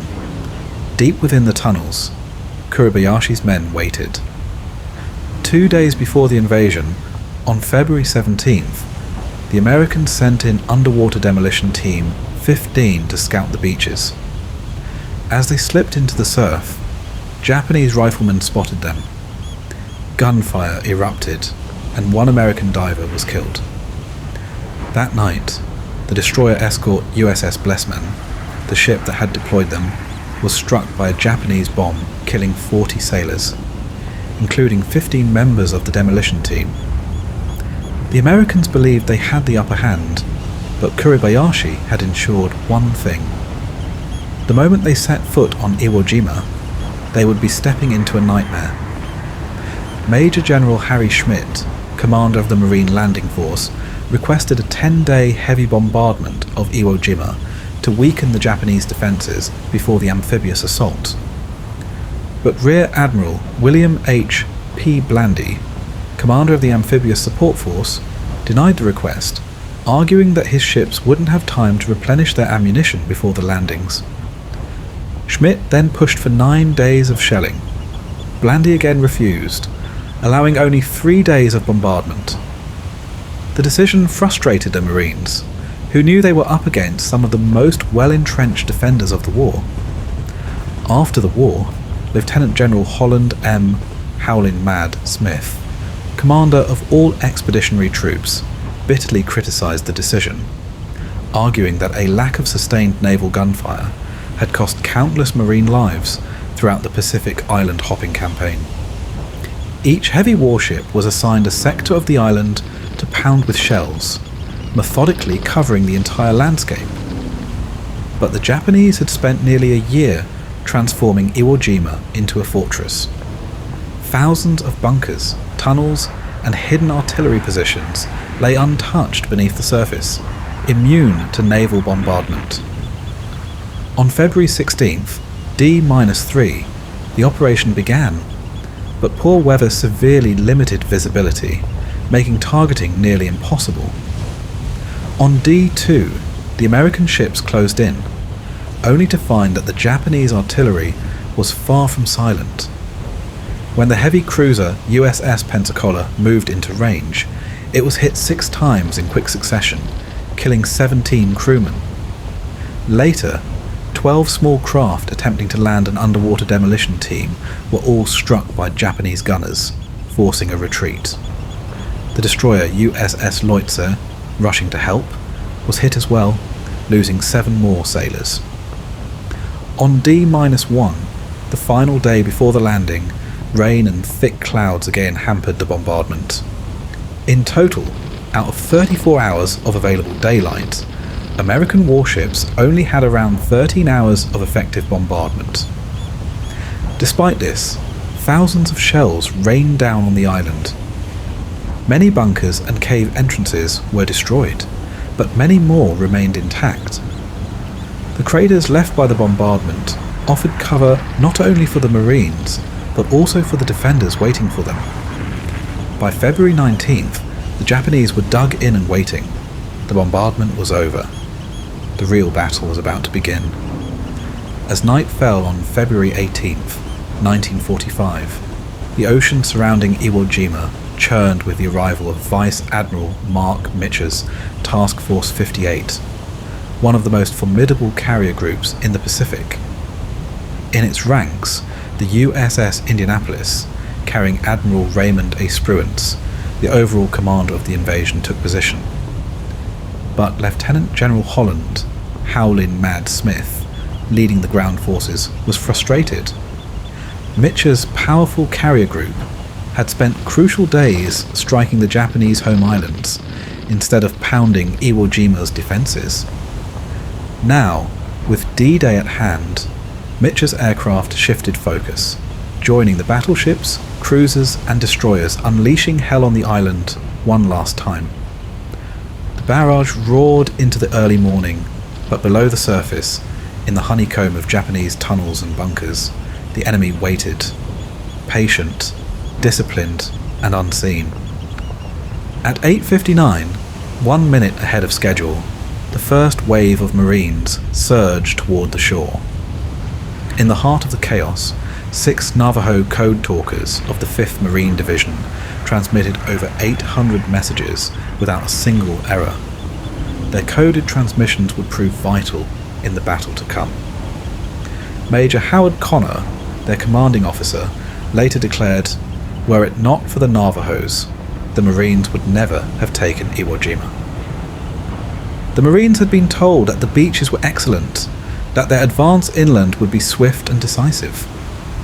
But within moments, it became clear how badly Pearl Harbor's planners had misjudged the battlefield. The landing force choked on volcanic ash, its soft, sinking surface offering no firm footing, no cover, no foxholes to shield the men from what was about to come. For over an hour, the Japanese remained eerily silent, letting the Americans flood the beaches, letting them feel as if they had gained control. Then, at 10 a.m., the island erupted. Machine guns rattled from unseen positions, mortars rained down in torrents, and heavy artillery blasted into the congested landing zones. The beach became a kill zone, a cauldron of fire and shrapnel where men were torn apart before they even had a chance to fight back. Time Life correspondent Robert Sherrod, standing amidst the carnage, would later describe it as a nightmare in hell. At Mount Suribachi, enemy artillerymen swung open reinforced steel doors, unleashed their guns, then slammed the doors shut before US Navy gunners could return fire. Bunkers cleared with flamethrowers were soon reoccupied, as Japanese troops moved unseen through their labyrinth of tunnels, emerging behind the advancing Marines, cutting them down from the rear. The Marines had trained to push forward with speed, but here they could barely crawl. The volcanic ash swallowed their boots, bogged down their equipment, and crushed their momentum.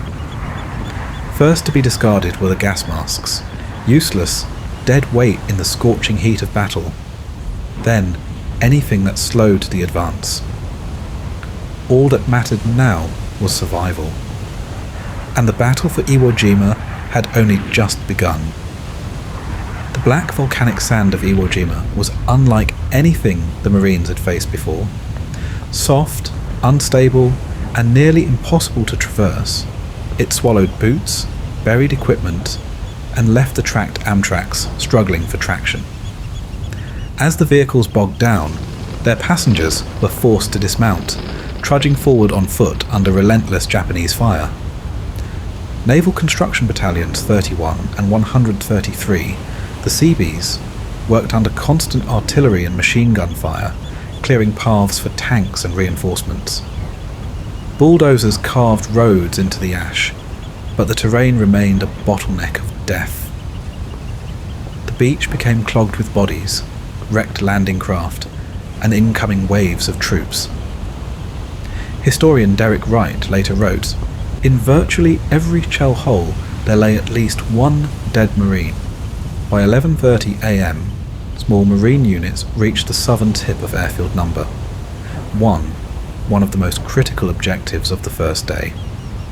No sooner had they arrived than over 100 Japanese soldiers launched a desperate counterattack. The Marines held firm, repelling the assault with machine guns and grenades, securing their tenuous foothold as the sun set. On the left flank, the 28th Marines, led by Colonel Harry B. Harry the Horse Liversedge, made the first real breakthrough. Fighting through intense resistance, they cut across the narrowest part of the island, just 800 meters wide, severing Mount Suribachi from the rest of the Japanese defenders. But on the right flank, the battle raged at the quarry, a fortress of tunnels, pillboxes, and camouflaged artillery. The 25th Marine Regiment launched a two-pronged assault, but the Japanese defences were formidable. Second Lieutenant Benjamin Rosell, part of a team calling in naval gunfire, was among those caught in the hellish barrage. Within a minute, a mortar shell exploded among us. My left foot and ankle hung from my leg, held only by a ribbon of flesh. Minutes later, a second round landed, fragments tearing into my other leg. For nearly an hour, I wondered where the next shell would land. I soon found out. A blast nearly on top of me ripped into my shoulder. Then another lifted me off the ground, shards slicing into my thighs. I raised my arm to check my watch, and a mortar round exploded just feet away, blasting it from my wrist and tearing a jagged hole in my forearm. I was beginning to know what it must be like to be crucified. The 25th Marines 3rd Battalion had landed with approximately 900 men that morning. By nightfall, only 150 were still in fighting condition, an 83% casualty rate. By the evening of February 19th, 30,000 Marines had landed, with 40,000 more preparing to follow. Aboard the USS El Dorado, the command ship of the invasion, General Holland, howlin' mad Smith reviewed the casualty reports, his face grim. Progress was slow, resistance was ferocious. Turning to a group of war correspondents, he muttered, "I don't know who he is, but the Japanese general running this show is one smart bastard." And the worst was yet to come. The Marines braced themselves for the familiar, terrifying sound of a banzai charge in the night, the suicidal human wave attacks that had defined previous battles against the Japanese, from Guadalcanal to Saipan. But the attack never came. General Tadamichi Kuribayashi had ordered his men to hold their ground, to fight from the tunnels, to make the Americans bleed for every inch of Iwo Jima. As the sun rose, the battlefield remained eerily silent until the Marines moved forward. The ground beneath them erupted with fire and steel as hidden Japanese defenders emerged from a vast underground labyrinth. Machine guns tore through advancing ranks, artillery zeroed in with pinpoint precision, and snipers, concealed in caves and bunkers, made every step forward a deadly gamble. Marines who took cover found themselves ambushed from below.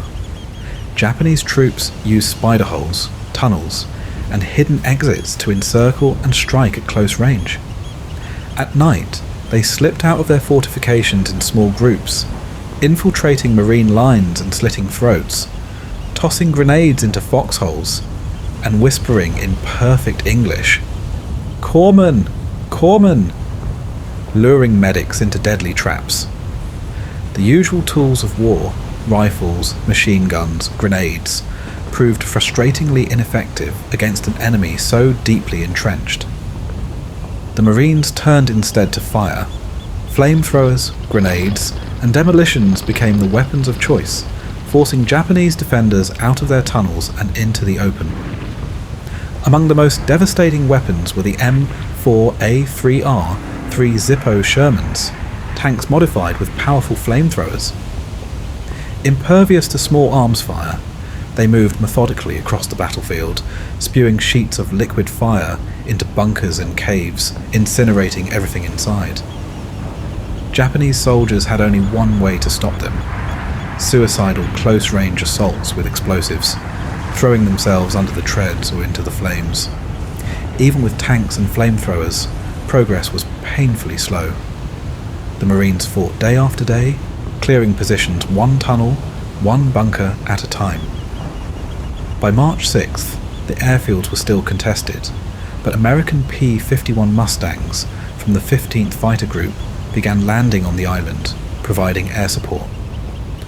Warships offshore continued to fire illumination rounds, lighting up the battlefield at night, while land-based artillery took over from the Navy. Communication was vital, and the Navajo code talkers worked tirelessly, their unbreakable language ensuring secure orders and coordination. But even as the island burned, the Japanese refused to surrender. Supplies were gone, water was gone, food was gone. Still, they fought on. Kuribayashi, knowing the end was near, allowed his men to launch final desperate attacks under the cover of darkness. Marines huddled in their foxholes, fingers on their triggers, waiting. The silence was broken by the sound of steel scraping on steel, the shuffle of boots moving through the night, and the guttural war cries of Japanese soldiers making their final charge. The battle for Iwo Jima was far from over.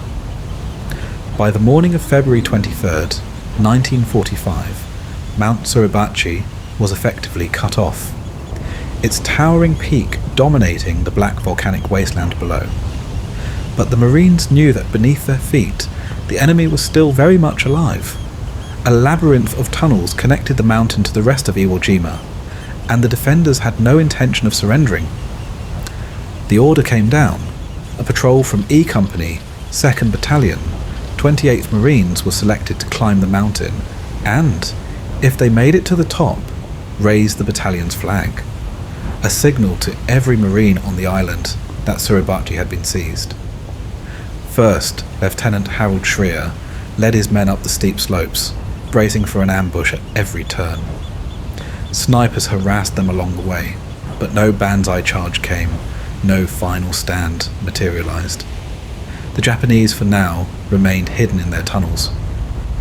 As they reached the summit, they found a length of Japanese water pipe, and with it, they raised the Stars and Stripes, the first foreign flag to fly over Japanese soil. Below, Marines on the beaches erupted in cheers. Some wept, others stood in silent awe. Among those watching was Secretary of the Navy James Forrestal, who had just landed at the foot of Suribachi. He turned to Marine General Holland, howling mad Smith, and declared that the raising of that flag meant a Marine Corps for the next 500 years.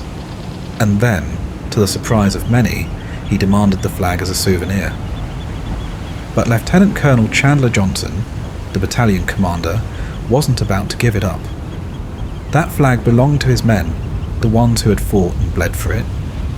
Instead, he ordered a second, larger flag to be sent up the mountain. Later that afternoon, 6 Marines attached the new flag to a heavier section of water pipe and hoisted it into the wind. It was at that exact moment that Associated Press photographer Joe Rosenthal snapped a single frame, an image that would become one of the most iconic photographs in history. 3 of those 6 men, Sergeant Michael Strank, Corporal Harlan Block, and Private First Class Franklin Sosley, would not live to see the battle's end. Rosenthal's photograph was published across the United States, immediately becoming a symbol of American resolve, sacrifice, and victory. It was the only photograph to ever win the Pulitzer Prize for photography in the same year it was taken, and in time it would be immortalized in bronze as the Marine Corps War Memorial, standing watch over Arlington National Cemetery. Even with Mount Suribachi in American hands, the battle for Iwo Jima was far from over. The northern end of the island was a fortress, its jagged ridges, deep ravines, and volcanic crags forming a nearly impenetrable defence. The Marines soon realised that Suribachi had been the easy part. What lay ahead would be worse. Here, in the island's rugged heart, General Kuribayashi still commanded thousands of soldiers, including 8 infantry battalions, a tank regiment, and heavy artillery units. Their defences were even more formidable than those in the south. The toughest positions were Hill 382, Turkey Knob, and the amphitheatre, a deadly network of interlocking strongholds that soon earned a chilling nickname, the Meat Grinder. For the Marines, taking ground here meant paying for it in blood. Every advance was met with devastating fire from concealed positions. Japanese defenders remained hidden during American artillery barrages, only to re-emerge and unleash carnage once the infantry moved in. Clearing an enemy position meant nothing. Within hours, Japanese troops would slip back into the tunnels and reoccupy them. As one Marine put it, we could take these heights at will, and then regret it. By early March, the Marines pushed toward Airfield No. 2, a crucial objective at the island centre, but the terrain funneled them into kill zones, where they were torn apart by well-coordinated defences. Tanks were blown sky high by buried mines. Machine gun nests raked advancing squads from multiple angles. Entire units were wiped out before they even knew where the enemy fire was coming from. Then the Americans changed tactics. They began launching night attacks without the usual preliminary bombardment. The first strike, carried out by the 9th Marine Regiment, caught hundreds of Japanese troops still asleep in their tunnels. The strategy proved devastatingly effective. But even as Marines secured the ridges, the enemy refused to break. On March 8th, Captain Samaji Inuye led 1,000 men in a desperate banzai charge, one of the very few such attacks permitted by Kuribayashi during the battle. The assault slammed into the Marine lines, killing 90 Americans and wounding 257 more. But by dawn, 784 Japanese soldiers lay dead. The next day, the 3rd Marine Division reached the northern coastline, splitting the Japanese forces in two. But the defenders still had one final weapon left, the kamikaze. On February 21st, the Japanese launched their only kamikaze attack of the battle. Suicide planes struck the invasion fleet, sinking the escort carrier USS Bismarck C and severely damaging the USS Saratoga. More than 300 American sailors were killed in a single night. Kuribayashi and his surviving men had gone underground, fortifying a final redoubt in the island's rocky northern cliffs. The Marines sealed tunnels with explosives, buried bunkers, and blasted cave entrances. Yet the Japanese still refused to surrender. On the night of March 25th, 300 Japanese soldiers launched a silent counterattack. No battle cries, no fanfare, just death in the darkness. Marines, Seabees, and Army pilots fought them hand-to-hand near Airfield No. 2, losing 53 killed and 120 wounded before finally repelling the assault. Kuribayashi's body was never found. Some believe he personally led the final attack, refusing to die by his own hand while his men still fought. If true, he would be the highest-ranking Japanese officer to personally lead an assault in World War II. At 9 a.m. on March 26th, the island was declared secure, but the fight for Iwo Jima wasn't truly over. In the months that followed, hundreds of Japanese holdouts waged a relentless guerrilla campaign, launching deadly ambushes from hidden tunnels. For 3 more months, the US Army's 147th Infantry Regiment fought a brutal cave-to-cave battle, killing over 1,600 Japanese soldiers and capturing 867 more. By the time the last shot was fired, nearly the entire Japanese garrison of 21,000 had been wiped out. The cost for the Americans? Over 26,000 casualties. And yet, even after the island was in Allied hands, the true cost of Iwo Jima was still being counted. In the battle for Iwo Jima, few weapons were as terrifying or as effective as the flamethrower. The standard issue M2 flamethrower was a brutal yet necessary tool for flushing out the deeply entrenched Japanese defenders. Its twin tanks, one filled with fuel, the other compressed gas, combined to unleash a jet of fire, turning caves and pillboxes into death traps. But using a flamethrower came at a cost. Operators were forced to engage at close range, exposing themselves to enemy fire. The intense heat and roaring flames made them priority targets for Japanese snipers, who understood the destruction they could unleash. Many flamethrower operators never survived long enough to fire a second shot. To increase survivability, flamethrowers were mounted on tanks, creating a weapon unlike anything the battlefield had seen before: the flame tank. One battalion commander called it the best single weapon of the operation. Before Iwo Jima, the Marine Corps had left flame tank development largely to the Army's Chemical Warfare Service. But in preparation for the invasion, a top-secret team of Navy Seabees in Hawaii led by Colonel Unmacht, took it upon themselves to improve the design. They modified 8M 4A 3 Sherman tanks, integrating features from different flame units, the Ronson, the Navy Model 1S, and the Navy Mk1, eventually producing a far more lethal system, the CBH-2. The Marines called them the Mark I flame tanks. The Japanese feared them. To them, these tanks were M1 tanks, though whether this was due to translation confusion or a misinterpretation of Marine radio chatter remains unknown. The flame tanks landed on D-Day, but saw limited action at first. By D+2, however, they were in the fight, and their impact was undeniable. Portable flamethrower operators were suffering catastrophic casualty rates, some as high as 92%. There simply weren't enough trained operators left to wield them effectively. As a result, the flame tanks became indispensable. The Marines relied on them so heavily that assaults often halted until a flame tank was available. In the final days of the battle, the 5th Marine Tank Battalion alone was burning through 5,000 to 10,000 gallons of napalm per day. An inferno of destruction that turned the Japanese tunnel defences into charred tombs. For the American forces, victory on Iwo Jima came at a staggering cost. The 36-day battle had been one of the bloodiest in Marine Corps history. Over 26,000 American casualties, including 6,800 dead, marked the island as one of the most costly conquests of the Pacific War.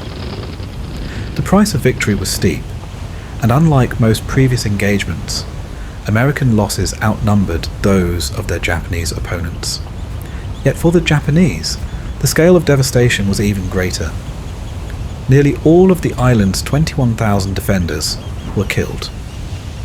Those who survived did so only by sheer luck, or by evading capture for years after the battle had officially ended. 2 of Lieutenant Toshihiko Ono's men, Yamakage Kofuku and Matsuda Rikyo, managed to avoid detection for 4 years. Their war did not end until January 6, 1949, when they finally surrendered. At sea, the USS Bismarck Sea, an escort carrier supporting the invasion, became the last US aircraft carrier lost in World War II, sunk under a kamikaze assault. The attack sent 20 Wildcat fighters and 11 Avenger bombers to the ocean floor along with her.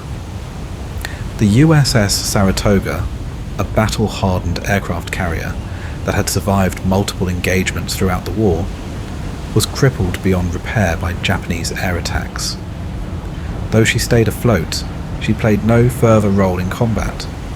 Instead, she was repurposed as a training vessel, her days as a frontline warship over. Unlike the battles for Saipan and Okinawa, where civilians were caught in the crossfire, Iwo Jima had no civilian casualties. The island had been fully evacuated before the battle, leaving only the military forces of both nations to fight to the bitter end. Though the island was now in American hands, the true purpose of its capture remained to be seen. The US had paid a heavy price for this volcanic rock in the Pacific. With over 26,000 American casualties and nearly all of the 21,000 Japanese defenders killed, some questioned whether the island was truly essential to the war effort or merely a symbolic victory bought in blood.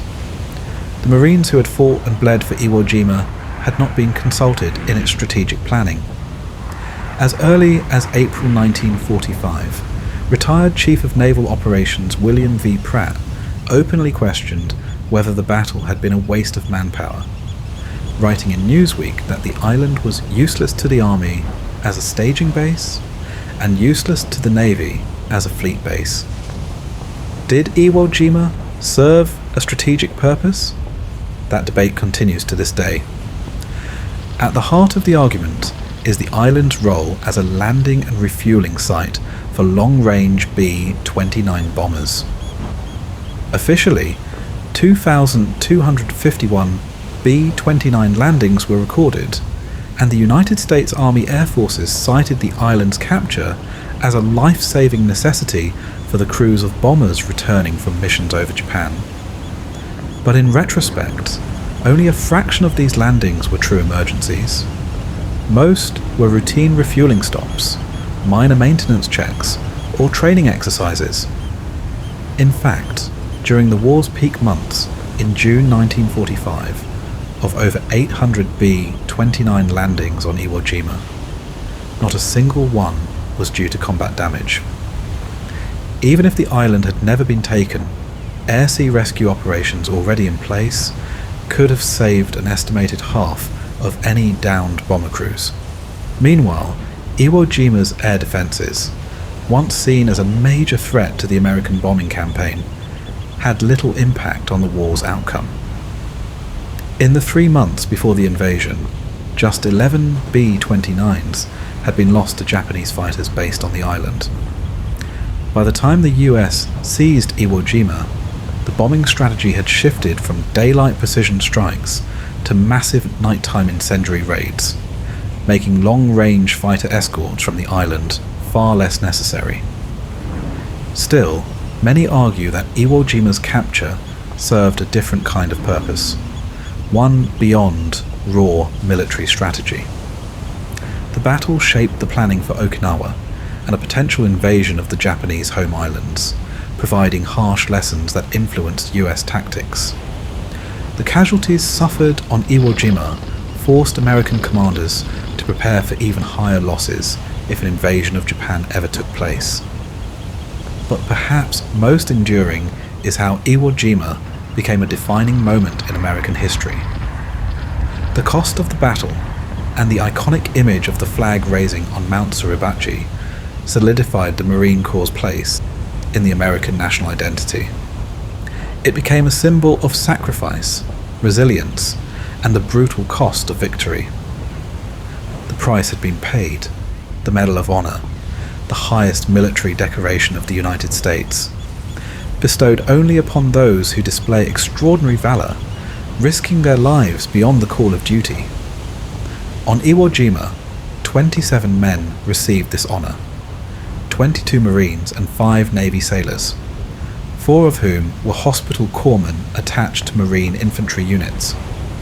But for most, the recognition came posthumously. The sheer brutality of the battle is reflected in this number. Nearly 30% of all medals of honor awarded to Marines during World War II came from Iwo Jima alone. For decades, the memory of these heroes lived on through their comrades. Herschel Woody Williams, the last surviving Medal of Honor recipient from the battle, passed away in 2022, marking the end of an era. Yet, the legacy of Iwo Jima endures. On November 10th, 1954, a towering bronze sculpture was unveiled in Arlington, Virginia, the Marine Corps War Memorial, depicting the famous flag raising on Mount Suribachi. It is not just a tribute to that moment, but to every Marine who has given their life in service to their country. The name Iwo Jima also lives on at sea. The US Navy has commissioned 2 ships bearing its name, the first in 1961 and the second still in service today. For the men who once fought on opposing sides, Iwo Jima has become something more than a battlefield. In 1970, on the 25th anniversary of the battle, American and Japanese veterans returned to the island, not as enemies, but as survivors, standing together in remembrance of their fallen. The widows of General Tadamichi Kuribayashi and Colonel Takechi Nishi attended as honored guests, a solemn reminder of the human cost of war. This meeting became a tradition. Since 1985, the reunion of honor has been held on February 19th, the anniversary of the landings, with both nations coming together to pay their respects. A memorial was erected where the invasion began, engraved with inscriptions in both English and Japanese, symbolizing the reconciliation of former adversaries. For the United States Marine Corps, Iwo Jima remains hallowed ground. Marines who visit often leave dog tags, rank insignia, and other tokens at Mount Suribachi, honouring those who fought before them. In the Commonwealth of Massachusetts, February 19th is officially observed as Iwo Jima Day, ensuring that the sacrifices made on that island will never be forgotten. Even today, the Japanese government continues the solemn task of recovering the remains of their fallen soldiers, ensuring that those lost in war may finally find peace. Iwo Jima was more than a battle. It was a crucible of courage, a proving ground of sacrifice. It was where men faced the impossible, and proved that the human spirit can endure even in the face of unimaginable hardship. The black sands of Iwo Jima are quiet now, but the stories of those who fought there will never fade.